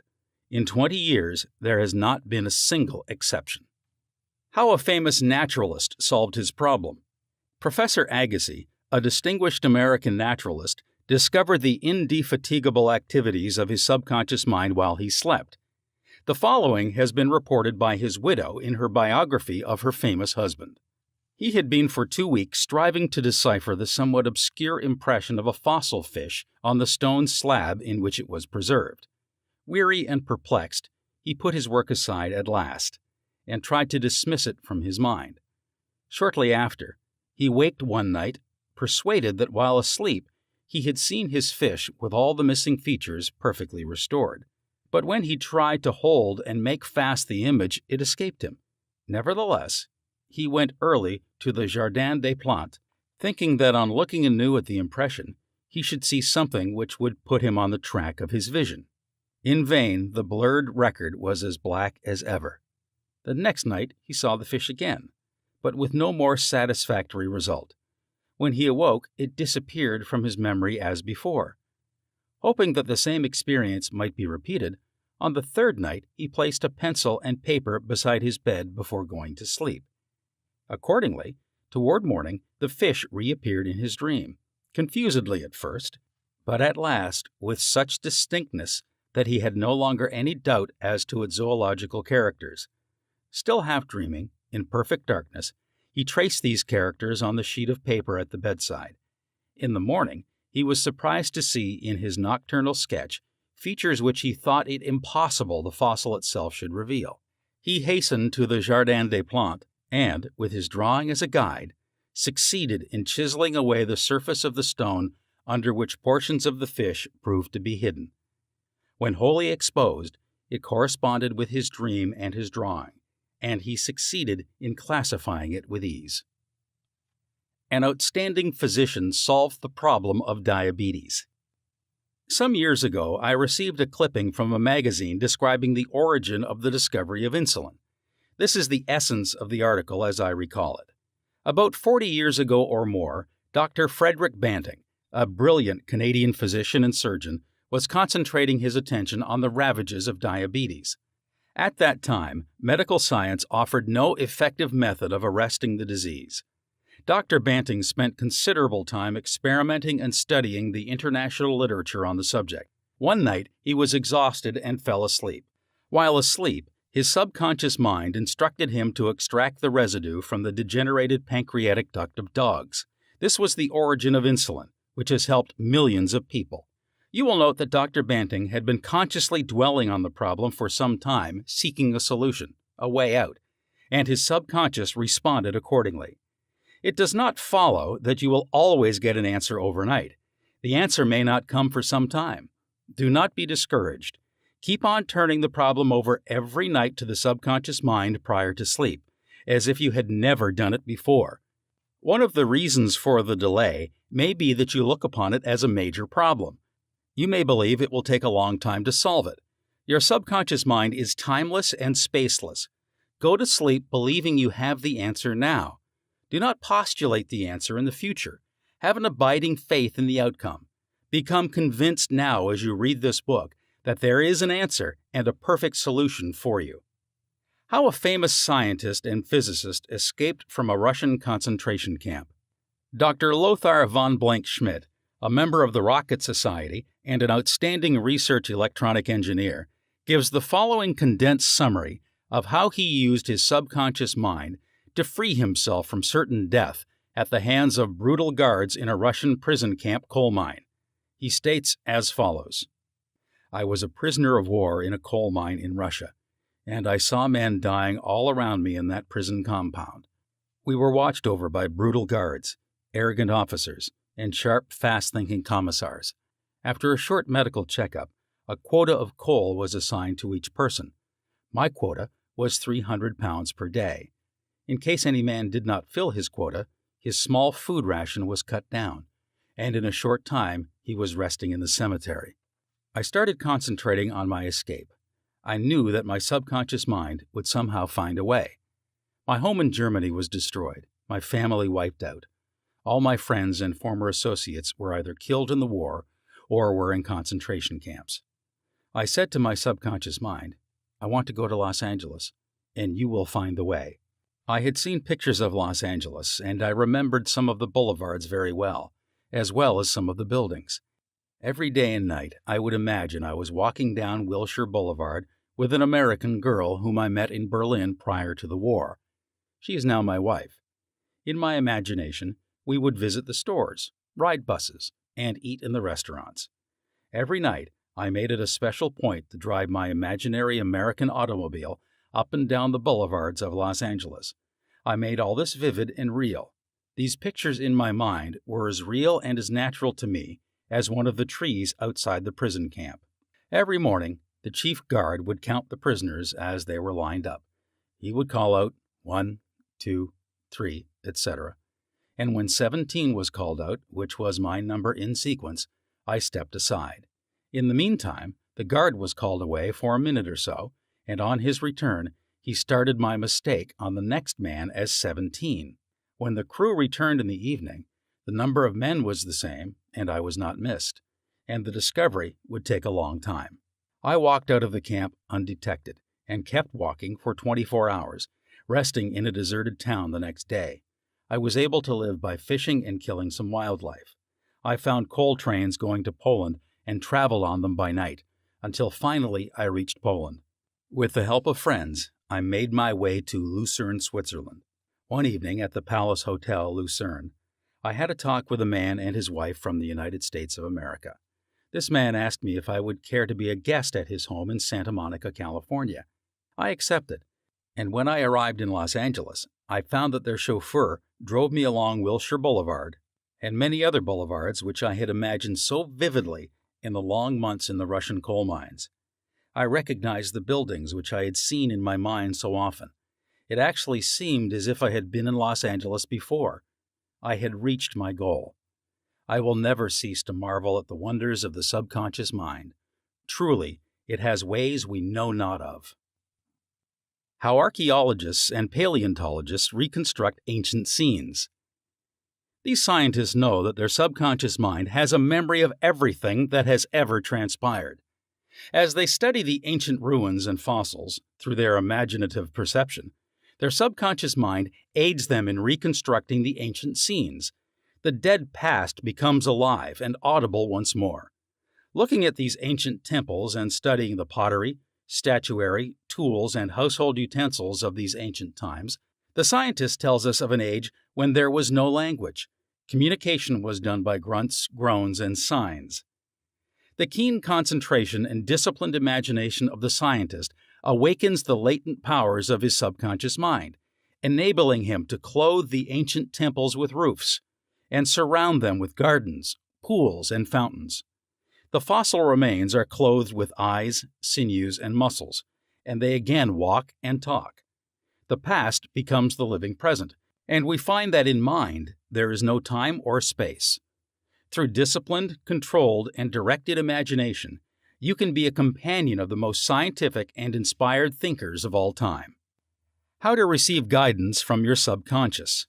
When you have what you term a difficult decision to make, or when you fail to see the solution to your problem, begin at once to think constructively about it. If you are fearful and worried, you are not really thinking. True thinking is free from fear. Here is a simple technique you can use to receive guidance on any subject. Quiet the mind and still the body. Tell the body to relax. It has to obey you. It has no volition, initiative, or self-conscious intelligence. Your body is an emotional disk which records your beliefs and impressions. Mobilize your attention. Focus your thought on the solution to your problem. Try to solve it with your conscious mind. Think how happy you would be about the perfect solution. Sense the feeling you would have if the perfect answer were yours now. Let your mind play with this mood in a relaxed way, then drop off to sleep. When you awaken and you do not have the answer, get busy about something else. Probably when you are preoccupied with something else, the answer will come into your mind like toast pops out of a toaster. In receiving guidance from the subconscious mind, the simple way is the best. This is an illustration. I once lost a valuable ring which was an heirloom. I looked everywhere for it and could not locate it. At night, I talked to my subconscious in the same manner that I would talk to anyone. I said to it prior to dropping off to sleep, "You know all things, you know where that ring is, and you now reveal to me where it is."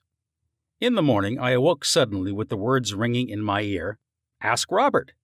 I thought it very strange that I should ask Robert, a young boy about 9 years of age. However, I followed the inner voice of intuition. Robert said, "Oh yes, I picked it up in the yard while I was playing with the boys. I placed it on the desk in my room. I did not think it worth anything, so I did not say anything about it." The subconscious mind will always answer you if you trust it. His subconscious revealed the location of his father's will. A young man who attends my lectures had this experience. His father died and apparently left no will. However, this man's sister told him that their father had confided to her that a will had been executed which was fair to all. Every attempt to locate the will failed. Prior to sleep, he talked to his deeper mind as follows. I now turn this request over to the subconscious mind. It knows just where that will is and reveals it to me. Then he condensed his request down to one word, answer, repeating it over and over again as a lullaby. He lulled himself to sleep with the word answer. The next morning, this young man had an overpowering hunch to go to a certain bank in Los Angeles, where he found a safe deposit vault registered in the name of his father, the contents of which solved all his problems. Your thought, as you go to sleep, arouses the powerful latency which is within you. For example, let us suppose you are wondering whether to sell your home, buy a certain stock, sever partnership, move to New York, or stay in Los Angeles, dissolve the present contract, or take a new one. Do this. Sit quietly in your armchair or at the desk in your office. Remember that there is a universal law of action and reaction. The action is your thought. The reaction is the response from your subconscious mind. The subconscious mind is reactive and reflexive. This is its nature. It rebounds, rewards, and repays. It is the law of correspondence. It responds by corresponding. As you contemplate right action, you will automatically experience a reaction or response in yourself, which represents the guidance or answer of your subconscious mind. In seeking guidance, you simply think quietly about right action, which means that you are using the infinite intelligence resident in the subconscious mind to the point where it begins to use you. From there on, your course of action is directed and controlled by the subjective wisdom within you, which is all-wise and omnipotent. Your decision will be right. There will only be right action because you are under a subjective compulsion to do the right thing. I use the word compulsion because the law of the subconscious is compulsion. The secret of guidance. The secret of guidance or right action is to mentally devote yourself to the right answer until you find its response in you. The response is a feeling, an inner awareness, an overpowering hunch whereby you know that you know. You have used the power to the point where it begins to use you. You cannot possibly fail or make one false step while operating under the subjective wisdom within you. You will find that all your ways are pleasantness, and all your paths are peace. Highlights to recall. 1. Remember that the subconscious mind has determined the success and wonderful achievements of all great scientific workers. 2. By giving your conscious attention and devotion to the solution of a perplexing problem, your subconscious mind gathers all the necessary information and presents it full-blown to the conscious mind. 3. If you are wondering about the answer to a problem, try to solve it objectively. Get all the information you can from research and also from others. If no answer comes, turn it over to your subconscious mind prior to sleep, and the answer always comes. It never fails. 4. You do not always get the answer overnight. Keep on turning your request over to your subconscious until the day breaks and the shadows flee away. 5. You delay the answer by thinking it will take a long time or that it is a major problem. Your subconscious has no problem. It knows only the answer. 6. Believe that you have the answer now. Feel the joy of the answer and the way you would feel if you had the perfect answer. Your subconscious will respond to your feeling. 7. Any mental picture, backed by faith and perseverance, will come to pass through the miracle-working power of your subconscious. Trust it, believe in its power, and wonders will happen as you pray. 8. Your subconscious is the storehouse of memory, and within your subconscious are recorded all your experiences since childhood. 9. Scientists meditating on ancient scrolls, temples, fossils, etc., are able to reconstruct scenes of the past and make them alive today.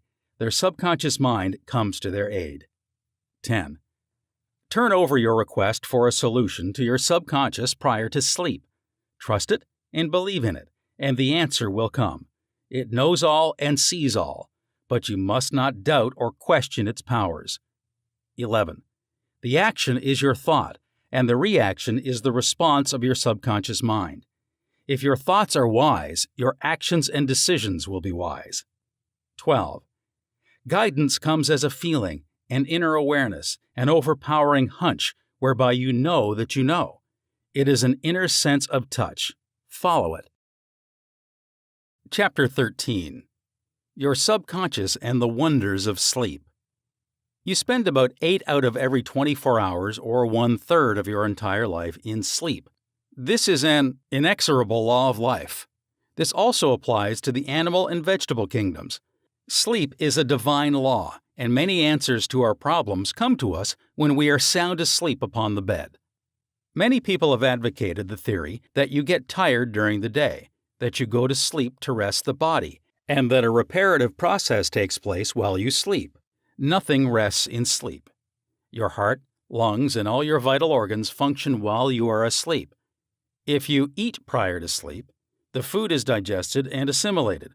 Also, your skin secretes perspiration, and your nails and hair continue to grow. Your subconscious mind never rests or sleeps. It is always active, controlling all your vital forces. The healing process takes place more rapidly while you are asleep, as there is no interference from your conscious mind. Remarkable answers are given to you while you are asleep. Why we sleep. Dr. John Bigelow, a famous research authority on sleep, demonstrated that at night, while asleep, you receive impressions showing that the nerves of the eyes, ears, nose, and taste buds are active during sleep, and also that the nerves of your brain are quite active. He says that the main reason we sleep is because, quote, the nobler part of the soul is united by abstraction to our higher nature and becomes a participant in the wisdom and foreknowledge of the gods, unquote. Dr. Bigelow states also, quote, the results of my studies have not only strengthened my convictions that the supposed exemption from customary toils and activities was not the final purpose of sleep, but have also made clearer to my mind the conviction that no part of a man's life deserves to be considered more indispensable to its symmetrical and perfect spiritual development than the while he is separated from the phenomenal world of sleep, unquote. Prayer, a form of sleep. Your conscious mind gets involved with vexations, strife, and contentions of the day, and it is very necessary to withdraw periodically from sense evidence and the objective world, and commune silently with the inner wisdom of your subconscious mind. By claiming guidance, strength, and greater intelligence in all phases of your life, you will be enabled to overcome all difficulties and solve your daily problems. This regular withdrawal from sense evidence and the noise and confusion of everyday living is also a form of sleep. For example, you become asleep to the world of the senses and alive to the wisdom and power of your subconscious mind. Startling effects of sleep deprivation. Lack of sleep can cause you to become irritable, moody, and depressed. Dr. George Stevenson of the National Association of Mental Health says, quote, I believe it can safely be said that all human beings need a minimum of 6 hours sleep to be healthy. Most people need more. Those who think they can get along on less are fooling themselves, unquote. Medical research scholars investigating sleep processes and deprivation of sleep point out that severe insomnia has preceded psychotic breakdown in some instances. Remember, you are spiritually recharged during sleep, and adequate sleep is essential to produce joy and vitality in life. You need more sleep. Robert O'Brien, in an article, Maybe You Need More Sleep, in an issue of the Reader's Digest, reports the following experiment on sleep. Quote, for the last 3 years, experiments have been in progress at the Walter Reed Army Institute of Research in Washington, D.C. Subjects, more than 100 military and civilian volunteers, have been kept awake for as long as 4 days. Thousands of tests have measured the effects on their behavior and personality. Results of these tests have given scientists astonishingly new insights into the mysteries of sleep. They now know that the tired brain apparently craves sleep so hungrily that it will sacrifice anything to get it. After only a few hours of sleep loss, fleeting stolen naps, called lapses, or microsleep, occurred at the rate of 3 or 4 an hour. As in real sleep, eyelids drooped, heartbeat slowed. Each lapse lasted just a fraction of a second. Sometimes the lapses were periods of blankness. Sometimes they were filled with images, wisps of dreams. As hours of sleep loss mounted, the lapses took place more often and lasted longer, perhaps 2 or 3 seconds.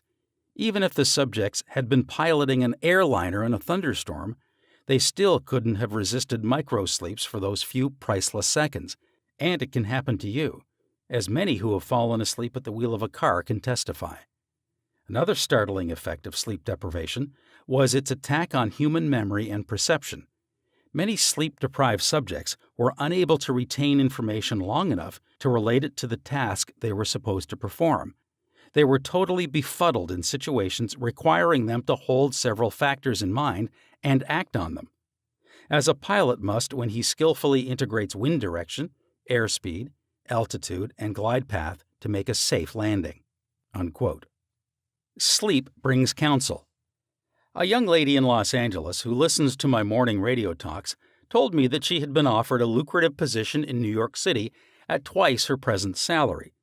She was wondering whether to accept or not and prayed prior to sleep as follows: "The creative intelligence of my subconscious mind knows what is best for me. Its tendency is always lifeward, and it reveals to me the right decision which blesses me and all concerned. I give thanks for the answer which I know will come to me." She repeated this simple prayer over and over again as a lullaby prior to sleep, and in the morning she had a persistent feeling that she should not accept the offer. She rejected the offer, and subsequent events verified her inward sense of knowing, because the company went bankrupt in a few months following their offer of employment to her. The conscious mind may be correct on the facts objectively known, but the intuitive faculty of her subconscious mind saw the failure of the concern in question and prompted her accordingly. Saved from certain disaster. I will illustrate how the wisdom of your subconscious mind can instruct you and protect you relative to your request for right action as you go to sleep. Many years ago, before the Second World War, I was offered a very lucrative assignment in the Orient, and I prayed for guidance and the right decision as follows: "Infinite intelligence within me knows all things, and the right decision is revealed to me in divine order. I will recognize the answer when it comes." I repeated this simple prayer over and over again as a lullaby prior to sleep, and in a dream came the vivid realization of things to come 3 years hence. An old friend appeared in the dream and said, "Read these headlines. Don't go." The headlines of the newspaper which appeared in the dream related to war and the attack on Pearl Harbor. Occasionally, the writer dreams literally. The aforementioned dream was undoubtedly a dramatization of the subconscious mind, which projected a person whom I trusted and respected. To some, a warning may come in the form of a mother who appears in a dream. She tells the person not to go here or there, and the reason for the warning. Your subconscious mind is all-wise. It knows all things. Oftentimes, it will speak to you only in a voice that your conscious mind will immediately accept as true. Sometimes, your subconscious will warn you in a voice which sounds like that of your mother or some loved one, which may cause you to stop on the street, and you find, if you had gone another foot, a falling object from a window might have struck you on the head. My subconscious mind is one with the universal subconscious, and it knew the Japanese were planning a war, and it also knew when the war would start. Dr. Rhine, director of the Department of Psychology at Duke University, has gathered together a vast amount of evidence showing that a great number of people all over the world see events before they happen, and in many instances are, therefore, able to avoid the tragic event which was foreseen vividly in a dream. The dream which I had showed clearly the headlines in the New York Times about 3 years prior to the tragedy of Pearl Harbor. In consequence of this dream, I immediately canceled the trip as I felt a subconscious compulsion to do so. 3 years later, the Second World War proved the truth of the inner voice of intuition. Your future is in your subconscious mind. Remember that the future, the result of your habitual thinking, is already in your mind, except when you change it through prayer. The future of a country, likewise, is in the collective subconscious of the people of that nation. There's nothing strange in the dream I had, wherein I saw the headlines of the New York newspapers long before the war began. The war had already taken place in my mind, and all the plans of attack were already engraved on that great recording instrument, the subconscious mind, or collective unconscious of the universal mind. Tomorrow's events are in your subconscious mind. So are next week's and next month's, and they may be seen by a highly psychic or clairvoyant person. No disaster or tragedy can happen to you if you decide to pray. Nothing is predetermined or foreordained. Your mental attitude, for example, the way you think, feel, and believe, determines your destiny. You can, through scientific prayer, which is explained in a previous chapter, mold, fashion, and create your own future. Whatsoever a man soweth, that shall he also reap. A catnap nets him $15,000. One of my students mailed me a newspaper clipping 3 or 4 years ago about a man called Ray Hammerstrom, a roller at the steelworks in Pittsburgh operated by Jones and Laughlin Steel Corporation. He received $15,000 for his dream. According to the article, The engineers could not fix a faulty switch in a newly installed bar mill, which controlled the delivery of straight bars to the cooling beds. The engineers worked on the switch about 11 or 12 times to no avail. Hammerstrom thought a lot about the problem and tried to figure out a new design which might work. Nothing worked. One afternoon, he lay down for a nap, and prior to sleep, he began to think about the answer to the switch problem. He had a dream in which a perfect design for the switch was portrayed. When he awoke, he sketched his new design according to the outline of his dream. This visionary catnap won Hammerstrom a check for $15,000, the largest award the firm ever gave an employee for a new idea. How a famous professor solved his problem in sleep. Dr. H.V. Helprecht, professor of Assyrian at the University of Pennsylvania, wrote as follows, quote, "One Saturday evening, I had been wearying myself in the vain attempt to decipher two small fragments of agate, which were supposed to belong to the finger rings of some Babylonians. About midnight, weary and exhausted, I went to bed and dreamed the following remarkable dream. A tall, thin priest of Nippur, about 40 years of age, led me to the treasure chamber of the temple, a small, low-ceilinged room without windows, while scraps of agate and lapis lazuli lay scattered on the floor. Here he addressed me as follows. The two fragments, which you have published separately on pages 22 and 26, belong together, and are not finger rings. The first two rings served as earrings for the statue of the god. The two fragments you have are the portions of them. If you will put them together, you will have confirmation of my words. I awoke at once, examined the fragments, and to my astonishment, found the dream verified. The problem was then at last solved." Unquote. This demonstrates clearly the creative manifestation of his subconscious mind, which knew the answer to all his problems. How the subconscious worked for a famous writer while he slept. Robert Louis Stevenson, in one of his books, Across the Plains, devotes a whole chapter to dreams. He was a vivid dreamer and had the persistent habit of giving specific instructions to his subconscious every night prior to sleep. He would request his subconscious to evolve stories for him while he slept. For example, if Stevenson's funds were at a low ebb, his command to his subconscious would be something like this. Give me a good, thrilling novel which will be marketable and profitable. His subconscious responded magnificently. Stevenson says, these little brownies, the intelligences and powers of his subconscious, can tell me a story piece by piece, like a serial, and keep me, its supposed creator, all the while in total ignorance of where they aim. And he added, that part of my work, which is done when I am up and about, while he is consciously aware and awake, is by no means necessarily mine, since all goes to show that the brownies have a hand in it even then.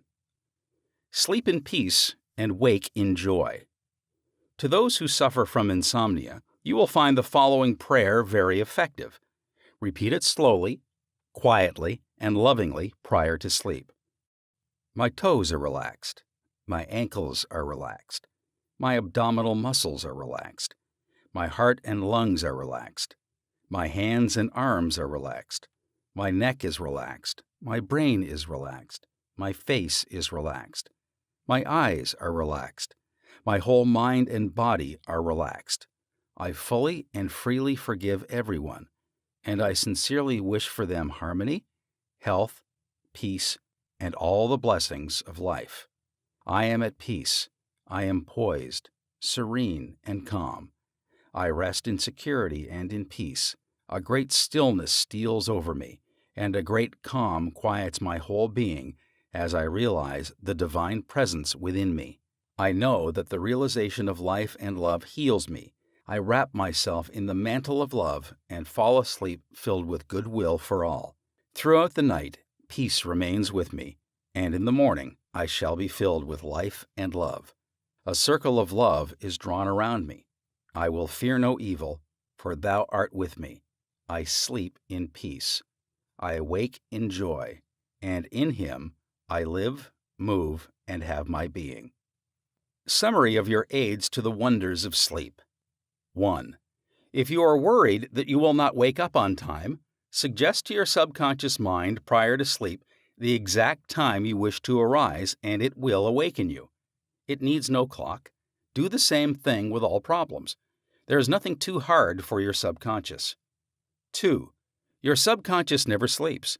It is always on the job. It controls all your vital functions. Forgive yourself and everyone else before you go to sleep, and healing will take place much more rapidly. 3. Guidance is given you while you are asleep, sometimes in a dream. The healing currents are also released, and in the morning you feel refreshed and rejuvenated. 4. When troubled by the vexations and strife of the day, still the wheels of your mind and think about the wisdom and intelligence lodged in your subconscious mind, which is ready to respond to you. This will give you peace, strength, and confidence. 5. Sleep is essential for peace of mind and health of body. Lack of sleep can cause irritation, depression, and mental disorders. You need 8 hours sleep. 6. Medical research scholars point out that insomnia precedes psychotic breakdowns. 7. You are spiritually recharged during sleep. Adequate sleep is essential for joy and vitality in life. 8. Your tired brain craves sleep so hungrily that it will sacrifice anything to get it. Many who have fallen asleep at the wheel of an automobile can testify to this. 9. Many sleep-deprived people have poor memories and lack proper coordination. They become befuddled, confused, and disoriented. 10. Sleep brings counsel. Prior to sleep, claim that the infinite intelligence of your subconscious mind is guiding and directing you. Then, watch for the lead which comes, perhaps on awakening. 11. Trust your subconscious completely. Know that its tendency is always lifeward. Occasionally, your subconscious answers you in a very vivid dream and a vision in the night. You can be forewarned in a dream in the same way as the author of this book was warned. 12. Your future is in your mind now, based on your habitual thinking and beliefs. Claiming infinite intelligence leads and guides you, and that all good is yours, and your future will be wonderful. Believe it and accept it. Expect the best, and invariably the best will come to you. 13. If you are writing a novel, play, or book, or are working on an invention, speak to your subconscious mind at night and claim boldly that its wisdom, intelligence, and power are guiding, directing, and revealing to you the ideal play, novel, book, or revealing the perfect solution, whatever it may be. Wonders will happen as you pray this way. Chapter 14. Your Subconscious Mind and Marital Problems. Ignorance of the functions and powers of the mind is the cause of all marital trouble. Friction between husband and wife can be solved by each using the law of mind correctly. By praying together, they stay together. The contemplation of divine ideals, the study of the laws of life, the mutual agreement on a common purpose and plan, and the enjoyment of personal freedom bring about that harmonious marriage, that wedded bliss, that sense of oneness where the two become one. The best time to prevent divorce is before marriage. It is not wrong to try to get out of a very bad situation. But why get into the bad situation in the first place? Would it not be better to give attention to the real cause of marital problems? In other words, to really get at the root of the matter involved? As with all other problems of men and women, the problems of divorce, separation, annulment, and endless litigation are directly traceable to lack of knowledge of the working and interrelationship of the conscious and subconscious mind. The meaning of marriage. Marriage, to be real, must first be on a spiritual basis. It must be of the heart, and the heart is the chalice of love. Honesty, sincerity, kindness, and integrity are also forms of love. Each partner should be perfectly honest and sincere with the other. It is not a true marriage when a man marries a woman for her money, social position, or to lift his ego, because this indicates a lack of sincerity, honesty, and true love. Such a marriage is a farce, a sham, and a masquerade. When a woman says, "I am tired working. I want to get married because I want security," her premise is false. She is not using the laws of mind correctly. Her security depends on her knowledge of the interaction of the conscious and subconscious mind and its application. For example, a woman will never lack for wealth or health if she applies the techniques outlined in the respective chapters of this book. Her wealth can come to her independent of her husband, father, or anyone else. A woman is not dependent on her husband for health, peace, joy, inspiration, guidance, love, wealth, security, happiness, or anything in the world. Her security and peace of mind come from her knowledge of the inner powers within her and from the constant use of the laws of her own mind in a constructive fashion. How to attract the ideal husband. You are now acquainted with the way your subconscious mind works. You know that whatever you impress upon it, it will be experienced in your world. Begin now to impress your subconscious mind with the qualities and characteristics you desire in a man. The following is an excellent technique. Sit down at night in your armchair, close your eyes, let go, relax the body, become very quiet, passive, and receptive. Talk to your subconscious mind and say to it, I am now attracting a man into my experience who is honest, sincere, loyal, faithful, peaceful, happy, and prosperous. These qualities which I admire are sinking down into my subconscious mind now. As I dwell upon these characteristics, they become a part of me and are embodied subconsciously. I know there is an irresistible law of attraction and that I attract to me a man according to my subconscious belief. I attract that which I feel to be true in my subconscious mind. I know I can contribute to his peace and happiness. He loves my ideals, and I love his ideals. He does not want to make me over, neither do I want to make him over. There is mutual love, freedom, and respect. Practice this process of impregnating your subconscious mind. Then you will have the joy of attracting to you a man possessing the qualities and characteristics you mentally dwelt upon. Your subconscious intelligence will open up a pathway whereby both of you will meet, according to the irresistible and changeless flow of your own subconscious mind. Have a keen desire to give the best that is in you of love, devotion, and cooperation. Be receptive to this gift of love which you have given to your subconscious mind. How to attract the ideal wife. Affirm as follows. I now attract the right woman who is in complete accord with me. This is a spiritual union because it is divine love functioning through the personality of someone with whom I blend perfectly. I know I can give to this woman love, light, peace, and joy. I feel and believe I can make this woman's life full, complete, and wonderful. I now decree that she possesses the following qualities and attributes. She is spiritual, loyal, faithful, and true. She is harmonious, peaceful, and happy. We are irresistibly attracted to each other. Only that which belongs to love, truth, and beauty can enter my experience. I accept my ideal companion now. As you think quietly and with interest on the qualities and attributes which you admire in the companion you seek, you will build the mental equivalent into your mentality. Then, the deeper currents of your subconscious mind will bring both of you together in divine order. No need for third mistake. Recently, a teacher said to me, I have had 3 husbands, and all 3 have been passive, submissive, and dependent on me to make all decisions and govern everything. Why do I attract such type men? I asked her whether she had known that her second husband was the effeminate type, and she replied, Of course not, I would not have married him. Apparently, she had not learned anything from the first mistake. The trouble was with her own personality makeup. She was very masculine, domineering, and unconsciously wanted someone who would be submissive and passive so that she could play the dominant role. All this was unconscious motivation, and her subconscious picture attracted to her what she subjectively wanted. She had to learn to break the pattern by adopting the right prayer process. How she broke the negative pattern. The above-mentioned woman learned a simple truth. When you believe you can have the type of man you idealize, it is done unto you as you believe. The following is the specific prayer she used to break the old subconscious pattern and attract to her the ideal mate. I am building into my mentality the type of man I deeply desire.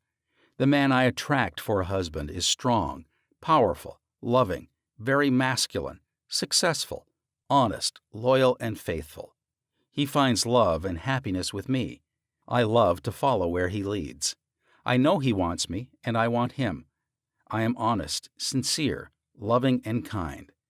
I have wonderful gifts to offer him. They are goodwill, a joyous heart, and a healthy body. He offers me the same. It is mutual. I give and I receive. Divine intelligence knows where this man is, and the deeper wisdom of my subconscious mind is now bringing both of us together in its own way, and we recognize each other immediately. I release this request to my subconscious mind, which knows how to bring my request to pass. I give thanks for the perfect answer. She prayed in the above manner night and morning, affirming these truths and knowing that through frequent occupation of the mind, she would reach the mental equivalent of that which she sought.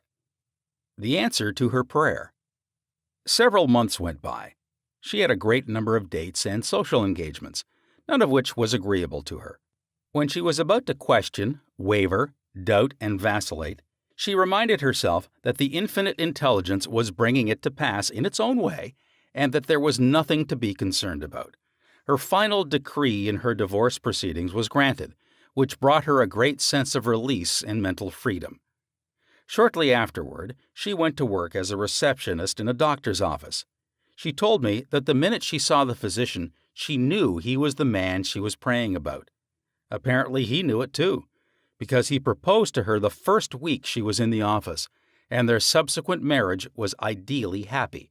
This physician was not the passive or submissive type, but was a real man, a former football player, an outstanding athlete, and was a deeply spiritual man, though he was completely devoid of any sectarian or denominational affiliation.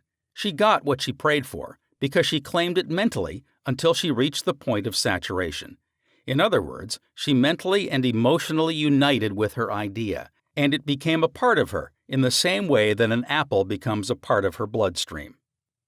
Should I get a divorce? Divorce is an individual problem. It cannot be generalized. In some cases, of course, there never should have been a marriage.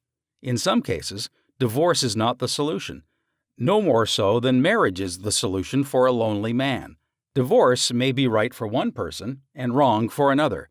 A divorced woman may be far more sincere and noble than many of her married sisters who perhaps are living a lie. For example, I once talked with a woman whose husband was a dope fiend, an ex-convict, a wife-beater, and a non-provider. She had been told it was wrong to get a divorce. I explained to her that marriage is of the heart. If two hearts blend harmoniously, lovingly, and sincerely, that is the ideal marriage. The pure action of the heart is love. Following this explanation, she knew what to do. She knew in her heart that there is no divine law which compelled her to be browbeaten, intimidated, and beaten because someone said, "I pronounce you man and wife." If you are in doubt as to what to do, ask for guidance, knowing that there is always an answer and you will receive it. Follow the lead that comes to you in the silence of your soul. It speaks to you in peace. Drifting into divorce. Recently, a young couple, married for only a few months, were seeking a divorce. I discovered that the young man had a constant fear that his wife would leave him. He expected rejection, and he believed that she would be unfaithful. These thoughts haunted his mind and became an obsession with him. His mental attitude was one of separation and suspicion. She felt unresponsive to him. It was his own feeling or atmosphere of loss and separation operating through them. This brought about a condition or action in accordance with the mental pattern behind it. There is a law of action and reaction, or cause and effect. The thought is the action, and the response of the subconscious mind is the reaction. His wife left home and asked for a divorce, which is what he feared and believed she would do. Divorce begins in the mind. Divorce takes place first in the mind. The legal proceedings follow after. These two young people were full of resentment, fear, suspicion, and anger. These attitudes weaken, exhaust, and debilitate the whole being. They learned that hate divides and that love unites. They began to realize what they had been doing with their minds. Neither one of them knew the law of mental action, and they were misusing their minds and bringing on chaos and misery. These two people went back together at my suggestion and experimented with prayer therapy. They began to radiate love, peace, and goodwill to each other. Each one practiced radiating harmony, health, peace, and love to the other, and they alternated in the reading of the Psalms every night. Their marriage is growing more beautiful every day. The nagging wife. Many times the reason the wife nags is because she gets no attention. Oftentimes it is a craving for love and affection. Give your wife attention and show your appreciation. Praise and exalt all her many good points. There is also the nagging type of woman who wants to make the man conform to her particular pattern. This is about the quickest way in the world to get rid of a man. The wife and the husband must cease being scavengers always looking at the petty faults or errors in each other. Let each give attention and praise for the constructive and wonderful qualities in the other. The brooding husband. If a man begins to brood, grows morbid against his wife because of the things she said or did, he is, psychologically speaking, committing adultery. One of the meanings of adultery is idolatry. For example, giving attention to or uniting mentally with that which is negative and destructive. When a man is silently resenting his wife and is full of hostility toward her, he is unfaithful. He is not faithful to his marriage vows, which are to love, cherish, and honor her all the days of his life. The man who is brooding, bitter, and resentful can swallow his sharp remarks, abate his anger, and he can go to great lengths to be considerate, kind, and courteous. He can deftly skirt the differences. Through praise and mental effort, he can get out of the habit of antagonism. Then, he will be able to get along better, not only with his wife, but with business associates also. Assume the harmonious state, and eventually you will find peace and harmony. The great mistake. A great mistake is to discuss your marital problems or difficulties with neighbors and relatives. Suppose, for example, a wife says to the neighbor, "John never gives me any money. He treats my mother abominably, drinks to excess, and is constantly abusive and insulting." Now this wife is degrading and belittling her husband in the eyes of all the neighbors and relatives. He no longer appears as the ideal husband to them. Never discuss your marital problems with anyone except a trained counselor. Why cause numerous people to think negatively of your marriage?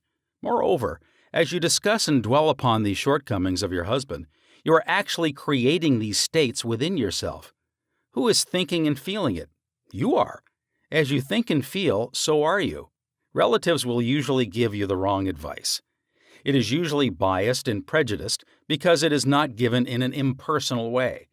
Any advice you receive which violates the golden rule, which is a cosmic law, is not good or sound. It is well to remember that no two human beings ever live beneath the same roof without clashes of temperament, periods of hurts and strain. Never display the unhappy side of your marriage to your friends. Keep your quarrels to yourself. Refrain from criticism and condemnation of your partner. Don't try to make your wife over. A husband must not try to make his wife over into a second edition of himself. The tactless attempt to change her in many ways is foreign to her nature. These attempts are always foolish, and many times result in a dissolution of the marriage. These attempts to alter her destroy her pride and self-esteem, and arouse a spirit of contrariness and resentment that proves fatal to the marriage bond. Adjustments are needed, of course, but if you have a good look inside your own mind and study your character and behavior, you will find so many shortcomings, and they will keep you busy the rest of your life. If you say, "I will make him over into what I want," you're looking for trouble and the divorce court. You're asking for misery. You will have to learn the hard way that there is no one to change but yourself. Pray together and stay together through steps in prayer. The first step. Never carry over from one day to another accumulated irritations arising from little disappointments. Be sure to forgive each other for any sharpness before you retire at night. The moment you awaken in the morning, claim infinite intelligence is guiding you in all your ways, sending out loving thoughts of peace, harmony, and love to your marriage partner, to all members of the family, and to the whole world. The second step: say grace at breakfast. Give thanks for the wonderful food, for your abundance, and for all your blessings. Make sure that no problems, worries, or arguments shall enter into the table conversation. The same applies at dinner time. Say to your wife or husband, "I appreciate all you're doing, and I radiate love and goodwill to you all day long." The third step: the husband and wife should alternate in praying each night. Do not take your marriage partner for granted. Show your appreciation and love. Think appreciation and goodwill rather than condemnation, criticism, and nagging.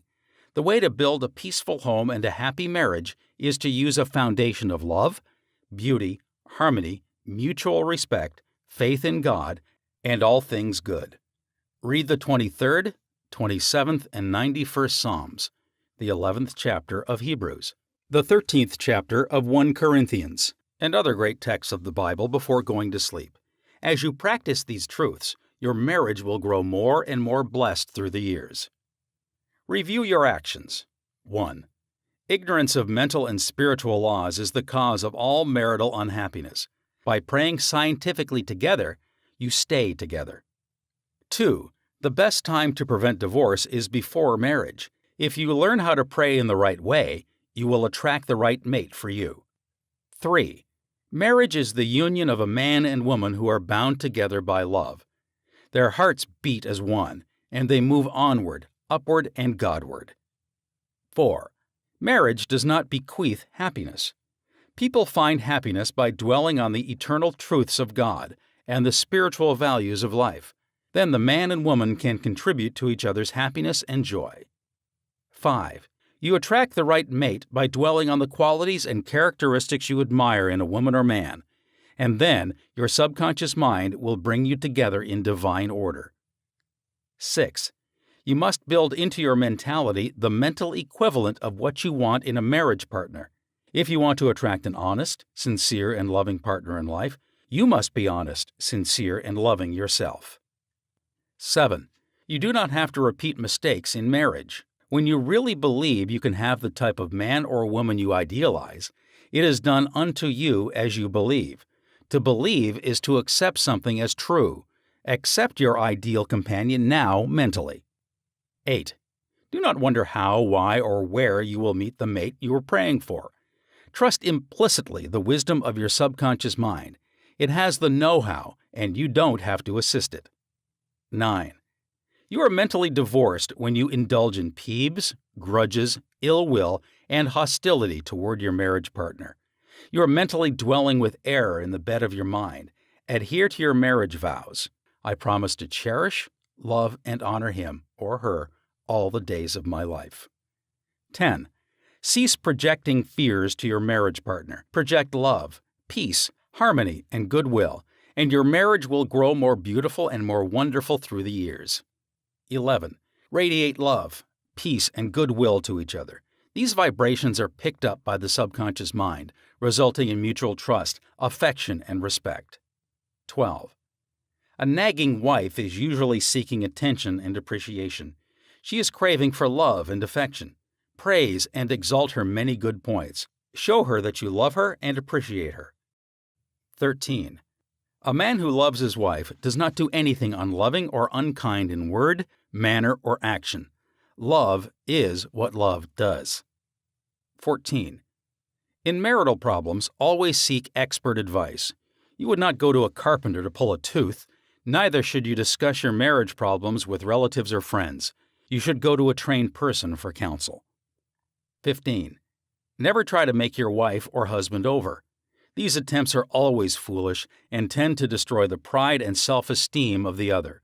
Moreover, it arouses a spirit of resentment that proves fatal to the marriage bond. Cease trying to make the other a second edition of yourself. 16. Pray together and you will stay together. Scientific prayer solves all problems. Mentally picture your wife as she ought to be: joyous, happy, healthy, and beautiful. See your husband as he ought to be: strong, powerful, loving, harmonious, and kind. Maintain this mental picture, and you will experience the marriage made in heaven, which is harmony and peace. Chapter 15. Your subconscious mind and your happiness. William James, father of American psychology, said that the greatest discovery of the 19th century was not in the realm of physical science. The greatest discovery was the power of the subconscious touched by faith. In every human being is that limitless reservoir of power which can overcome any problem in the world. True and lasting happiness will come into your life the day you get the clear realization that you can overcome any weakness, the day you realize that your subconscious can solve your problems, heal your body, and prosper you beyond your fondest dream. You might have felt very happy when your child was born, when you got married, when you graduated from college, or when you won a great victory or a prize. You might have been very happy when you became engaged to the loveliest girl or the most handsome man. You could go on and list innumerable experiences which have made you happy. However, no matter how marvelous these experiences are, they do not give real lasting happiness. They are transitory. The book of Proverbs gives the answer. Whosoever trusteth in the Lord, happy is he. When you trust in the Lord, the power and wisdom of your subconscious mind, to lead, guide, govern, and direct all your ways, you will become poised, serene, and relaxed. As you radiate love, peace, and goodwill to all, you are really building a superstructure of happiness for all the days of your life. You must choose happiness. Happiness is a state of mind. There is a phrase in the Bible which says, "Choose ye this day whom ye will serve." You have the freedom to choose happiness. This may seem extraordinarily simple, and it is. Perhaps this is why people stumble over the way to happiness. They do not see the simplicity of the key to happiness. The great things of life are simple, dynamic, and creative. They produce well-being and happiness. St. Paul reveals to you how you can think your way into a life of dynamic power and happiness in these words. Finally, brethren, whatsoever things are true, whatsoever things are honest, whatsoever things are just, whatsoever things are pure, whatsoever things are lovely, whatsoever things are of good report. If there be any virtue, and if there be any praise, think on these things. Philippians chapter 4, verse 8. How to choose happiness. Begin now to choose happiness. This is how you do it. When you open your eyes in the morning, say to yourself, "Divine order takes charge of my life today and every day. All things work together for good for me today. This is a new and wonderful day for me. There will never be another day like this one. I am divinely guided all day long, and whatever I do will prosper. Divine love surrounds me, enfolds me, and enwraps me, and I go forth in peace. Whenever my attention wanders away from that which is good and constructive, I will immediately bring it back to the contemplation of that which is lovely and of good report. I am a spiritual and mental magnet, attracting to myself all things which bless and prosper me. I am going to be a wonderful success in all my undertakings today. I am definitely going to be happy all day long." Start each day in this manner. Then you will be choosing happiness, and you will be a radiant, joyous person. He made it a habit to be happy. A number of years ago, I stayed for about a week in a farmer's house in Connemara, on the west coast of Ireland. He seemed to be always singing and whistling and was full of humor. I asked him the secret to his happiness, and his reply was, "It is a habit of mine to be happy. Every morning when I awaken, and every night before I go to sleep, I bless my family, the crops, the cattle, and I thank God for the wonderful harvest." This farmer has made a practice of this for over 40 years. As you know, thoughts repeated regularly and systematically sink into the subconscious mind and become habitual. He discovered that happiness is a habit.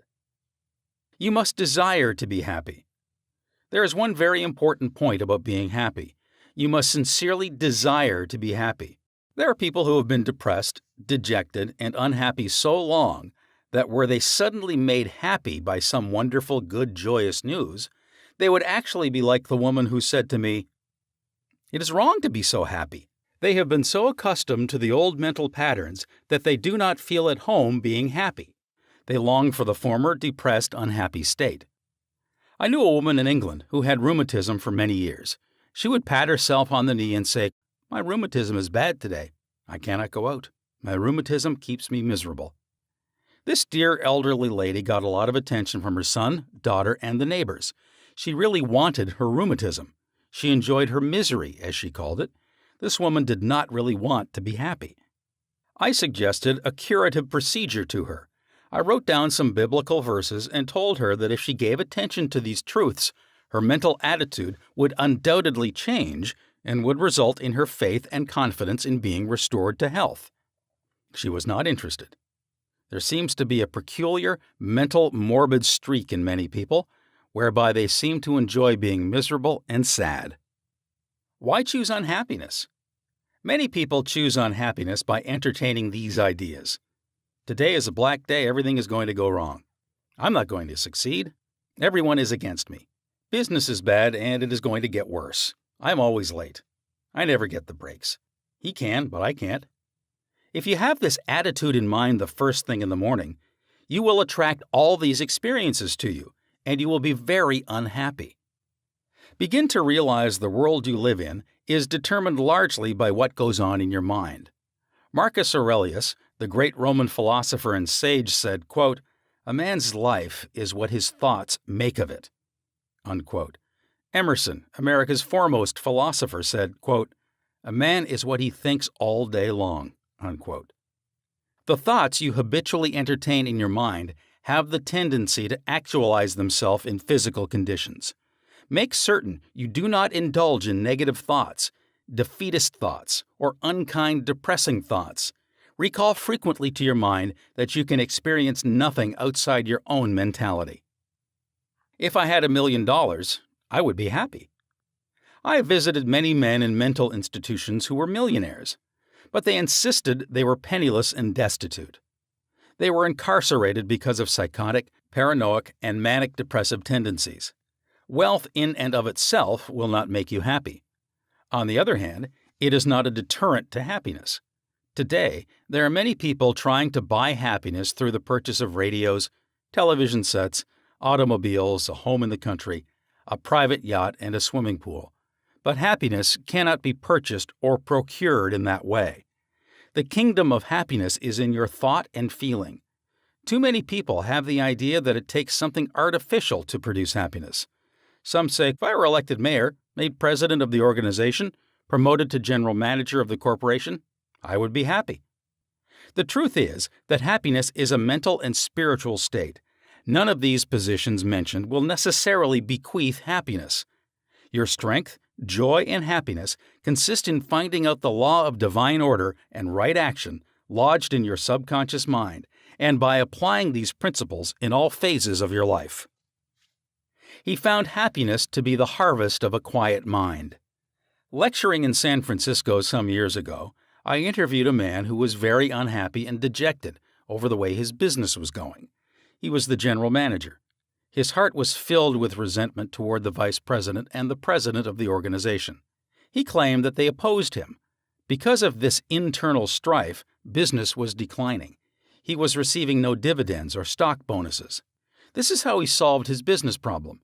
The first thing in the morning, he affirmed quietly as follows: "All those working in our corporation are honest, sincere, cooperative, faithful, and full of goodwill to all. They are mental and spiritual links in the chain of this corporation's growth, welfare, and prosperity. I radiate love, peace, and goodwill in my thoughts, words, and deeds to my 2 associates and to all those in the company. The president and the vice president of our company are divinely guided in all their undertakings. The infinite intelligence of my subconscious mind makes all decisions through me.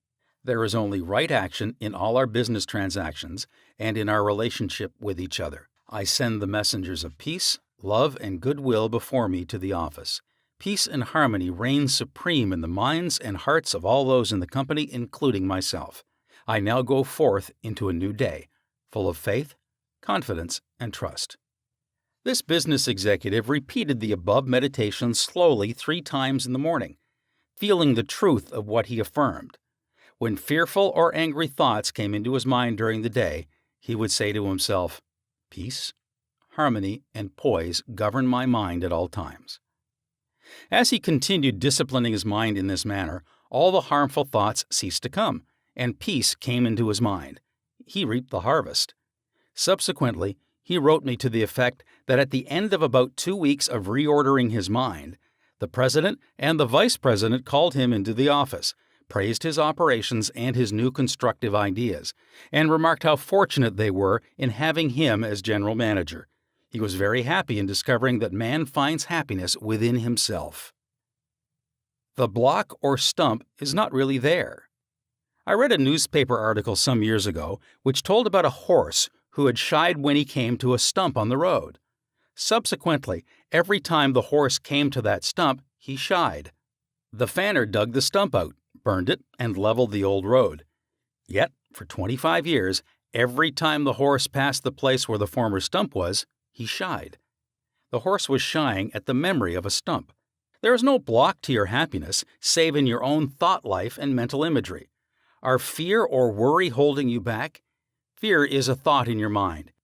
You can dig it up this very moment by supplanting it with faith in success, achievement, and victory over all problems. I knew a man who failed in business. He said to me, "I made mistakes, I've learned a lot. I'm going back into business, and I will be a tremendous success." He faced up to that stump in his mind.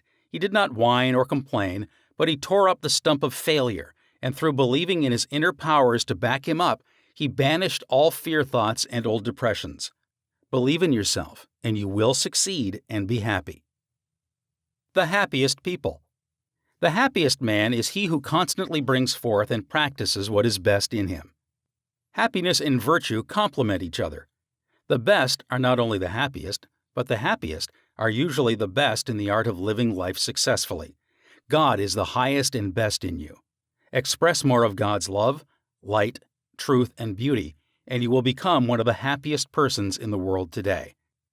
Epictetus, the Greek Stoic philosopher, said, quote, "There is but one way to tranquility of mind and happiness.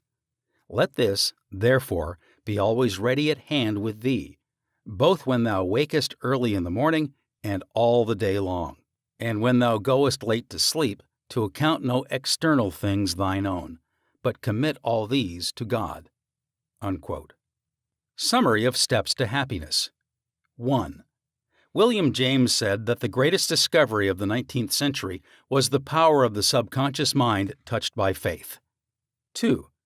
There is tremendous power within you. Happiness will come to you when you acquire a sublime confidence in this power. Then you will make your dreams come true. 3. You can rise victorious over any defeat and realize the cherished desires of your heart through the marvelous power of your subconscious mind. This is the meaning of "Whosoever trusteth in the Lord," spiritual laws of the subconscious mind, happy is he. 4. You must choose happiness. Happiness is a habit. It is a good habit to ponder often on whatsoever things are true, whatsoever things are honest, whatsoever things are just, whatsoever things are pure, whatsoever things are lovely, whatsoever things are of good report. If there be any virtue, and if there be any praise, think on these things. Philippians chapter 4, verse 8. 5. When you open your eyes in the morning, say to yourself, "I choose happiness today. I choose success today. I choose right action today. I choose love and goodwill for all today. I choose peace today." Pour life, love, and interest into this affirmation, and you have chosen happiness. 6. Give thanks for all your blessings several times a day. Furthermore, pray for the peace, happiness, and prosperity of all members of your family, your associates, and all people everywhere. 7. You must sincerely desire to be happy. Nothing is accomplished without desire. Desire is a wish with wings of imagination and faith. Imagine the fulfillment of your desire and feel its reality, and it will come to pass. Happiness comes in answered prayer. 8. By constantly dwelling on thoughts of fear, worry, anger, hate, and failure, you will become very depressed and unhappy. Remember, your life is what your thoughts make of it. 9. You cannot buy happiness with all the money in the world. Some millionaires are very happy. Some are very unhappy. Many people with very little worldly goods are very happy, and some are very unhappy. Some married people are happy, and some very unhappy. Some single people are happy, and some are very unhappy. The kingdom of happiness is in your thought and feeling. 10. Happiness is the harvest of a quiet mind. Anchor your thoughts on peace, poise, security, and divine guidance, and your mind will be productive of happiness. 11. There is no block to your happiness. External things are not causative. These are effects, not cause. Take your cue from the only creative principle within you. Your thought is cause, and a new cause produces a new effect. Choose happiness. 12. The happiest man is he who brings forth the highest and best in him. God is the highest and best in him, for the kingdom of God is within. Chapter 16. Your subconscious mind and harmonious human relations. In studying this book, you'll learn that your subconscious mind is a recording machine which faithfully reproduces whatever you impress upon it. This is one of the reasons for the application of the golden rule in human relations. Matthew chapter 7 verse 12 says, "All things whatsoever ye would that men should do unto you, do ye even so to them." This quotation has outer and inner meanings. You are interested in its inner meaning from the standpoint of your subconscious mind, which is, as you would that men should think about you, think you about them in like manner. As you would that men should feel about you, feel you also about them in like manner. As you would want men to act toward you, act you toward them in like manner. For example, you may be polite and courteous to someone in your office, but when his back is turned, you are very critical and resentful toward him in your mind. Such negative thoughts are highly destructive to you. It is like taking poison. You are actually taking mental poisons which rob you of vitality, enthusiasm, strength, guidance, and goodwill. These negative thoughts and emotions sink down into your subconscious and cause all kinds of difficulties and maladies in your life. The master key to happy relationships with others. Judge not, that ye not be judged. For with what judgment ye judge, ye shall be judged. And with what measure ye mete, it shall be measured to you again. Matthew chapter 7, verses 1 and 2. A study of these verses and the application of the inner truths therein contained represent the real key to harmonious relations. To judge is to think, to arrive at a mental verdict or conclusion in your mind. The thought you have about the other person is your thought, because you are thinking it. Your thoughts are creative. Therefore, you actually create in your own experience what you think and feel about the other person. It is also true that the suggestion you give to another, you give to yourself, because your mind is the creative medium. This is why it is said, "For with what judgment ye judge, ye shall be judged." When you know this law and the way your subconscious mind works, you are careful to think, feel, and act right toward the other. These verses teach you about the emancipation of man and reveal to you the solution to your individual problems. And with what measure ye mete, it shall be measured to you again. The good you do for others comes back to you in like measure, and the evil you do returns to you by the law of your own mind. If a man cheats and deceives another, he is actually cheating and deceiving himself. His sense of guilt and mood of loss inevitably will attract loss to him in some way, at some time. His subconscious records his mental act and reacts according to the mental intention or motivation. Your subconscious mind is impersonal and unchanging, neither considering persons nor respecting religious affiliations or institutions of any kind. It is neither compassionate nor vindictive. The way you think, feel, and act toward others returns at last upon yourself. The daily headlines made him sick. Begin now to observe yourself. Observe your reactions to people, conditions, and circumstances. How do you respond to the events and news of the day? It makes no difference if all the other people were wrong and you alone were right. If the news disturbs you, it is your evil because your negative emotions robbed you of peace and harmony. A woman wrote me about her husband, saying that he goes into a rage when he reads what certain newspaper columnists write in the newspaper. She added that this constant reaction of anger and suppressed rage on his part brought on bleeding ulcers, and his physician recommended an emotional reconditioning. I invited this man to see me, and I explained to him the way his mind functions, indicating how emotionally immature it was to get angry when others write articles with which he disapproves or disagrees. He began to realize that he should give the newspaper man freedom to express himself, even though the latter disagreed with him politically, religiously, or in any other way. In the same manner, the newspaper man would give him the freedom to write a letter to the newspaper, disagreeing with his published statements. He learned that he could disagree without being disagreeable. He awakened to the simple truth that it is never what a person says or does that affects him, it is his reaction to what is said or done that matters. This explanation was the cure for this man, and he realized that with a little practice he could master his morning tantrums. His wife told me subsequently that he laughed at himself and also at what the columnists say. They no longer have power to disturb, annoy, and irritate him. His ulcers have disappeared due to his emotional poise and serenity. I hate women, but I like men.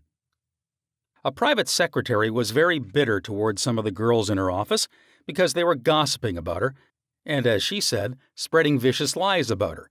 She admitted that she did not like women. She said, "I hate women, but I like men." I discovered also that she spoke to the girls who were under her in the office in a very haughty, imperious, and irritable tone of voice. She pointed out that they took a delight in making things difficult for her. There was a certain pomposity in her way of speaking, and I could see where her tone of voice would affect some people unpleasantly.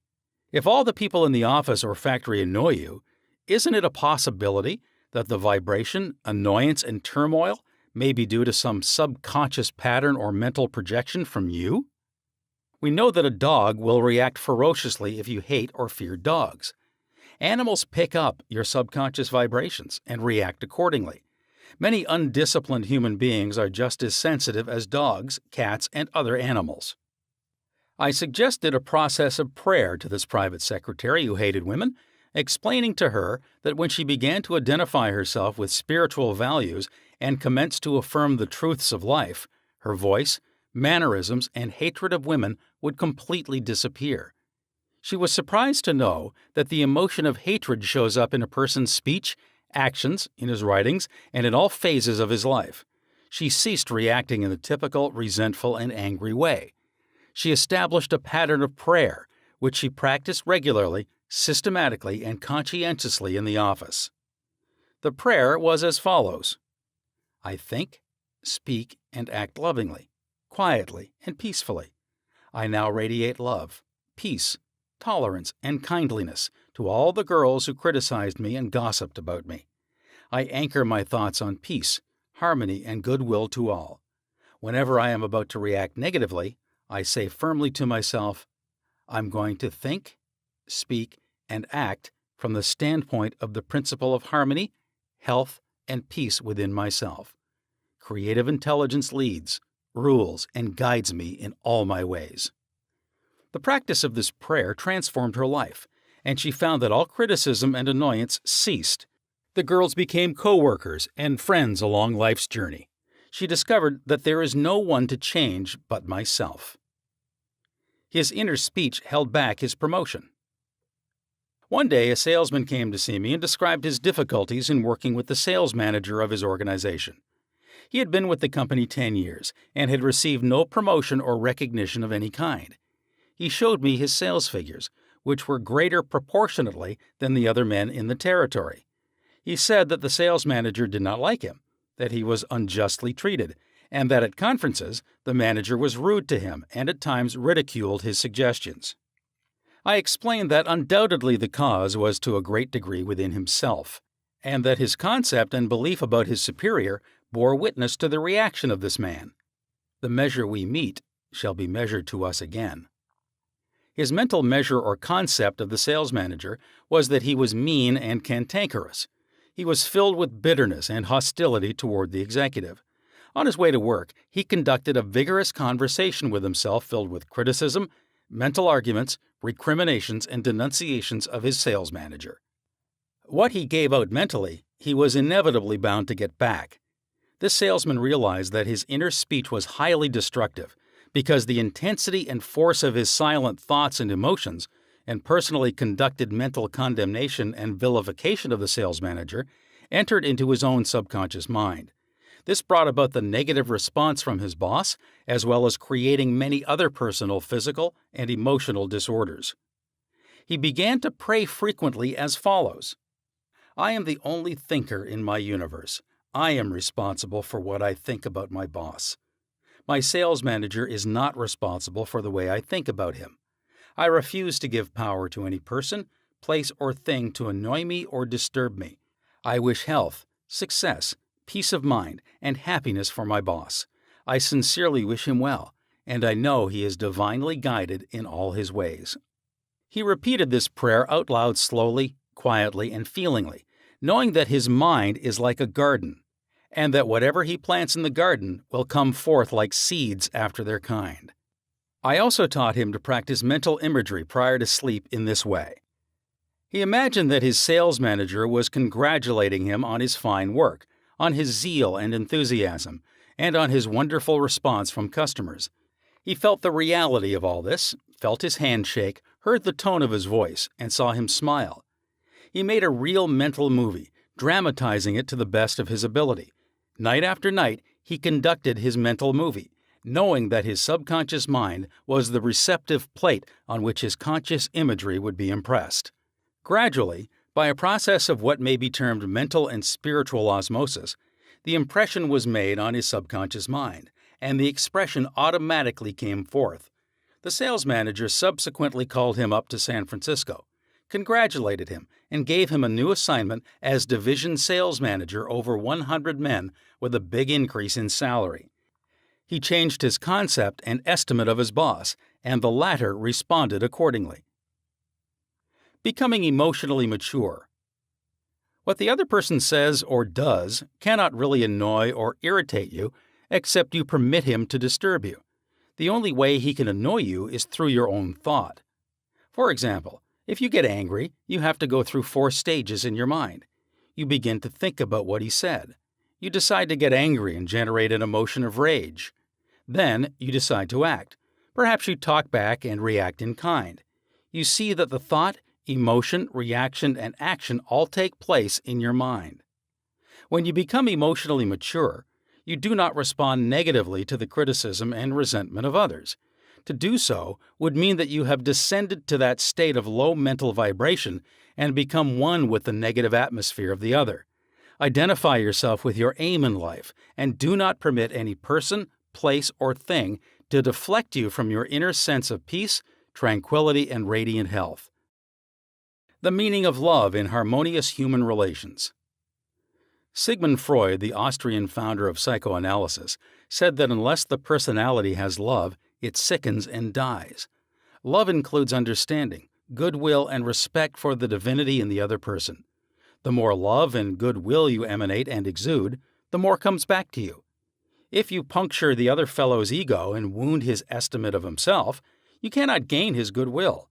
Recognize that every man wants to be loved and appreciated, and made to feel important in the world. Realize that the other man is conscious of his true worth, and that, like yourself, he feels the dignity of being an expression of the one life principle animating all men. As you do this, consciously and knowingly, you build the other person up, and he returns your love and goodwill. He hated audiences. An actor told me that the audience booed and hissed him on his first appearance on the stage. He added that the play was badly written and that undoubtedly he did not play a good role. He admitted openly to me that for months afterward he hated audiences. He called them dopes, dummies, stupid, ignorant, gullible, etc. He quit the stage in disgust and went to work in a drugstore for a year. One day, a friend invited him to hear a lecture in Town Hall, New York City, on how to get along with ourselves. This lecture changed his life. He went back to the stage and began to pray sincerely for the audience and himself. He poured out love and goodwill every night before appearing on the stage. He made it a habit to claim that the peace of God filled the hearts of all present, and that all present were lifted up and inspired. During each performance, he sent out love vibrations to the audience. Today, he is a great actor, and he loves and respects people. His goodwill and esteem are transmitted to others and are felt by them. Handling difficult people. There are difficult people in the world who are twisted and distorted mentally. They are malconditioned. Many are mental delinquents, argumentative, uncooperative, cantankerous, cynical, and sour on life. They are sick psychologically. Many people have deformed and distorted minds, probably warped during childhood. Many have congenital deformities. You would not condemn a person who had tuberculosis, nor should you condemn a person who is mentally ill. No one, for example, hates or resents a hunchback. There are many mental hunchbacks. You should have compassion and understanding. To understand all is to forgive all. Misery loves company. The hateful, frustrated, distorted, and twisted personality is out of tune with the infinite. He resents those who are peaceful, happy, and joyous. Usually, he criticizes, condemns, and vilifies those who have been very good and kind to him. His attitude is this: why should they be so happy when he is so miserable? He wants to drag them down to his own level. Misery loves company. When you understand this, you remain unmoved, calm, and dispassionate. The practice of empathy in human relations. A girl visited me recently stating that she hated another girl in her office. She gave as her reason that the other girl was prettier, happier, and wealthier than she, and in addition was engaged to the boss of the company where they worked. One day, after the marriage had taken place, the crippled daughter, by a former marriage, of the woman whom she hated came into the office. The child put her arms around her mother and said, "Mommy, Mommy, I love my new daddy. Look what he gave me." She showed her mother a wonderful new toy. She said to me, "My heart went out to that little girl, and I knew how happy she must feel. I got a vision of how happy this woman was. All of a sudden, I felt love for her, and I went into the office and wished her all the happiness in the world, and I meant it." In psychological circles today, this is called empathy, which simply means the imaginative projection of your mental attitude into that of another. She projected her mental mood or the feeling of her heart into that of the other woman, and began to think and look out through the other woman's brain. She was actually thinking and feeling as the other woman, and also as the child, because she likewise had projected herself into the mind of the child. She was looking out from that vantage point on the child's mother. If tempted to injure or think ill of another, project yourself mentally into the mind of Moses, and think from the standpoint of the Ten Commandments. If you are prone to be envious, jealous, or angry, project yourself into the mind of Jesus and think from that standpoint, and you will feel the truth of the words, "Love ye one another." Appeasement never wins. Do not permit people to take advantage of you and gain their point by temper tantrums, crying jags, or so-called heart attacks. These people are dictators who try to enslave you and make you do their bidding. Be firm but kind and refuse to yield. Appeasement never wins. Refuse to contribute to their delinquency, selfishness, and possessiveness.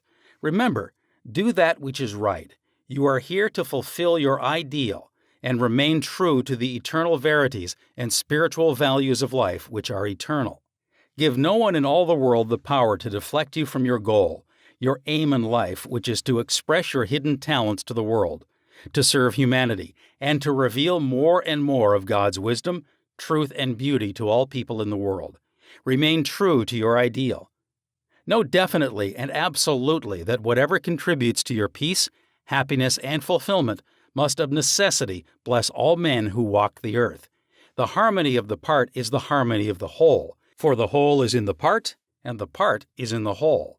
All you owe the other, as Paul says, is love, and love is the fulfilling of the law of health, happiness, and peace of mind. Profitable pointers in human relations. 1. Your subconscious mind is a recording machine which reproduces your habitual thinking. Think good of the other, and you are actually thinking good about yourself. 2. A hateful or resentful thought is a mental poison. Do not think ill of another, for to do so is to think ill of yourself. You are the only thinker in your universe, and your thoughts are creative. 3. Your mind is a creative medium. Therefore, what you think and feel about the other, you are bringing to pass in your own experience. This is the psychological meaning of the Golden Rule. As you would that man should think about you, think you about them in the same manner. 4. To cheat, rob, or defraud another brings lack, loss, and limitation to yourself. Your subconscious mind records your inner motivations, thoughts, and feelings. These being of a negative nature, loss, limitation, and trouble come to you in countless ways. Actually, what you do to the other, you are doing to yourself. 5. The good you do, the kindness proffered, the love and goodwill you send forth will all come back to you multiplied in many ways. 6. You are the only thinker in the world. You are responsible for the way you think about the other. Remember, the other person is not responsible for the way you think about him. Your thoughts are reproduced. What are you thinking about now about the other fellow? 7. Become emotionally mature and permit other people to differ from you. They have a perfect right to disagree with you, and you have the same freedom to disagree with them. You can disagree without being disagreeable. 8. Animals pick up your fear vibrations and snap at you. If you love animals, they will never attack you. Many undisciplined human beings are just as sensitive as dogs, cats, and other animals. 9. Your inner speech, representing your silent thoughts and feelings, is experienced in the reactions of others toward you. 10. Wish for the other what you wish for yourself. This is the key to harmonious human relations. 11. Change your concept and estimate of your employer. Feel and know he is practicing the golden rule and the law of love, and he will respond accordingly. 12. The other person cannot annoy you or irritate you except you permit him. Your thought is creative. You can bless him. If someone calls you a skunk, you have the freedom to say to the other, God's peace fills your soul. 13. Love is the answer to getting along with others. Love is understanding, goodwill, and respecting the divinity of the other. 14. You would not hate a hunchback or cripple. You would have compassion. Have compassion and understanding for mental hunchbacks who have been conditioned negatively. To understand all is to forgive all. 15. Rejoice in the success, promotion, and good fortune of the other. In doing so, you attract good fortune to yourself. 16.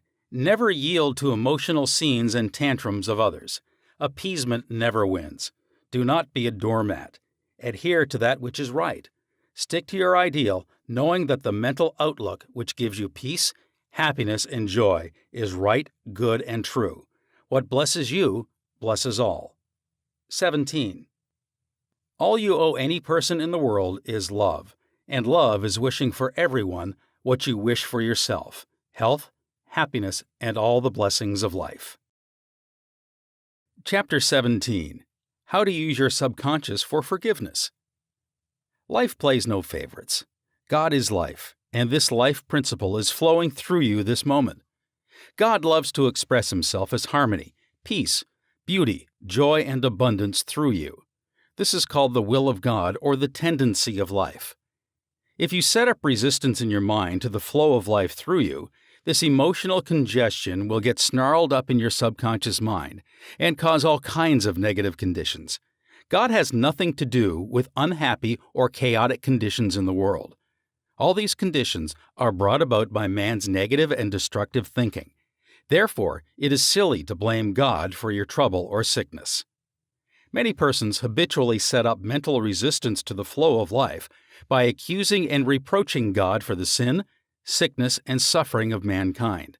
Others cast the blame on God for their pains, aches, loss of loved ones, personal tragedies, and accidents. They are angry at God, and they believe He is responsible for their misery. As long as people entertain such negative concepts about God, they will experience the automatic negative reactions from their subconscious minds. Actually, such people do not know that they are punishing themselves. They must see the truth, find release, and give up all condemnation, resentment, and anger against anyone or any power outside themselves. Otherwise, they cannot go forward into a healthy, happy, or creative activity. The minute these people entertain a God of love in their minds and hearts, and when they believe that God is their loving Father who watches over them, cares for them, guides them, sustains and strengthens them, this concept and belief about God, or the life principle, will be accepted by their subconscious mind, and they will find themselves blessed in countless ways. Life always forgives you. Life forgives you when you cut your finger. The subconscious intelligence within you sets about immediately to repair it. New cells build bridges over the cut. Should you take some tainted food by error, life forgives you and causes you to regurgitate it in order to preserve you. If you burn your hand, the life principle reduces the edema and congestion and gives you new skin, tissue, and cells. Life holds no grudges against you, and it is always forgiving you. Life brings you back to health, vitality, harmony, and peace if you cooperate by thinking in harmony with nature. Negative, hurtful memories, bitterness, and ill will clutter up and impede the free flow of the life principle in you. How he banished that feeling of guilt. I knew a man who worked every night until about 1 o'clock in the morning. He paid no attention to his 2 boys or his wife. He was always too busy working hard. He thought people should pat him on the back because he was working so arduously and persistently past midnight every night. He had a blood pressure over 200 and was full of guilt. Unconsciously, he proceeded to punish himself by hard work, and he completely ignored his children. A normal man does not do that. He is interested in his boys and in their development. He does not shut his wife out of his world. I explained to him why he was working so arduously. There is something eating you inside. Otherwise, you would not act this way. You are punishing yourself, and you have to learn to forgive yourself. He did have a deep sense of guilt. It was toward a brother. I explained to him that God was not punishing him, that he was punishing himself. For example, if you misuse the laws of life, you will suffer accordingly. If you put your hand on a naked charged wire, you will get burned. The forces of nature are not evil. It is your use of them that determines whether they have good or evil effect. Electricity is not evil. It depends on how you use it, whether to burn down a structure or light up a home. The only sin is ignorance of the law, and the only punishment is the automatic reaction of man's misuse of the law. If you misuse the law of chemistry, you may blow up the office or the factory. If you strike your hand on a board, you may cause your hand to bleed. The board is not for that purpose. Its purpose may be to lean upon or to support your feet.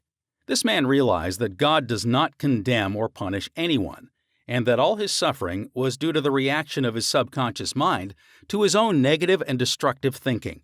He had cheated his brother at one time, and the brother had now passed on. Still, he was full of remorse and guilt. I asked him, "Would you cheat your brother now?" He said no. "Did you feel you were justified at the time?" His reply was yes. "But you would not do it now." He added, "No, I'm helping others to know how to live." I added the following comment. You have a greater reason and understanding now. Forgiveness is to forgive yourself.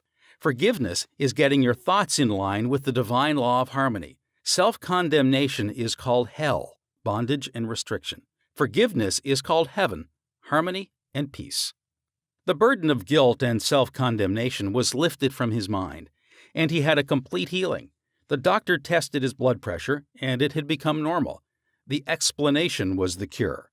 A murderer learned to forgive himself. A man who murdered his brother in Europe visited me many years ago. He was suffering from great mental anguish and torture, believing that God must punish him. He explained that his brother had been having an affair with his wife, and that he had shot him on the spur of the moment. This had happened about 15 years previous to his interview with me. In the meantime, this man had married an American girl and had been blessed with 3 lovely children. He was in a position where he helped many people, and he was a transformed man. My explanation to him was that physically and psychologically he was not the same man who shot his brother, since scientists inform us that every cell of our bodies changes every 11 months. Moreover, mentally and spiritually, he was a new man. He was now full of love and goodwill for humanity. The old man who committed the crime 15 years before was mentally and spiritually dead. Actually, he was condemning an innocent man. This explanation had a profound effect on him, and he said it was as if a great weight had been lifted from his mind. He realized the significance of the following truth in the Bible. "Come now, let us reason together, saith the Lord. Though your sins be as scarlet, they shall be as white as snow. Though they be red like crimson, they shall be as wool." Isaiah chapter 1, verse 18. Criticism cannot hurt you without your consent. A school teacher told me that one of her associates criticized a speech she had given, saying to her that she spoke too fast. She swallowed some of her words. She couldn't be heard. Her diction was poor, and her speech ineffective. This teacher was furious and full of resentment toward her critic. She admitted to me that the criticisms were just. Her first reaction was really childish, and she agreed that the letter was really a blessing and a marvelous corrective. She proceeded immediately to supplement her deficiencies in her speech by enrolling in a course in public speaking at City College. She wrote and thanked the writer of the note for her interest, expressing appreciation for her conclusions and findings, which enabled the teacher to correct the matter at once. How to be compassionate. Suppose none of the things mentioned in the letter had been true of the teacher. The latter would have realized that her class material had upset the prejudices, superstitions, or narrow sectarian beliefs of the writer of the note, and that a psychologically ill person was simply pouring forth her resentment because a psychological boil had been hurt.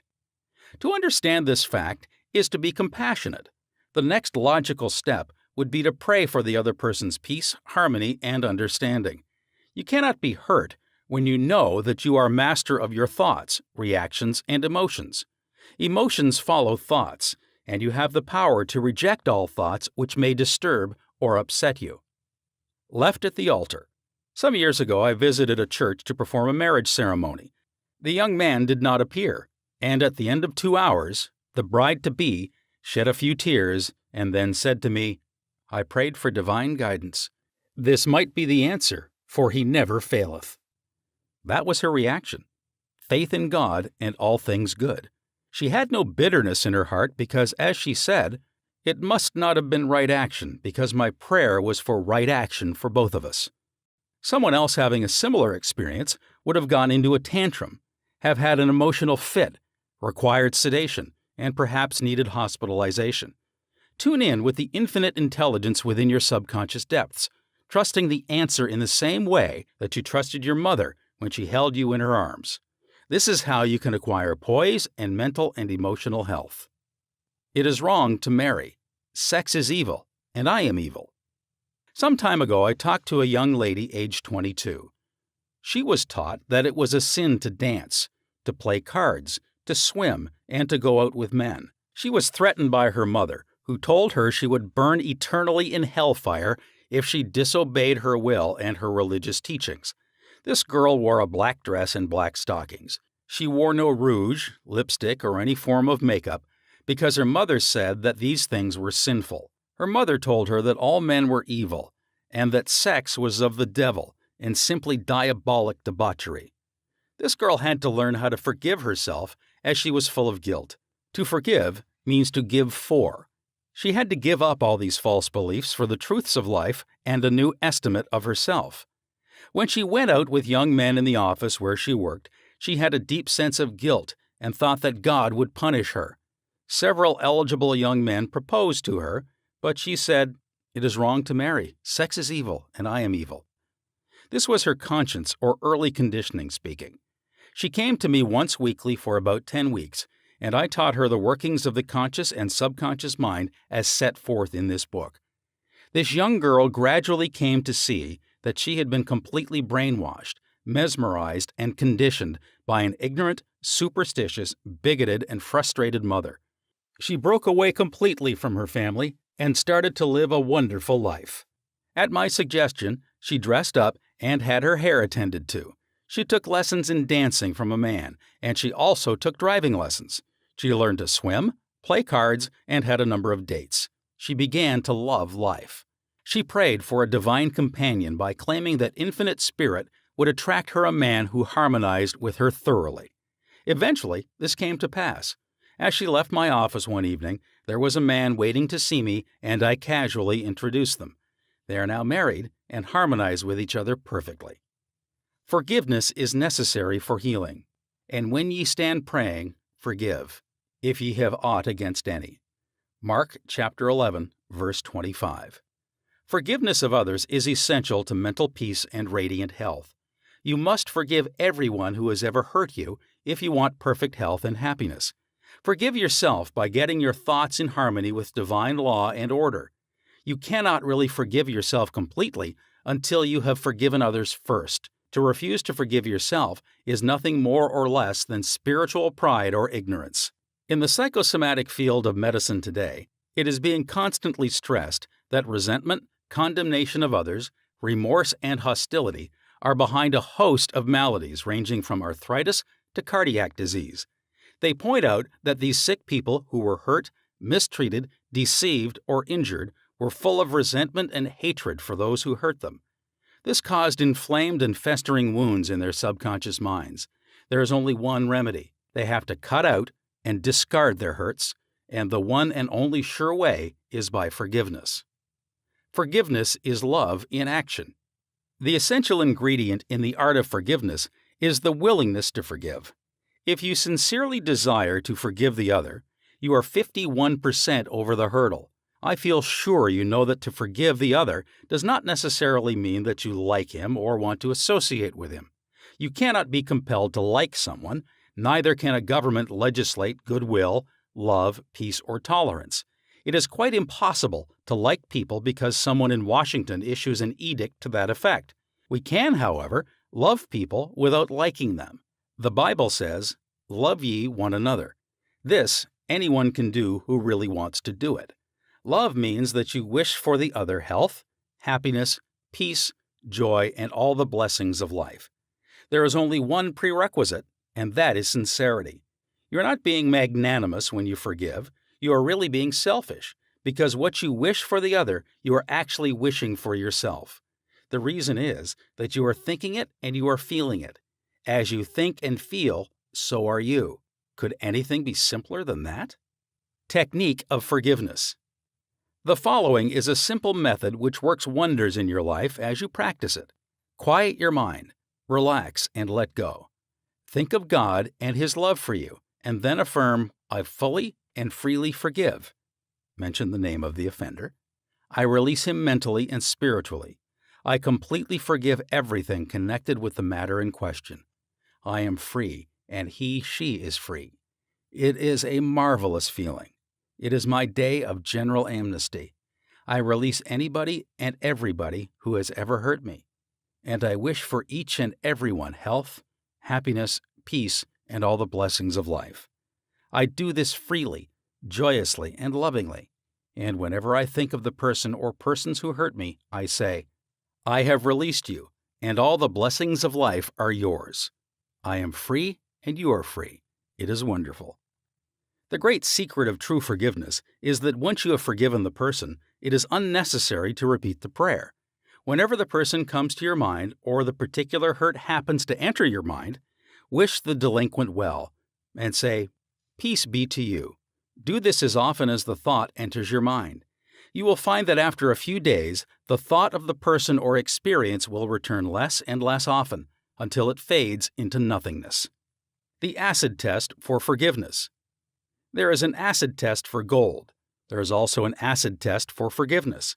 If I should tell you something wonderful about someone who has wronged you, cheated you, or defrauded you, and you sizzled at hearing the good news about this person, the roots of hatred would still be in your subconscious mind, playing havoc with you. Let us suppose you had a painful abscess on your jaw a year ago, and you told me about it. I would casually ask you if you had any pain now. You would automatically say, "Of course not, I have a memory of it, but no pain." That is the whole story. You may have a memory of the incident, but no sting or hurt anymore. This is the acid test, and you must meet it psychologically and spiritually. Otherwise, you are simply deceiving yourself and not practicing the true art of forgiveness. To understand all is to forgive all. When man understands the creative law of his own mind, he ceases to blame other people and conditions for making or marring his life. He knows that his own thoughts and feelings create his destiny. Furthermore, he is aware that externals are not the causes and conditioners of his life and his experiences. To think that others can mar your happiness, that you are the football of a cruel fate, that you must oppose and fight others for a living, all these and others like them are untenable when you understand that thoughts are things. The Bible says the same thing. For as a man thinketh in his heart, so is he. Proverbs chapter 23, verse 7. Summary of your aids to forgiveness. 1. God or life is no respecter of persons. Life plays no favorites. Life or God seems to favor you when you align yourself with the principle of harmony, health, joy, and peace. 2. God or life never sends disease, sickness, accident, or suffering. We bring these things on ourselves by our own negative, destructive thinking based upon the law, as we sow, so shall we reap. 3. Your concept of God is the most important thing in your life. If you really believe in a God of love, your subconscious mind will respond in countless blessings to you. Believe in a God of love. 4. Life or God holds no grudge against you. Life never condemns you. Life heals a severe cut on your hand. Life forgives you if you burn your finger. It reduces the edema and restores the part to wholeness and perfection. 5. Your guilt complex is a false concept of God and life. God or life does not punish or judge you. You do this to yourself by your false beliefs, negative thinking, and self-condemnation. 6. God or life does not condemn or punish you. The forces of nature are not evil. The effect of their use depends on how you use the power within you. You can use electricity to kill someone or to light the house. You can use water to drown a child or quench his thirst. Good and evil come right back to the thought and purpose in man's own mind. 7. God or life never punishes. Man punishes himself by his false concepts of God, life, and the universe. His thoughts are creative, and he creates his own misery. 8. If another criticizes you, and these faults are within you, rejoice, give thanks, and appreciate the comments. This gives you the opportunity to correct the particular fault. 9. You cannot be hurt by criticism when you know that you are master of your thoughts, reactions, and emotions. This gives you the opportunity to pray and bless the other, thereby blessing yourself. 10. When you pray for guidance and right action, take what comes. Realize it is good and very good. Then there is no cause for self-pity, criticism, or hatred. 11. There is nothing good or bad, but thinking makes it so. There is no evil in sex, the desire for food, wealth, or true expression. It depends on how you use these urges, desires, or aspirations. Your desire for food can be met without killing someone for a loaf of bread. 12. Resentment, hatred, ill will, and hostility are behind a host of maladies. Forgive yourself and everybody else by pouring out love, life, joy, and goodwill to all those who have hurt you. Continue until such time as you meet them in your mind and you are at peace with them. 13. To forgive is to give something for. Give love, peace, joy, wisdom, and all the blessings of life to the other, until there is no sting left in your mind. This is really the acid test of forgiveness. 14. Let us suppose you had an abscess in your jaw about a year ago. It was very painful. Ask yourself if it is painful now. The answer is in the negative. Likewise, if someone has hurt you, lied about and vilified you, and said all manner of evil about you, is your thought of that person negative? Do you sizzle when he or she comes into your mind? If so, the roots of hatred are still there, playing havoc with you and your good. The only way is to wither them with love by wishing for the person all the blessings of life, until you can meet the person in your mind and you can sincerely react with a benediction of peace and goodwill. This is the meaning of forgive until 70 times 7. Chapter 18. How your subconscious removes mental blocks. The solution lies within the problem. The answer is in every question. If you are presented with a difficult situation and you cannot see your way clear, the best procedure is to assume that infinite intelligence within your subconscious mind knows all and sees all, has the answer, and is revealing it to you now. Your new mental attitude that the creative intelligence is bringing about a happy solution will enable you to find the answer. Rest assured that such an attitude of mind will bring order, peace, and meaning to all your undertakings. How to break or build a habit. You are a creature of habit. Habit is the function of your subconscious mind. You'll learn to swim, ride a bicycle, dance, and drive a car by consciously doing these things over and over again until they establish tracks in your subconscious mind. Then, the automatic habit action of your subconscious mind took over. This is sometimes called second nature, which is a reaction of your subconscious mind to your thinking and acting. You are free to choose a good habit or a bad habit. If you repeat a negative thought or act over a period of time, you will be under the compulsion of a habit. The law of your subconscious is compulsion. How he broke a bad habit. Mr. Jones said to me, "An uncontrollable urge to drink seizes me, and I remain drunk for 2 weeks at a time. I can't give up this terrible habit." Time and time again, these experiences had occurred to this unfortunate man. He had grown into the habit of drinking to excess. Although he had started drinking of his own initiative, he also began to realize that he could change the habit and establish a new one. He said that while through his willpower he was able to suppress his desires temporarily, his continued efforts to suppress the many urges only made matters worse. His repeated failures convinced him that he was hopeless and powerless to control his urge or obsession.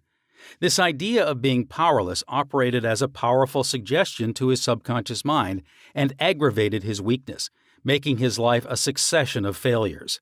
I taught him to harmonize the functions of the conscious and subconscious mind. When these two cooperate, the idea or desire implanted in the subconscious mind is realized. His reasoning mind agreed that if the old habit path or track had carried him into trouble, he could consciously form a new path to freedom, sobriety, and peace of mind. He knew that his destructive habit was automatic, but since it was acquired through his conscious choice, he realized that if he had been conditioned negatively, he could also be conditioned positively. As a result, he ceased thinking of the fact that he was powerless to overcome the habit. Moreover, he understood clearly that there was no obstacle to his healing other than his own thought.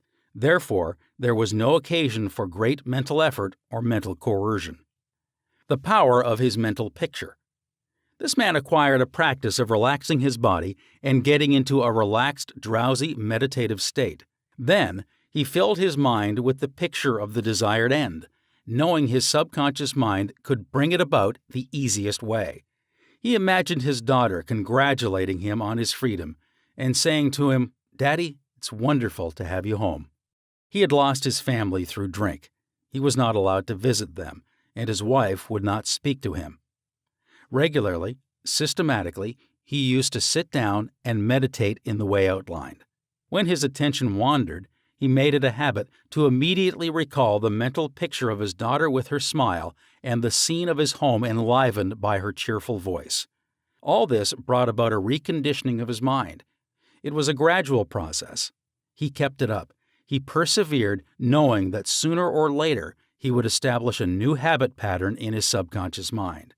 I told him that he could liken his conscious mind to a camera, that his subconscious mind was the sensitive plate on which he registered and impressed the picture. This made a profound impression on him, and his whole aim was to firmly impress the picture on his mind and develop it there. Films are developed in the dark. Likewise, mental pictures are developed in the dark room of the subconscious mind. Focused attention.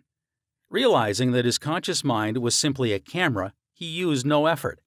There was no mental struggle. He quietly adjusted his thoughts and focused his attention on the scene before him until he gradually became identified with the picture. He became absorbed in the mental atmosphere, repeating the mental movie frequently. There was no room for doubt that a healing would follow. When there was any temptation to drink, he would switch his imagination from any reveries of drinking bouts to the feeling of being at home with his family.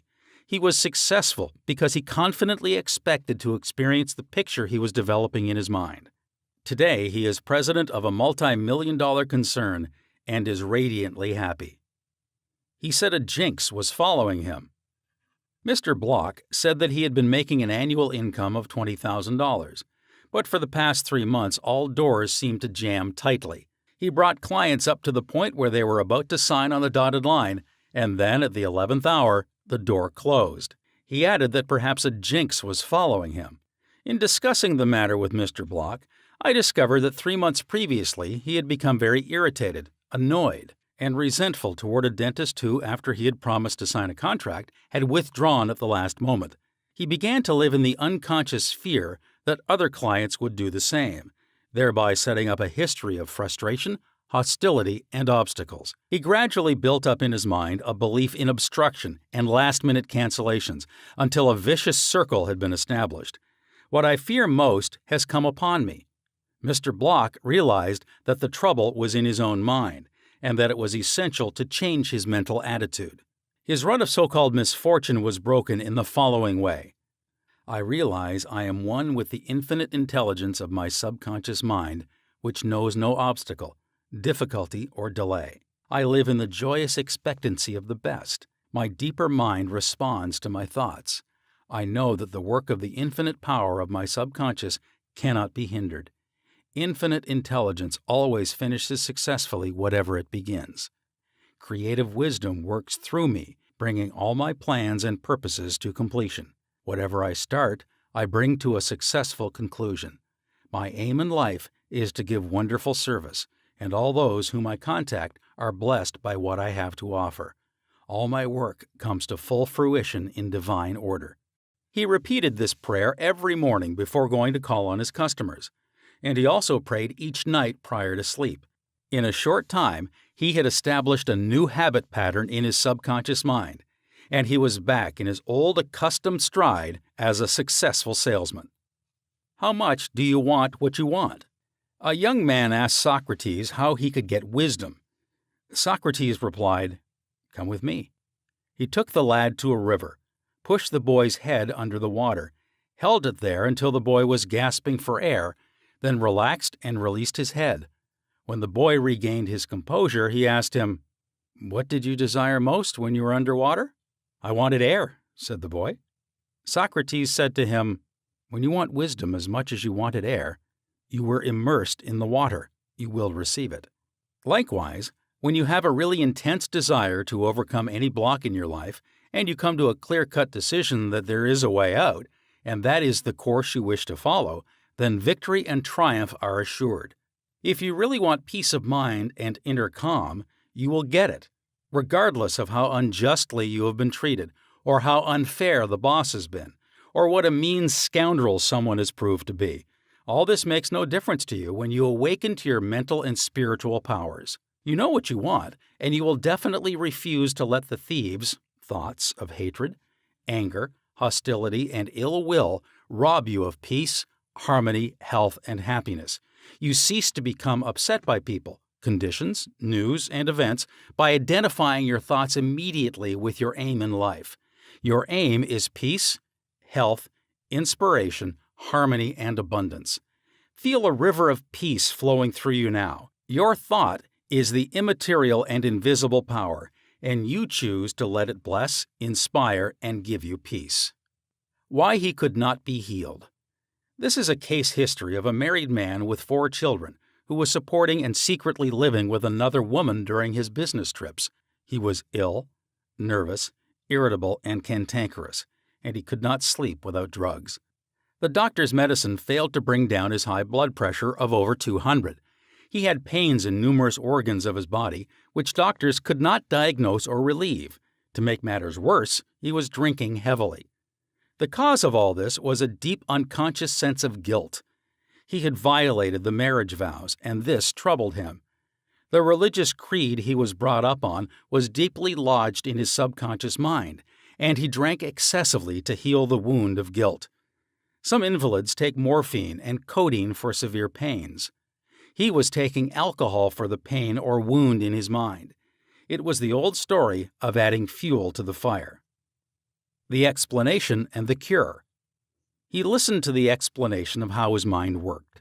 He faced his problem, looked at it, and gave up his dual role. He knew that his drinking was an unconscious attempt to escape. The hidden cause lodged in his subconscious mind had to be eradicated. Then the healing would follow. He began to impress his subconscious mind 3 or 4 times a day by using the following prayer. My mind is full of peace, poise, balance, and equilibrium. The infinite lies stretched in smiling repose within me. I am not afraid of anything in the past. the present, or the future. The infinite intelligence of my subconscious mind leads, guides, and directs me in all ways. I now meet every situation with faith, poise, calmness, and confidence. I am now completely free from the habit. My mind is full of inner peace, freedom, and joy. I forgive myself. Then I am forgiven. Peace, sobriety, and confidence reign supreme in my mind. He repeated this prayer frequently as outlined, being fully aware of what he was doing and why he was doing it. Knowing what he was doing gave him the necessary faith and confidence. I explained to him that as he spoke these statements out loud, slowly, lovingly, and meaningfully, they would gradually sink down into his subconscious mind. Like seeds, they would grow after their kind. These truths, on which he concentrated, went in through his eyes, his ears heard the sound, and the healing vibrations of these words reached his subconscious mind and obliterated all the negative mental patterns which caused all the trouble. Light dispels darkness. The constructive thought destroys the negative thought. He became a transformed man within a month. Refusing to admit it. If you are an alcoholic or drug addict, admit it. Do not dodge the issue. Many people remain alcoholics because they refuse to admit it. Your disease is an instability, an inner fear. You are refusing to face life, and so you try to escape your responsibilities through the bottle. As an alcoholic, you have no free will, although you think you have, and you may even boast about your willpower. If you are a habitual drunkard and say bravely, "I will not touch it anymore," you have no power to make this assertion come true, because you do not know where to locate the power. You are living in a psychological prison of your own making, and you are bound by your beliefs, opinions, training, and environmental influences. Like most people, you are a creature of habit. You are conditioned to react the way you do. Building the idea of freedom. You can build the idea of freedom and peace of mind into your mentality so that it reaches your subconscious depths. The latter, being all-powerful, will free you from all desire for alcohol.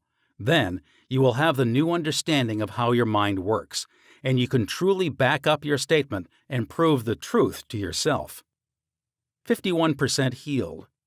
If you have a keen desire to free yourself from any destructive habit, you are 51% healed already. When you have a greater desire to give up the bad habit than to continue it, you will not experience too much difficulty in gaining complete freedom.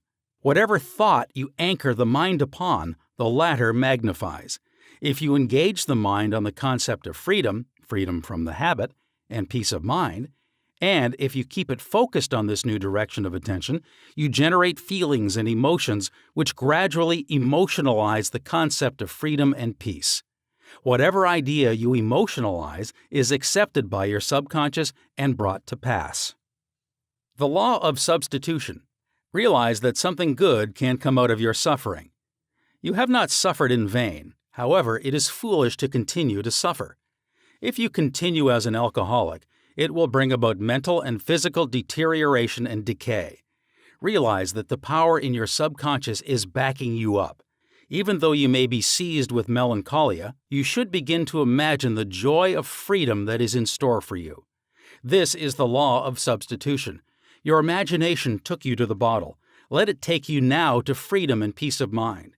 You will suffer a little bit, but it is for a constructive purpose. You will bear it like a mother in the pangs of childbirth, and you will, likewise, bring forth a child of the mind. Your subconscious will give birth to sobriety. Cause of alcoholism. The real cause of alcoholism is negative and destructive thinking. For as a man thinketh, so is he. The alcoholic has a deep sense of inferiority, inadequacy, defeat, and frustration, usually accompanied by a deep inner hostility. He has countless alibis as to his reason for drinking, but the sole reason is in his thought life. 3 magic steps. The first step: get still. Quiet the wheels of the mind. Enter into a sleepy, drowsy state. In this relaxed, peaceful, receptive state, you are preparing for the second step. The second step: take a brief phrase which can readily be graven on the memory and repeat it over and over as a lullaby. Use the phrase, "Sobriety and peace of mind are mine now, and I give thanks." To prevent the mind from wandering, repeat it aloud or sketch its pronunciation with the lips and tongue as you say it mentally. This helps its entry into the subconscious mind. Do this for 5 minutes or more. You will find a deep emotional response. The third step. Just before going to sleep, practice what Johann von Goethe, German author, used to do. Imagine a friend, a loved one in front of you. Your eyes are closed. You are relaxed and at peace. The loved one or friend is subjectively present and is saying to you, "Congratulations." You see the smile. You hear the voice. You mentally touch the hand. It's all real and vivid. The word "congratulations" implies complete freedom. Hear it over and over again until you get the subconscious reaction which satisfies. Keep on keeping on. When fear knocks at the door of your mind, or when worry, anxiety, and doubt cross your mind, behold your vision, your goal. Think of the infinite power within your subconscious mind, which you can generate by thinking and imagining, and this will give you confidence, power, and courage. Keep on, persevere, until the day breaks and the shadows flee away. Review your thought power. 1. The solution lies within the problem. The answer is in every question. Infinite intelligence responds to you as you call upon it with faith and confidence. 2. Habit is the function of your subconscious mind. There is no greater evidence of the marvelous power of your subconscious than the force and sway habit holds in your life. You are a creature of habit. 3. You form habit patterns in your subconscious mind by repeating a thought and act over and over again until it establishes tracks in your subconscious mind and becomes automatic, such as swimming, dancing, typing, walking, driving your car, etc. 4. You have freedom to choose. You can choose a good habit or a bad habit. Prayer is a good habit. 5. Whatever mental picture backed by faith you behold in your conscious mind, your subconscious mind will bring to pass. 6. The only obstacle to your success and achievement is your own thought or mental image. 7. When your attention wanders, bring it back to the contemplation of your good or goal. Make a habit of this. This is called disciplining the mind. 8. Your conscious mind is the camera, and your subconscious mind is the sensitive plate on which you register or impress the picture. 9. The only jinx that follows anyone is a fear thought repeated over and over in the mind. Break the jinx by knowing that whatever you start, you will bring to a conclusion in divine order. Picture the happy ending and sustain it with confidence. 10. To form a new habit, you must be convinced that it is desirable. When your desire to give up the bad habit is greater than your desire to continue, you are 51% healed already. 11. The statements of others cannot hurt you except through your own thoughts and mental participation. Identify yourself with your aim, which is peace, harmony, and joy. You are the only thinker in your universe. 12. Excessive drinking is an unconscious desire to escape. The cause of alcoholism is negative and destructive thinking. The cure is to think of freedom, sobriety, and perfection, and to feel the thrill of accomplishment. 13. Many people remain alcoholics because they refuse to admit it. 14. The law of your subconscious mind, which held you in bondage and inhibited your freedom of action, will give you freedom and happiness. It depends on how you use it. 15. Your imagination took you to the bottle. Let it take you to freedom by imagining you are free. 16. The real cause of alcoholism is negative and destructive thinking. As a man thinketh in his heart, subconscious mind, so is he. 17. When fear knocks at the door of your mind, let faith in God and all things good open the door. Chapter 19. How to use your subconscious mind to remove fear. One of our students told me that he was invited to speak at a banquet. He said he was panic-stricken at the thought of speaking before 1,000 people. He overcame this fear this way. For several nights he sat down in an armchair for about 5 minutes and said to himself slowly, quietly, and positively, "I am going to master this fear. I am overcoming it now. I speak with poise and confidence. I am relaxed and at ease." He operated a definite law of mind and overcame his fear. The subconscious mind is amenable to suggestion and is controlled by suggestion. When you still your mind and relax, the thoughts of your conscious mind sink down into the subconscious through a process similar to osmosis, whereby fluids separated by a porous membrane intermingle. As these positive seeds or thoughts sink into the subconscious area, they grow after their kind, and you become poised, serene, and calm. Man's greatest enemy. It is said that fear is man's greatest enemy. Fear is behind failure, sickness, and poor human relations. Millions of people are afraid of the past, the future, old age, insanity, and death. Fear is a thought in your mind, and you are afraid of your own thoughts. A little boy can be paralyzed with fear when he is told there is a boogeyman under his bed who is going to take him away. When his father turns on the light and shows him there is no boogeyman, he is freed from fear. The fear in the mind of the boy was as real as if there really was a boogeyman there. He was healed of a false thought in his mind. The thing he feared did not exist. Likewise, most of your fears have no reality. They are merely a conglomeration of sinister shadows, and shadows have no reality. Do the thing you fear. Ralph Waldo Emerson, philosopher and poet, said, quote, "Do the thing you are afraid to do, and the death of fear is certain." Unquote. There was a time when the writer of this chapter was filled with unutterable fear when standing before an audience. The way I overcame it was to stand before the audience, do the thing I was afraid to do, and the death of fear was certain. When you affirm positively that you are going to master your fears, and you come to a definite decision in your conscious mind, you release the power of the subconscious, which flows in response to the nature of your thought. Banishing stage fright. A young lady was invited to an audition. She had been looking forward to the interview. However, on 3 previous occasions, she had failed miserably due to stage fright. She possessed a very good voice, but she was certain that when the time came for her to sing, she would be seized with stage fright. The subconscious mind takes your fears as a request, proceeds to manifest them, and brings them into your experience. On 3 previous auditions, she sang wrong notes, and she finally broke down and cried. The cause, as previously outlined, was an involuntary autosuggestion. For example, a silent fear thought emotionalized and subjectified. She overcame it by the following technique. 3 times a day, she isolated herself in her room. She sat down comfortably in an armchair, relaxed her body, and closed her eyes. She stilled her mind and body to the best of her ability. Physical inertia favors passivity and renders the mind more receptive to suggestion. She counteracted the fear suggestion by its converse, saying to herself, "I sing beautifully. I am poised, serene, confident, and calm." She repeated the words slowly, quietly, and with feeling from 5 to 10 times at each sitting. She had 3 such sittings every day and 1 immediately prior to sleep at night. At the end of a week, she was completely poised and confident, and gave a definitely outstanding audition. Carry out the above procedure, and the death of fear is certain. Fear of failure.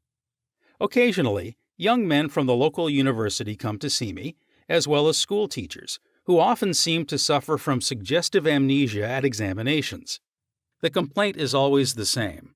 I know the answers after the examination is over, but I can't remember the answers during the examination. The idea, which realizes itself, is the one to which we invariably give concentrated attention. I find that each one is obsessed with the idea of failure. Fear is behind the temporary amnesia, and it is the cause of the whole experience. One young medical student was the most brilliant person in his class, yet he found himself failing to answer simple questions at the time of written or oral examinations. I explained to him that the reason was he had been worrying and was fearful for several days previous to the examination. These negative thoughts became charged with fear. Thoughts enveloped in the powerful emotion of fear are realized in the subconscious mind. In other words, this young man was requesting his subconscious mind to see to it that he failed, and that is exactly what it did. On the day of the examination, he found himself stricken with what is called, in psychological circles, suggestive amnesia. How he overcame the fear. He learned that his subconscious mind was the storehouse of memory, and that it had a perfect record of all he had heard and read during his medical training. Moreover, he learned that the subconscious mind was responsive and reciprocal. The way to be en rapport with it was to be relaxed, peaceful, and confident. Every night and morning he began to imagine his mother congratulating him on his wonderful record. He would hold an imaginary letter from her in his hand. As he began to contemplate the happy result, he called forth a corresponding or reciprocal response or reaction in himself. The all-wise and omnipotent power of the subconscious took over, dictated, and directed his conscious mind accordingly. He imagined the end, thereby willing the means to the realization of the end. Following this procedure, he had no trouble passing subsequent examinations. In other words, the subjective wisdom took over, compelling him to give an excellent account of himself. Fear of water, mountain, closed spaces, etc. There are many people who are afraid to go into an elevator, climb mountains, or even swim in the water. It may well be that the individual had unpleasant experiences in the water in his youth, such as having been thrown forcibly into the water without being able to swim. He might have been forcibly detained in an elevator which failed to function properly, causing resultant fear of closed places. I had an experience when I was about 10 years of age. I accidentally fell into a pool and went down 3 times. I can still remember the dark water engulfing my head, and my gasping for air until another boy pulled me out at the last moment. This experience sank into my subconscious mind, and for years I feared the water. An elderly psychologist said to me, "Go down to the swimming pool, look at the water, and say out loud in strong tones, 'I am going to master you. I can dominate you.' Then go into the water, take lessons, and overcome it." This I did, and I mastered the water. Do not permit water to master you. Remember, you are the master of the water. When I assumed a new attitude of mind, the omnipotent power of the subconscious responded, giving me strength, faith, and confidence, and enabling me to overcome my fear. Master technique for overcoming any particular fear. The following is a process and technique for overcoming fear which I teach from the platform. It works like a charm. Try it. Suppose you are afraid of the water, a mountain, an interview, an audition, or you fear closed places. If you are afraid of swimming, begin now to sit still for 5 or 10 minutes 3 or 4 times a day and imagine you are swimming. Actually, you are swimming in your mind. It is a subjective experience. Mentally, you have projected yourself into the water. You feel the chill of the water and the movement of your arms and legs. It is all real, vivid, and a joyous activity of the mind. It is not idle daydreaming, for you know that what you are experiencing in your imagination will be developed in your subconscious mind. Then you will be compelled to express the image and likeness of the picture you impressed on your deeper mind. This is the law of the subconscious. You could apply the same technique if you are afraid of mountains or high places. Imagine you are climbing the mountain. Feel the reality of it all. Enjoy the scenery, knowing that as you continue to do this mentally, you will do it physically with ease and comfort. He blessed the elevator. I knew an executive of a large corporation who was terrified to ride in an elevator. He would walk up 5 flights of stairs to his office every morning. He said that he began to bless the elevator every night and several times a day. He finally overcame his fear. This was how he blessed the elevator. The elevator in our building is a wonderful idea. It came out of the universal mind. It is a boon and a blessing to all our employees. It gives wonderful service. It operates in divine order. I ride it in peace and joy. I remain silent now while the currents of life, love, and understanding flow through the patterns of my thought. In my imagination, I am now in the elevator, and I step out into my office. The elevator is full of our employees. I talk to them, and they are friendly, joyous, and free. It is a wonderful experience of freedom, faith, and confidence. I give thanks. He continued this prayer for about 10 days, and on the 11th day, he walked into the elevator with other members of the organization and felt completely free. Normal and abnormal fear. Man is born only with two fears, the fear of falling and the fear of noise. These are a sort of alarm system given you by nature as a means of self-preservation. Normal fear is good. You hear an automobile coming down the road, and you step aside to survive. The momentary fear of being run over is overcome by your action. All other fears were given to you by parents, relatives, teachers, and all those who influenced your early years. Abnormal fear. Abnormal fear takes place when man lets his imagination run riot. I knew a woman who was invited to go on a trip around the world by plane. She began to cut out of the newspapers all reports of airplane catastrophes.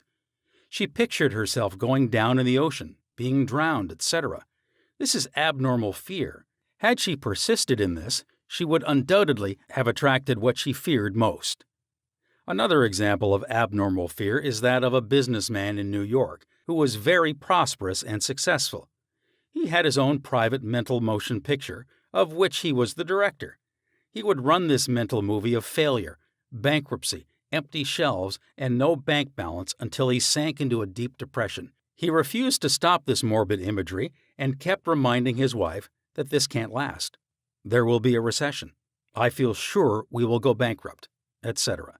His wife told me that he finally did go into bankruptcy, and all the things he imagined and feared came to pass. The things he feared did not exist, but he brought them to pass by constantly fearing, believing, and expecting financial disaster. Job said, "The thing I feared has come upon me." There are people who are afraid that something terrible will happen to their children, and that some dread catastrophe will befall them. When they read about an epidemic or rare disease, they live in fear that they will catch it, and some imagine they have the disease already. All this is abnormal fear. The answer to abnormal fear. Move mentally to the opposite. To stay at the extreme of fear is stagnation, plus mental and physical deterioration. When fear arises, there immediately comes with it a desire for something opposite the thing feared. Place your attention on the thing immediately desired. Get absorbed and engrossed in your desire, knowing that the subjective always overturns the objective. This attitude will give you confidence and lift your spirits. The infinite power of your subconscious mind is moving on your behalf, and it cannot fail. Therefore, peace and assurance are yours. Examine your fears. The president of a large organization told me that when he was a salesman, he used to walk around the block 5 or 6 times before he called on a customer. The sales manager came along one day and said to him, "Don't be afraid of the boogeyman behind the door. There is no boogeyman. It is a false belief." The manager told him that whenever he looked at his own fears, he stared them in the face and stood up to them, looking them straight in the eye. They faded and shrank into insignificance. He landed in the jungle. A chaplain told me of his experiences in the Second World War. He had parachuted from a damaged plane and landed in the jungle. He said he was frightened, but he knew there were 2 kinds of fear, normal and abnormal, which we have previously pointed out. He decided to do something about the fear immediately and began to talk to himself, saying, "John, you can't surrender to your fear.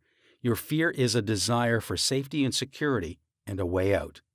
He began to claim, "Infinite intelligence which guides the planets in their courses is now leading and guiding me out of this jungle." He kept saying this out loud to himself for 10 minutes or more. Then, he added, something began to stir inside me. A mood of confidence began to seize me, and I began to walk. After a few days, I miraculously came out of the jungle and was picked up by a rescue plane. His changed mental attitude saved him. His confidence and trust in the subjective wisdom and power within him was the solution to his problem. He said, "Had I begun to bemoan my fate and indulge my fears, I would have succumbed to the monster fear, and probably would have died of fear and starvation." He dismissed himself. The general manager of an organization told me that for 3 years he feared he would lose his position.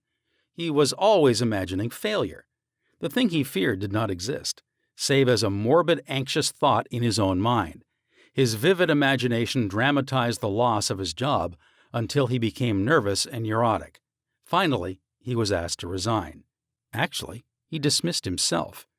His constant negative imagery and fear suggestions to his subconscious mind caused the latter to respond and react accordingly. It caused him to make mistakes and foolish decisions which resulted in his failure as a general manager. His dismissal would never have happened if he had immediately moved to the opposite in his mind. They plotted against him. During a recent world lecture tour, I had a 2-hour conversation with a prominent government official. He had a deep sense of inner peace and serenity. He said that all the abuse he receives politically from newspapers and the opposition party never disturb him. His practice is to sit still for 15 minutes in the morning and realize that in the center of himself is a deep, still ocean of peace.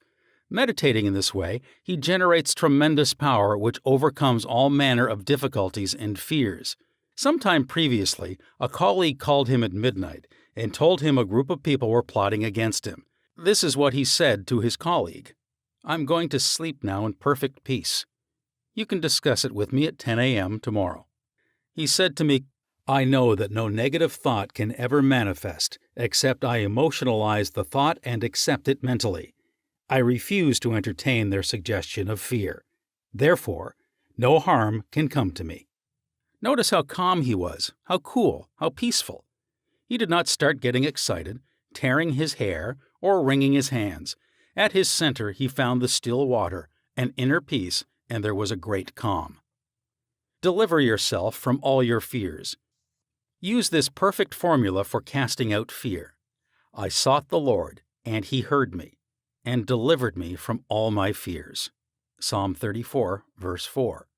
The Lord is an ancient word meaning law, the power of your subconscious mind. Learn the wonders of your subconscious and how it works and functions.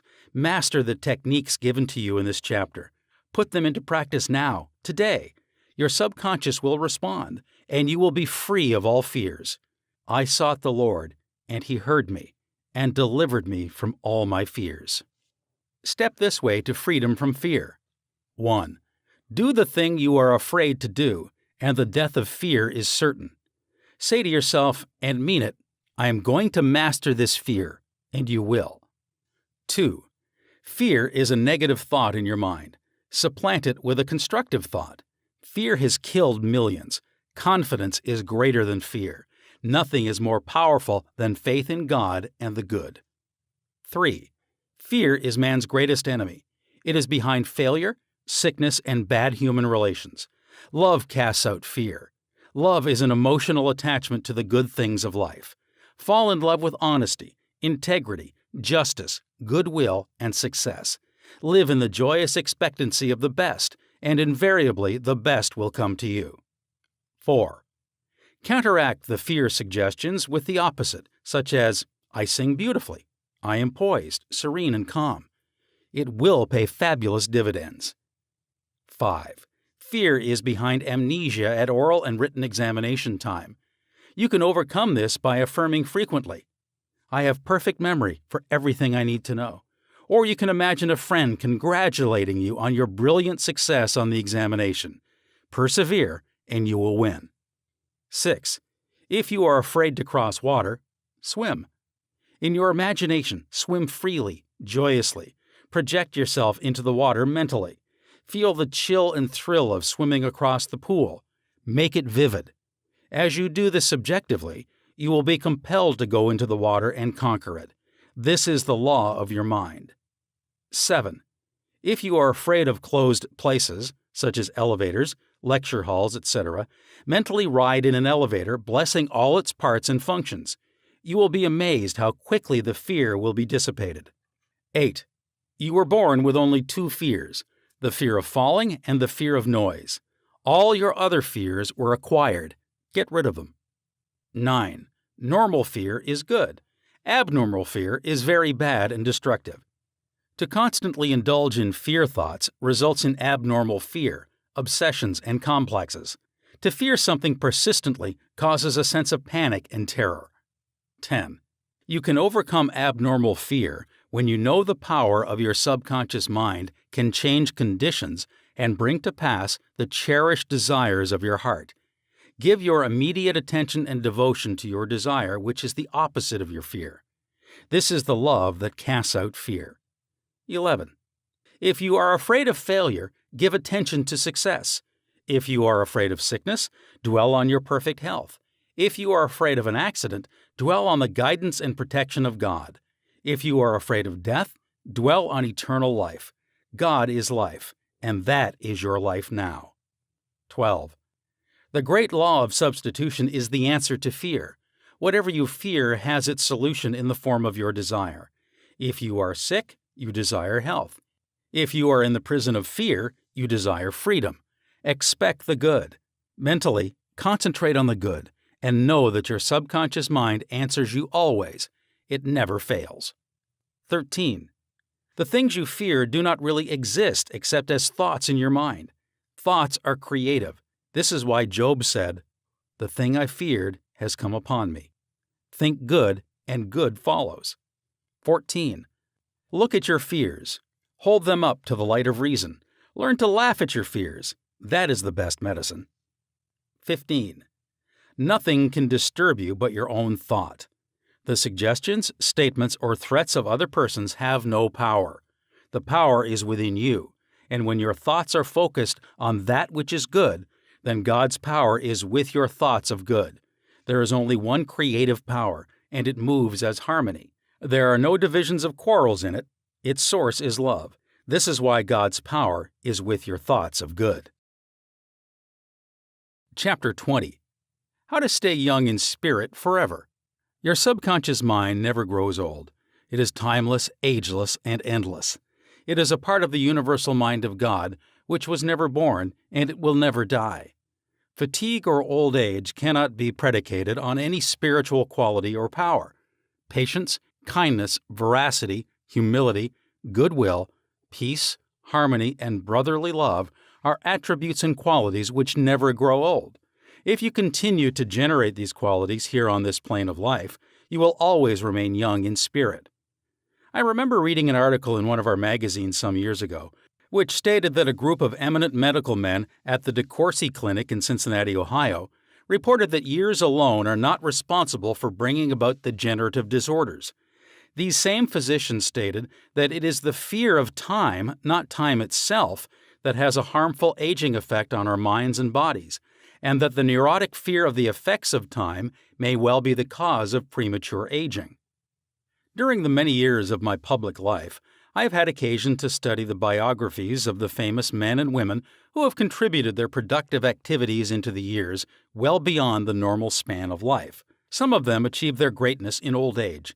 At the same time, it has been my privilege to meet and to know countless individuals of no prominence who, in their lesser sphere, belong to those hardy mortals who have proved that old age of itself does not destroy the creative powers of the mind and body.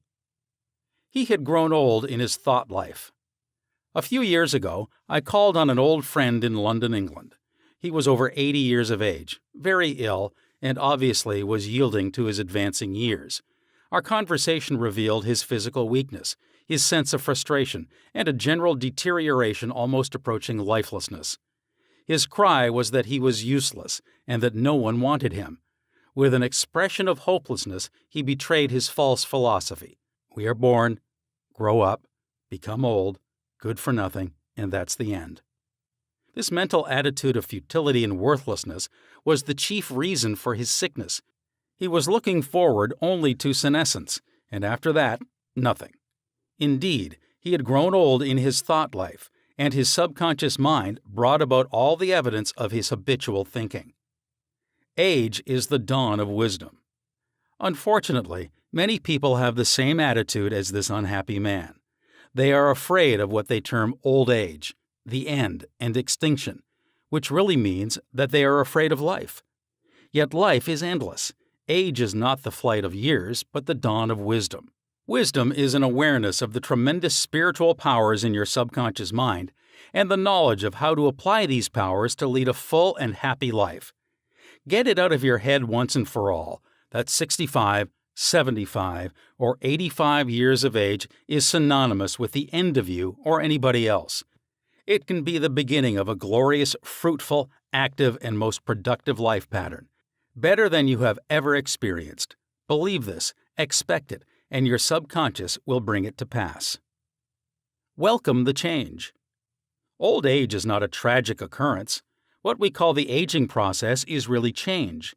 It is to be welcomed joyfully and gladly, as each phase of human life is a step forward on the path, which has no end.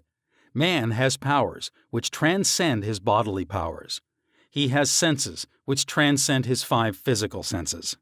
Scientists today are finding positive, indisputable evidence that something conscious in man can leave his present body and travel thousands of miles to see, hear, touch, and speak to people, even though his physical body never leaves the couch on which it reclines. Man's life is spiritual and eternal. He need never grow old, for life or God cannot grow old. The Bible says that God is life. Life is self-renewing, eternal, indestructible, and is the reality of all men. Evidence for survival. The evidence gathered by the physical research societies both in Great Britain and America is overwhelming.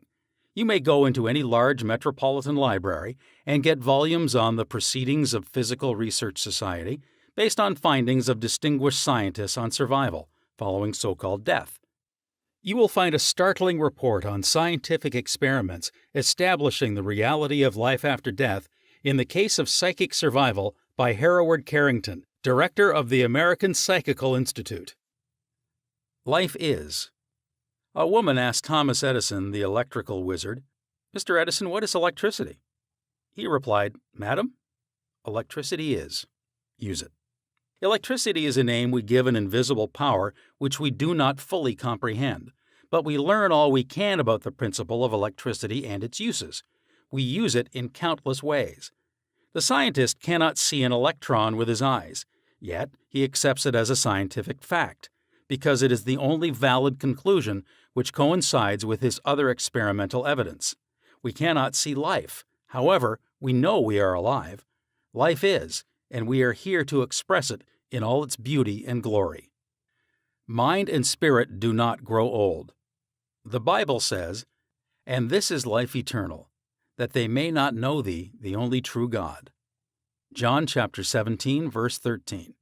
The man who thinks or believes that the earthly cycle of birth, adolescence, youth, maturity, and old age is all there is to life is indeed to be pitied.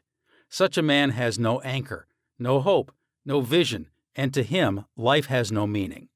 This type of belief brings frustration, stagnation, cynicism, and a sense of hopelessness resulting in neurosis and mental aberrations of all kinds. If you cannot play a fast game of tennis, or swim as fast as your son, or if your body has slowed down, or you walk with a slow step, remember life is always clothing itself anew. What men call death is but a journey to a new city in another dimension of life. I say to men and women in my lectures that they should accept what we call old age gracefully. Age has its own glory, beauty, and wisdom which belong to it.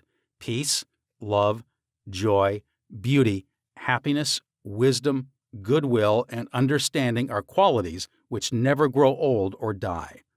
Ralph Waldo Emerson, poet and philosopher, said, quote, "We do not count a man's years until he has nothing else to count." Unquote.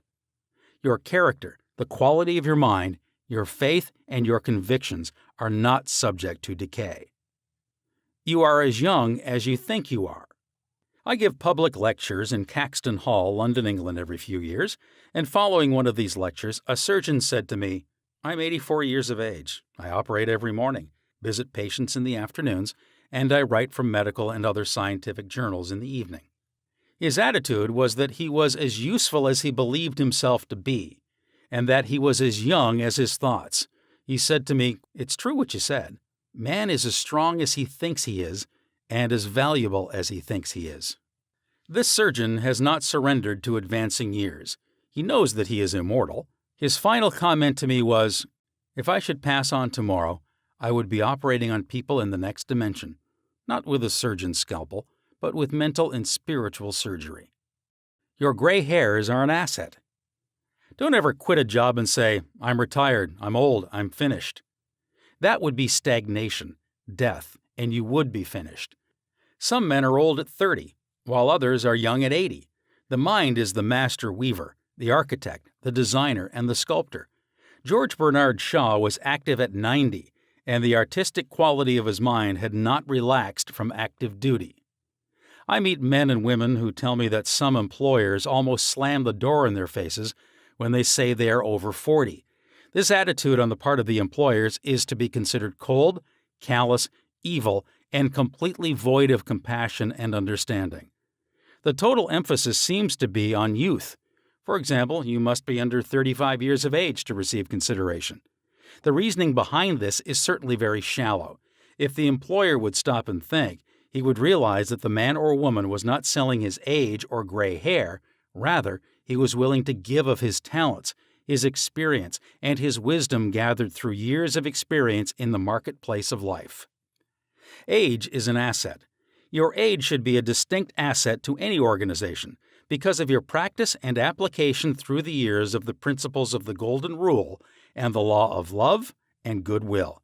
Your gray hair, if you have any, should stand for greater wisdom, skill, and understanding. Your emotional and spiritual maturity should be a tremendous blessing to any organization.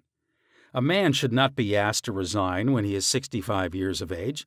That is the time of life when he could be most useful in handling personnel problems, making plans for the future, making decisions, and guiding others in the realm of creative ideas based on his experience and insight into the nature of the business.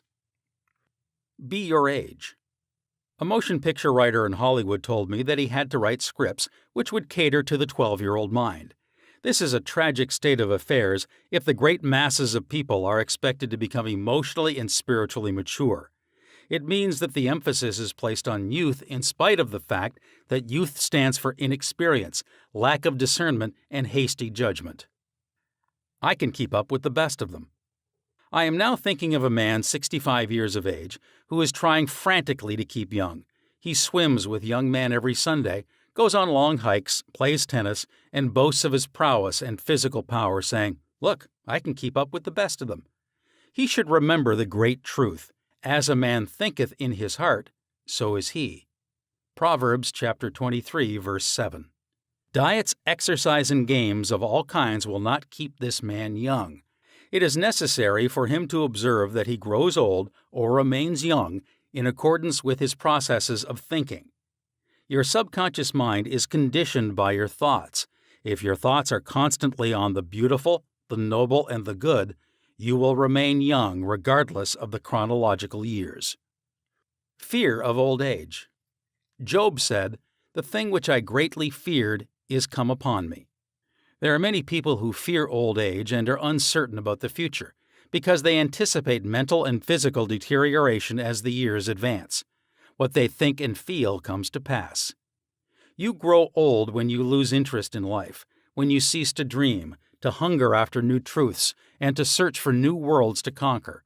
When your mind is open to new ideas, new interests, and when you raise the curtain and let in the sunshine and inspiration of new truths of life and the universe, you will be young and vital. You have much to give. If you are 65 or 95 years of age, realize you have much to give. You can help stabilize, advise, and direct the younger generation. You can give the gift of your knowledge, your experience, and your wisdom. You can always look ahead, for at all times you are gazing into infinite life. You will find that you can never cease to unveil the glories and wonders of life. Try to learn something new every moment of the day, and you will find your mind will always be young. 110 years old. Some years ago, while lecturing in Bombay, India, I was introduced to a man who said he was 110 years old. He had the most beautiful face I've ever seen. He seemed transfigured by the radiance of an inner light. There was a rare beauty in his eyes, indicating he had grown old in years with gladness and with no indication that his mind had dimmed its lights. Retirement, a new venture. Be sure that your mind never retires. It must be like a parachute, which is no good unless it opens up. Be open and receptive to new ideas. I have seen men of 65 and 70 retire. They seemed to rot away, and in a few months passed on. They obviously felt that life was at an end. Retirement can be a new venture, a new challenge, a new path, the beginning of the fulfillment of a long dream. It is inexpressibly depressing to hear a man say, "What shall I do now that I'm retired?" He is saying, in effect, I'm mentally and physically dead. My mind is bankrupt of ideas. All this is a false picture. The real truth is that you can accomplish more at 90 than you did at 60, because each day you are growing in wisdom and understanding of life and the universe through your new studies and interest. He graduated to a better job. An executive who lives near me was forced to retire a few months ago because he had reached the age of 65.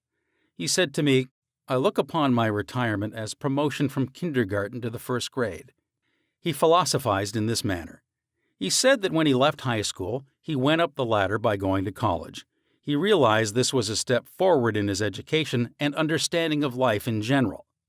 Likewise, he added, now he could do the things he had always wanted to do, and therefore his retirement was still another step forward on the ladder of life and wisdom. He came to the wise conclusion that he was no longer going to concentrate on making a living. Now he was going to give all his attention to living life. He is an amateur photographer, and he took additional courses on the subject. He took a trip around the world and took movies of famous places. He now lectures before various groups, lodges, and clubs, and is in popular demand. There are countless ways of taking an interest in something worthwhile outside yourself. Become enthusiastic over new creative ideas, make spiritual progress, and continue to learn and to grow. In this manner, you remain young in heart, because you are hungering and thirsting after new truths, and your body will reflect your thinking at all times. You must be a producer and not a prisoner of society. The newspapers are taking cognizance of the fact that the voting population of the elderly in California elections is increasing by leaps and bounds. This means that their voices will be heard in the legislature of the state and also in the halls of Congress.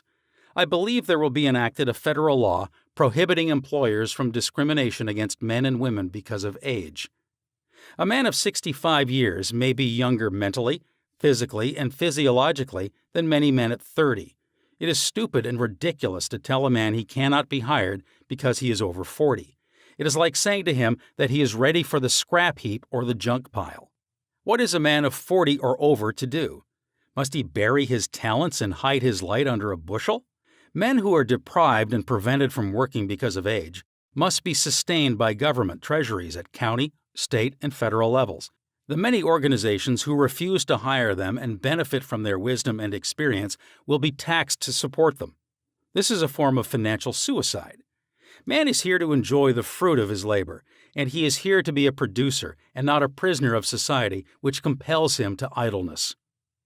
Man's body slows down gradually as he advances through the years, but his conscious mind can be made much more active, alert, alive, and quickened by the inspiration from his subconscious mind. His mind, in reality, never grows old. Job said, "Oh, that I were as in months past, as in the days when God preserved me, when his candle shined upon my head, and when by his light I walked through darkness, as I was in the days of my youth, when the secret of God was upon my tabernacle." Job chapter 29, verses 2-4. Secret of youth. To recapture the days of your youth, feel the miraculous, healing, self-renewing power of your subconscious mind moving through your whole being. Know and feel that you are inspired, lifted up, rejuvenated, revitalized, and recharged spiritually. You can bubble over with enthusiasm and joy, as in the days of your youth, for the simple reason that you can always mentally and emotionally recapture the joyous state. The candle which shines upon your head is divine intelligence and reveals to you everything you need to know. It enables you to affirm the presence of your good, regardless of appearances. You walk by the guidance of your subconscious mind because you know that the dawn appears and the shadows flee away. Get a vision. Instead of saying, "I am old," say, "I am wise in the way of the divine life." Don't let the corporation, newspapers, or statistics hold a picture before you of old age, declining years, decrepitude, senility, and uselessness. Reject it, for it is a lie. Refuse to be hypnotized by such propaganda. Affirm life, not death. Get a vision of yourself as happy, radiant, successful, serene, and powerful. Your mind does not grow old. Former President Herbert Hoover, now 88 years old, is very active and is performing monumental work. I interviewed him a few years ago in his suite at the Waldorf Astoria, New York City. I found him healthy, happy, vigorous, and full of life and enthusiasm. He was keeping several secretaries busy handling his correspondence and was himself writing books of a political and historical nature. Like all great men, I found him affable, genial, amiable, loving, and most understanding. His mental acumen and sagacity gave me the thrill of a lifetime. He is a deeply religious man and is full of faith in God and in the triumph of the eternal truth of life. He was subjected to a barrage of criticism and condemnation in the years of the Great Depression, but he weathered the storm and did not grow old in hatred, resentment, ill will, and bitterness. On the contrary, he went into the silence of his soul, and communing with the divine presence within him, he found the peace which is the power at the heart of God. His mind active at 99. My father learned the French language at 65 years of age, and became an authority on it at 70. He made a study of Gaelic when he was over 60, and became an acknowledged and famous teacher of the subject. He assisted my sister in a school of higher learning, and continued to do so until he passed away at 99. His mind was as clear at 99 as it was when he was 20. Moreover, his handwriting and his reasoning powers had improved with age. Truly, you are as old as you think and feel. We need our senior citizens.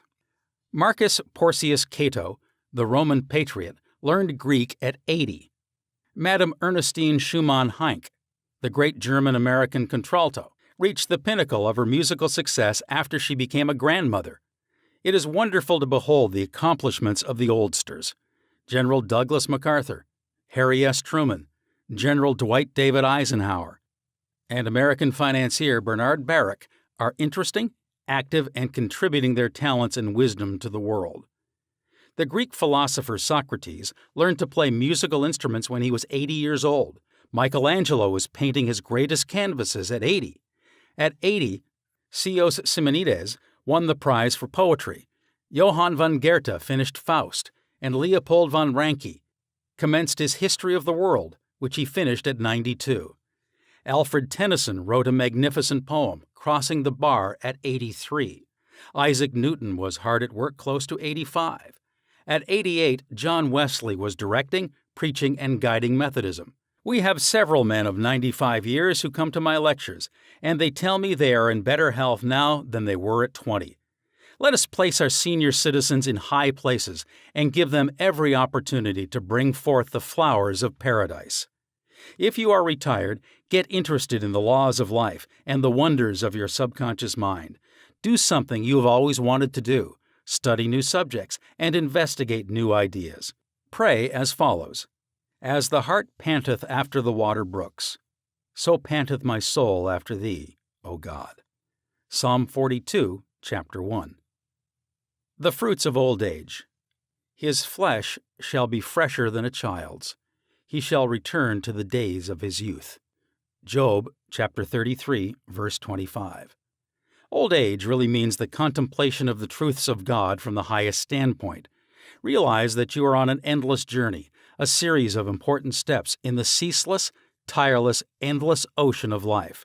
Then, with the psalmist, you will say, "They shall still bring forth fruit in old age. They shall be fat and flourishing." Psalm 92, chapter 14. But the fruit of the Spirit is love, joy, peace, patience, gentleness, goodness, faith, meekness, temperance. Against such there is no law. Galatians chapter 5, verses 22 to 23. You are a child, son of infinite life, which knows no end, and you are a child of eternity. Profitable pointers. 1. Patience, kindness, love, goodwill, joy, happiness, wisdom, and understanding are qualities which never grow old. Cultivate them and express them, and remain young in mind and body. 2. Some research physicians say that the neurotic fear of the effects of time may well be the cause of premature aging. 3. Age is not the flight of years, it is the dawn of wisdom in the mind of man. 4. The most productive years of your life can be from 65 to 95. 5. Welcome the advancing years. It means you are moving higher on the path of life, which has no end. 6.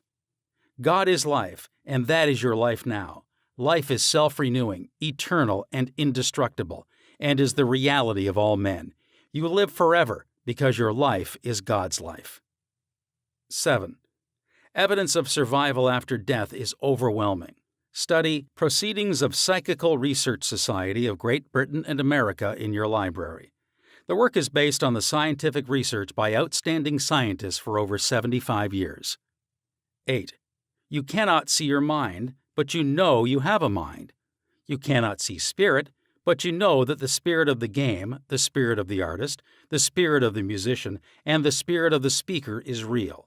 Likewise, the spirit of goodness, truth, and beauty moving in your mind and heart are real. You cannot see life, but you know you are alive. 9. Old age may be called the contemplation of the truths of God from the highest standpoint. The joys of old age are greater than those of youth. Your mind is engaged in spiritual and mental athletics. Nature slows down your body so that you may have the opportunity to meditate on things divine. 10. We do not count a man's years until he has nothing else to count. Your faith and convictions are not subject to decay. 11. You are as young as you think you are. You are as strong as you think you are. You are as useful as you think you are. You are as young as your thoughts. 12. Your gray hairs are an asset. You are not selling your gray hairs. You are selling your talent, abilities, and wisdom, which you have garnered through the years. 13. Diets and exercises won't keep you young. As a man thinketh, so is he. 14. Fear of old age can bring about physical and mental deterioration. The thing I greatly feared has come upon me. 15. You grow old when you cease to dream, and when you lose interest in life. You grow old if you are irritable, crotchety, petulant, and cantankerous. Fill your mind with the truths of God and radiate the sunshine of His love. This is youth. 16. Look ahead, for at all times you are gazing into infinite life. 17. Your retirement is a new venture. Take up new studies and new interests. You can now do the things you always wanted to do when you were so busy making a living. Give your attention to living life. 18. Become a producer and not a prisoner of society. Don't hide your light under a bushel. 19. The secret of youth is love, joy, inner peace, and laughter. In Him there is fullness of joy. In Him there is no darkness at all. 20. You are needed. Some of the great philosophers, artists, scientists, writers, and others accomplished their greatest work after they were 80 years old. 21. The fruits of old age are love, joy, peace, patience, gentleness, goodness, faith, meekness, and temperance. 22. You are a son of infinite life, which knows no end. You are a child of eternity. You are wonderful.